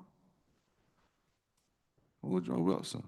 But isn't it strange how some of this stuff sounds eerily familiar? And if you don't know this history, then you really don't understand the divisions we see now. Well, we get to World War II, and after World War II, I don't have time to go over all the history. We have a second Reconstruction. Black and whites, Latinos, and young people start coming together, Jews, Christians, Muslims, Catholics, and they're willing to march and suffer for a second Reconstruction. Leaders like Dr. King and Jewish rabbis like Rabbi Heschel spoke for the urgent moral necessity of now. The language with that language in the street, talking about moral issues, not Democrat and Republican, moral issue. From their jail cells, they changed the language in the halls of power. Presidents and senators and legislators and governors and editors and poets all began to talk about moral urgency. It began with the Brown decision that overturned the 1896 Plessy versus Ferguson decision. When all of the justices, even though one of the justices was the former head of the Ku Klux Klan, voted unanimously that separate but equal was unconstitutional. It was a gay woman out of Yale, Pauli Murray, that actually wrote the legal philosophy that Thurgood Marshall and others would use. Black and white and Jewish lawyers went to court together and fought, got a unanimous victory.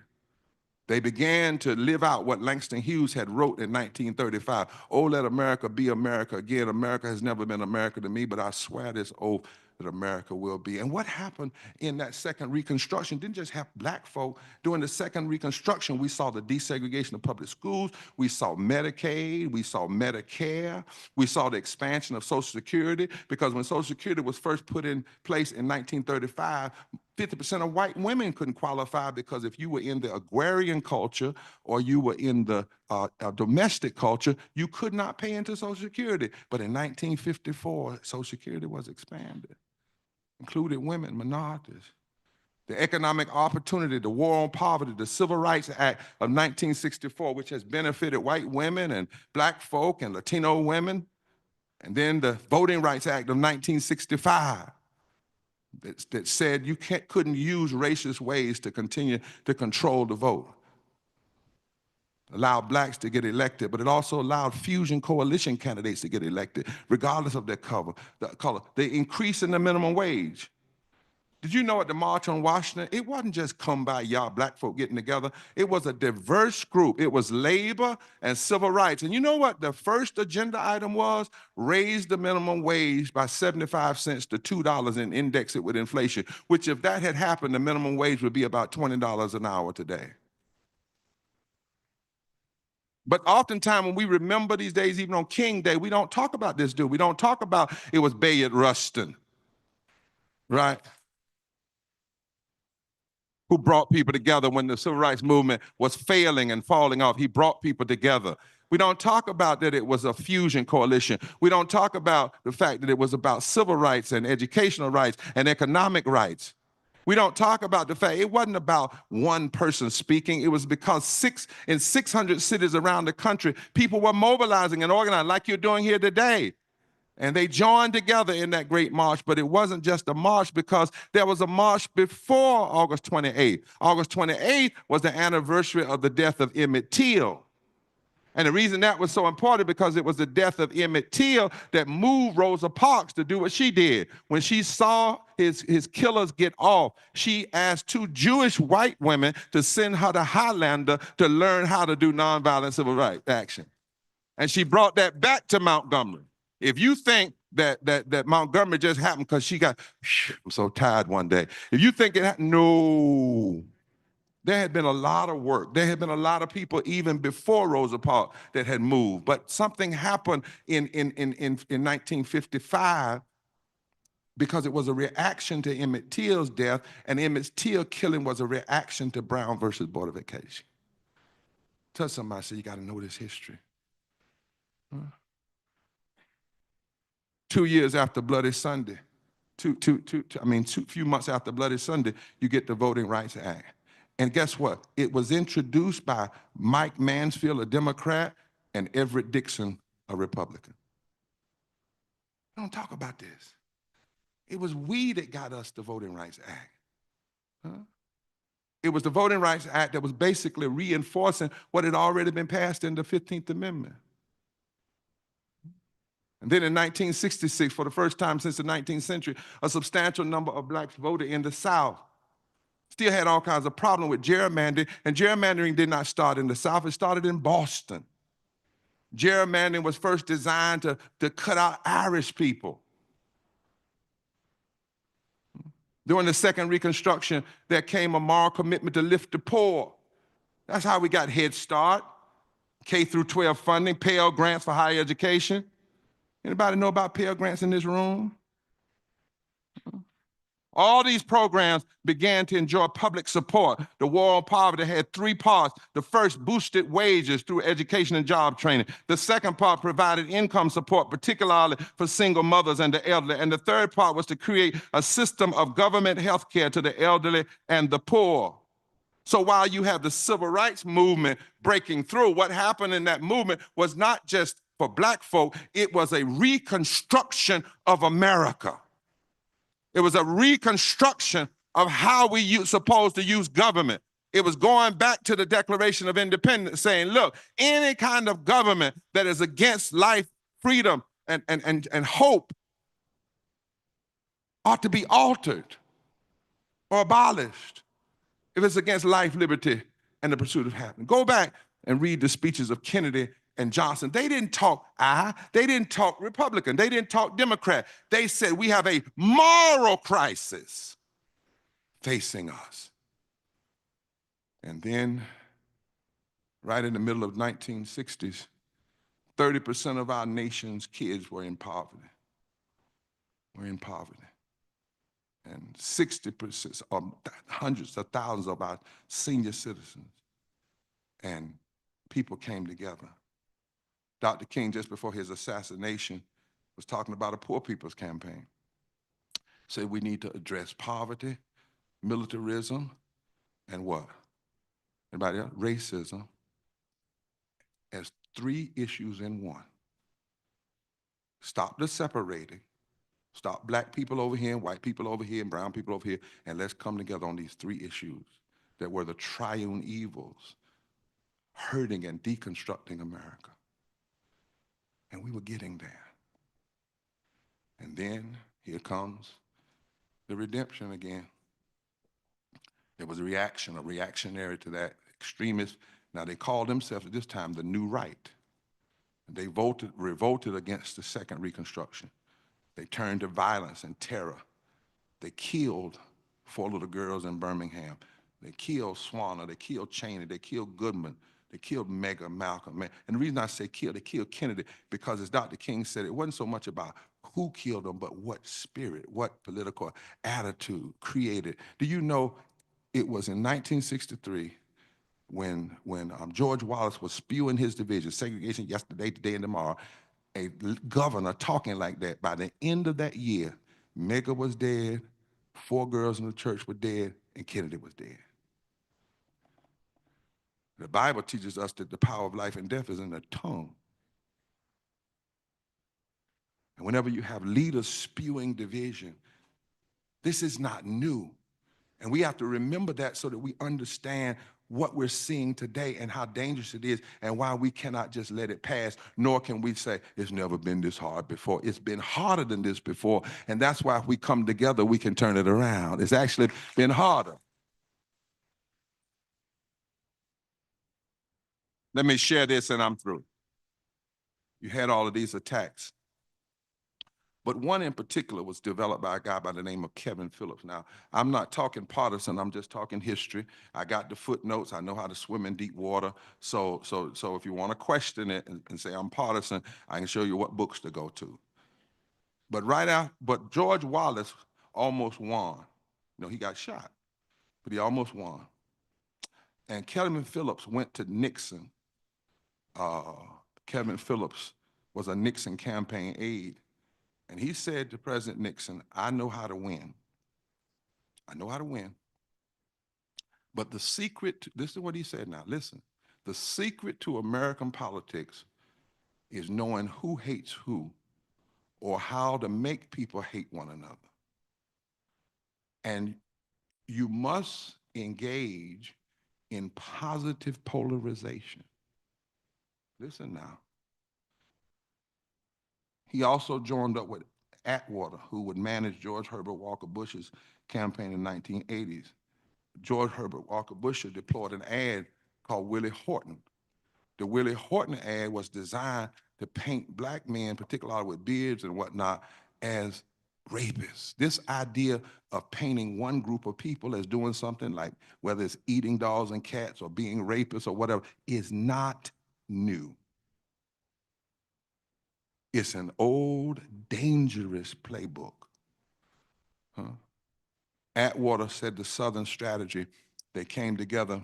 Kevin Phillips convinced Nixon. This is what he says, and it's in a book called The Time of Illusion. He says, if we engage in positive polarization, if we use the hatred that people have for the gay community, for the black community, for progress, if we can convince Southern whites that they are losing, they're poor because black folk and brown folk are getting things, then we can divide the South.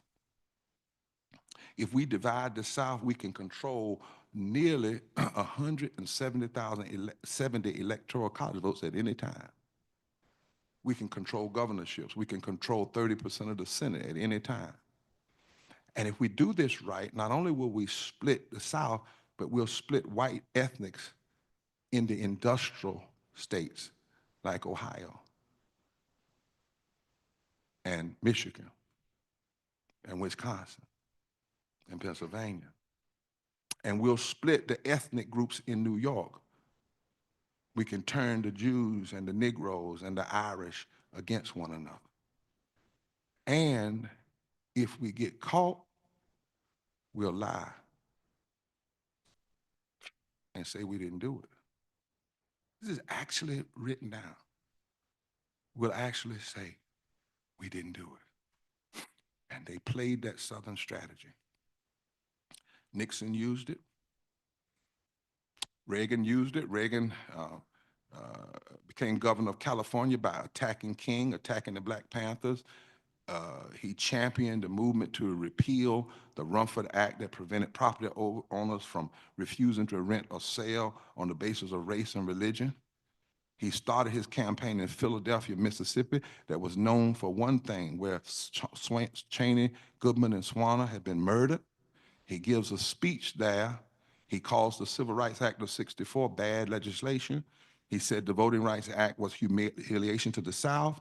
He told the tales of welfare queens who drove fleets of Cadillac and purchased with food stamps. He claimed to have been in a grocery store beside a strapping young big buck with a fistful of food stamps and a stack of porterhouse steaks. And he declared it was time to make America great again. It was Reagan. The tactics that we are seeing today have their roots in this movement called the deconstruction movement. This movement to say we're redeeming the country, we're taking it back. But it's not about redemption. It's about deconstruction. It's been used. It was picked up by Reagan, continued by Pat Buchanan and George Bush. Trump just charismatized it and pushed it with media savvy. It has been funded by billions of dollars. In fact, there's a new movie out called Bad Faith, and even shows how they built a theological piece around it called the religious right, the moral right, that traces all the way back to slave religion. And they got their financing from oil money. From oil money.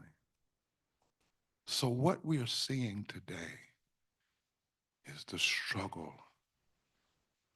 for America. But alongside each of these attempts to deconstruct America has always been a movement to go forward. And guess what? By the virtue of you being born and being alive, you have been recruited into that movement. Now, this division has gotten us in trouble. We've got some hard places. We right now in a country where the wealthiest country in the world, and we've got 140 million poor and low-wage people in this country. Poverty is the fourth leading cause of death. 295,000 people die every year from poverty, 800 people a day. We've had presidential debate after debate, and not even 30 minutes have focused on poverty. 87 million people are either uninsured or underinsured. 51% of all our children are poor and or low wage. 41% of all our children are poor and or low wage. We have 52 million people in this country who make less than $15 an hour. $15 an hour. We have not raised the minimum wage since 2009. The federal minimum wage is currently $7.25, and the minimum wage for tipped workers is $2.13 by law. By law. Since 2017, the Republican tax cuts, the 748 US billionaires are $2.2 trillion richer. 7 million families were behind in rent or house payments in December of 2023. 400 families make an average of $97,000 an hour. 54 cents of every discretionary dollar is used to support the military industrial complex. That's what division has gotten us. But it doesn't have to remain this way. First of all, we've got to recognize that we need a third Reconstruction. That the key, I hear people saying, we need to hold on to democracy. We need to do more than that. We need to not just hold on to democracy, we need to create a democracy worth holding on to. And that means, is it a democracy that can take care of that manufacturing worker that works all day and then sleeps in their car at night because they don't make enough money? Is it a democracy that ensures that healthcare workers who clean our backsides can also have health insurance and get treatment themselves? Is it a democracy that will take care of all of our children? Is it a democracy that will respect people regardless of their race, their creed, their color, their sexuality? That's the question. Is it a democracy that lifts from the bottom? Is it a democracy that says once and for all, we're going to address systemic racism and systemic poverty and denial of health care and ecological devastation and the war economy and the false moral narrative of religious nationalism? It's not just having a democracy, it's having a democracy that's worth having. That's the question.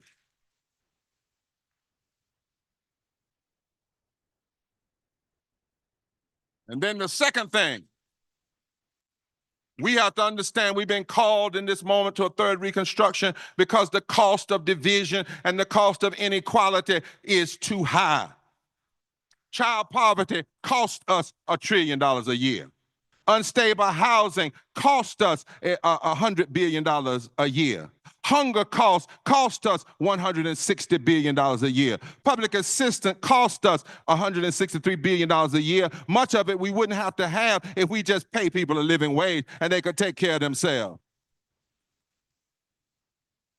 Mass incarceration cost us $175 billion a year. And if we put that money in education, we wouldn't be locking up folk, we would be lifting up folk. A broken immigration system costs us $123 billion a year. And since these folk who don't want to fix the immigration laws need to understand that if by the laws they want to implement, their own grandmamas wouldn't have been allowed in the country. So what we need to do is fix our current healthcare system.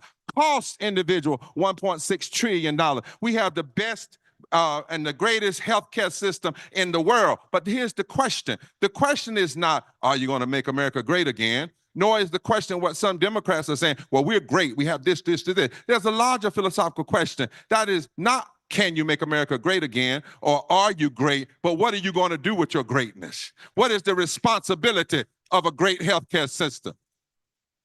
What is the responsibility of a great gross national product? What is the responsibility of all the money we have? Well, I believe that responsibility is to lift from the bottom, because if you lift from the bottom, then everybody rises, everybody.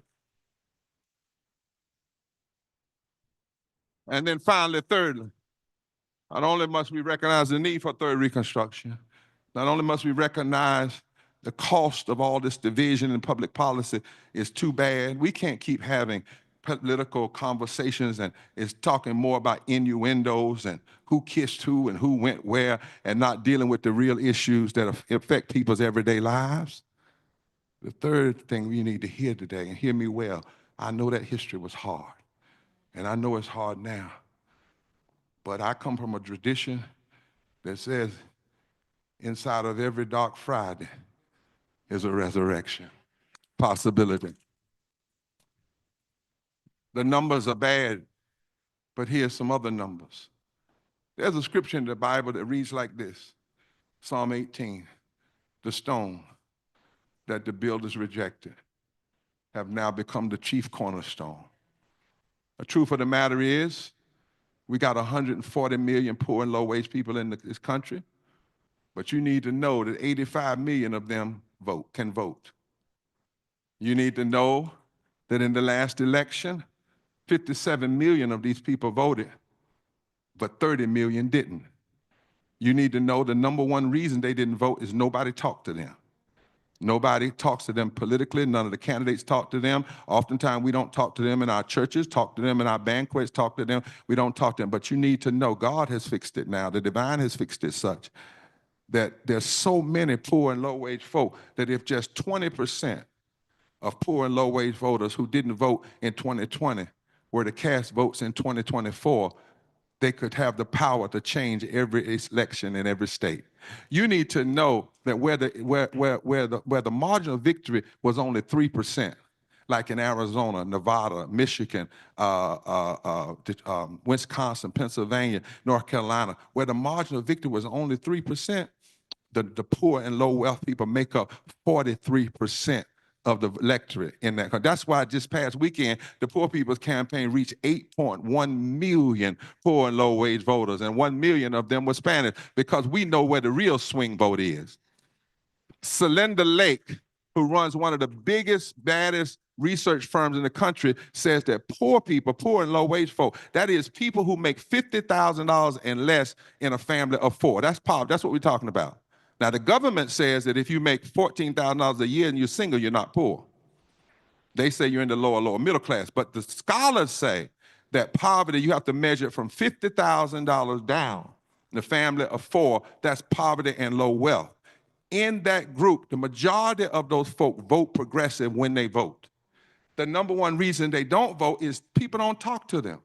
There was a study done about sermons in churches, and even though Jesus started his ministry with the poor and ended his ministry with the poor, the foundation studied 50,000 sermons in pulpits in America, and not 1% of them were about the poor. But if we talk to the stones that the builders rejected, the stones that the builders rejected have the power. Why do you think there's been 1,000 voter suppression cases since 2013?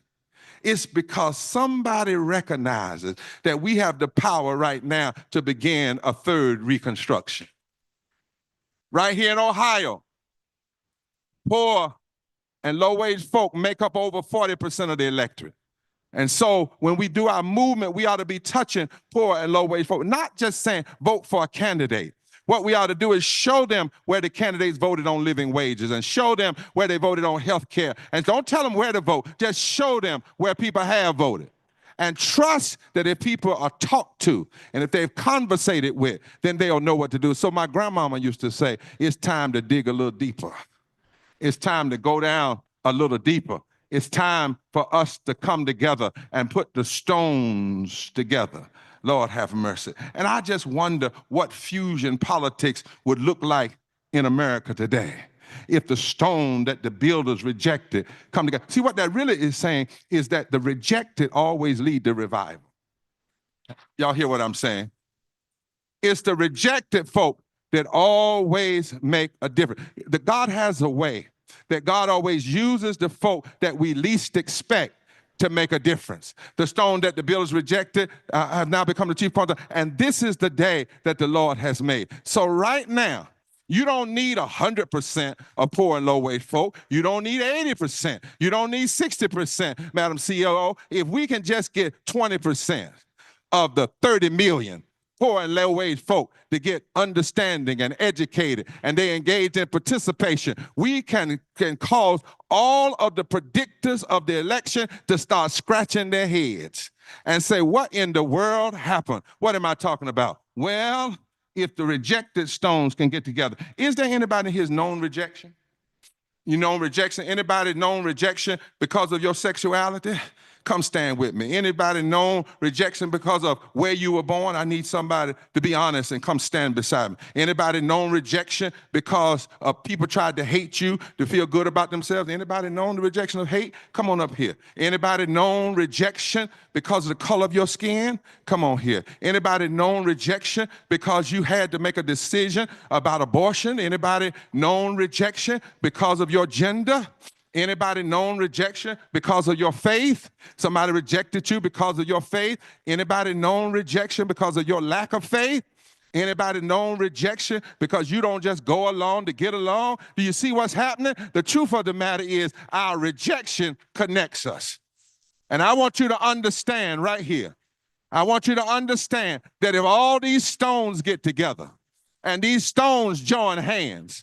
If the hands that once picked cotton join the hands of Latino hands, and join the hands of progressive hands, and join the hands of faith hands, and labor hands, and Asian hands, and native hands, and poor hands, and wealthy hands, and gay hands, and straight hands, and trans hands, and if we all get together, and if we even get some of our confused friends to come on over here and honor their rejection too, we have the power to turn this nation around.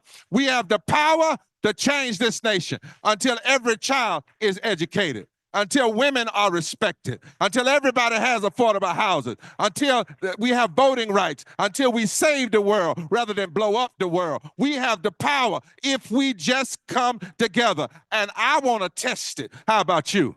I want to see a third Reconstruction. I want to see us be on the right side of history. I want to see us change things like our foreparents and our foremothers changed things. So look at your neighbor and say, neighbor, ain't nobody out there because all the rejected folk are up here.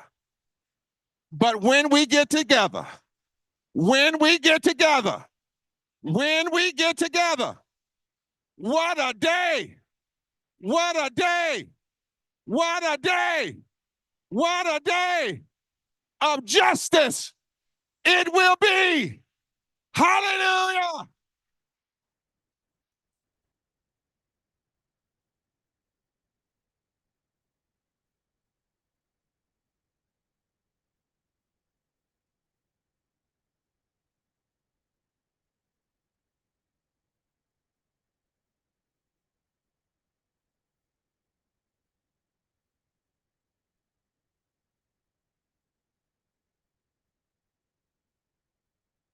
Wow. What a day. Thank you, Reverend Barber. Yeah. And I had a question this whole conference, right? Because I know a lot of people in this room. I know all these gifts and talents. And I'm like, man, like how we break down this wall and barrier that we can start seeing each other, that we can start seeing that we have a shared struggle, that we have a shared identity, And I did not realize it was the rejection, right? That like the rejection that we've experienced was that thing that brought us together, brought us all into this room, you know what I mean? And so like how do we go forward from this? 'Cause I think it would be, for lack of a word, it would be indecent to leave what we just witnessed and go back to the norm. You know what I mean? It's like, there's something about a mountaintop experience, you know what I mean? And we kind of normalize when we come together in spaces like this and we have a mountaintop that we somehow shift back and like kind of just go back to our norm. You know what I mean? Instead of saying like, no, this is the milestone. This is the new norm. This is what we've experienced that we're going to keep carrying forward, that we have the power to change, to shape our relationships. We have the power to shape how we come together and like be this above ground railroad that is so necessarily needed in this hour. You know what I mean? Could we imagine if we put all of our gifts into the center of the circle? If we step into our deep aspiration of like, what can we actually be together if we really leverage what's in this room and who's not in this room that needs to be in this room, you know what I mean, as we continue to move forward and building this shared future. Because I think like the thing that you helped me realize so much tonight, and I thank you for it today, is this notion of, I wrote it down, I'll make sure I forget, positive polarization. You know what I mean? Because it seems like that's the thing that we gotta like challenge, right? Because like that rooted in rugged individualism, right? Instead of knowing that like, oh, we are a single garment of destiny, that we share a shared future, that we're actually interdependent and not independent. You know what I mean? So how do we build the world based upon that? You know what I mean? And knowing that we have the ability, we don't got to ask for permission. You know what I mean? Like our willingness to come together, our willingness to stand up here will to show our ability, you know what I mean, to move forward, right? To create a new shared identity, right? To do new things in the community, to create hope.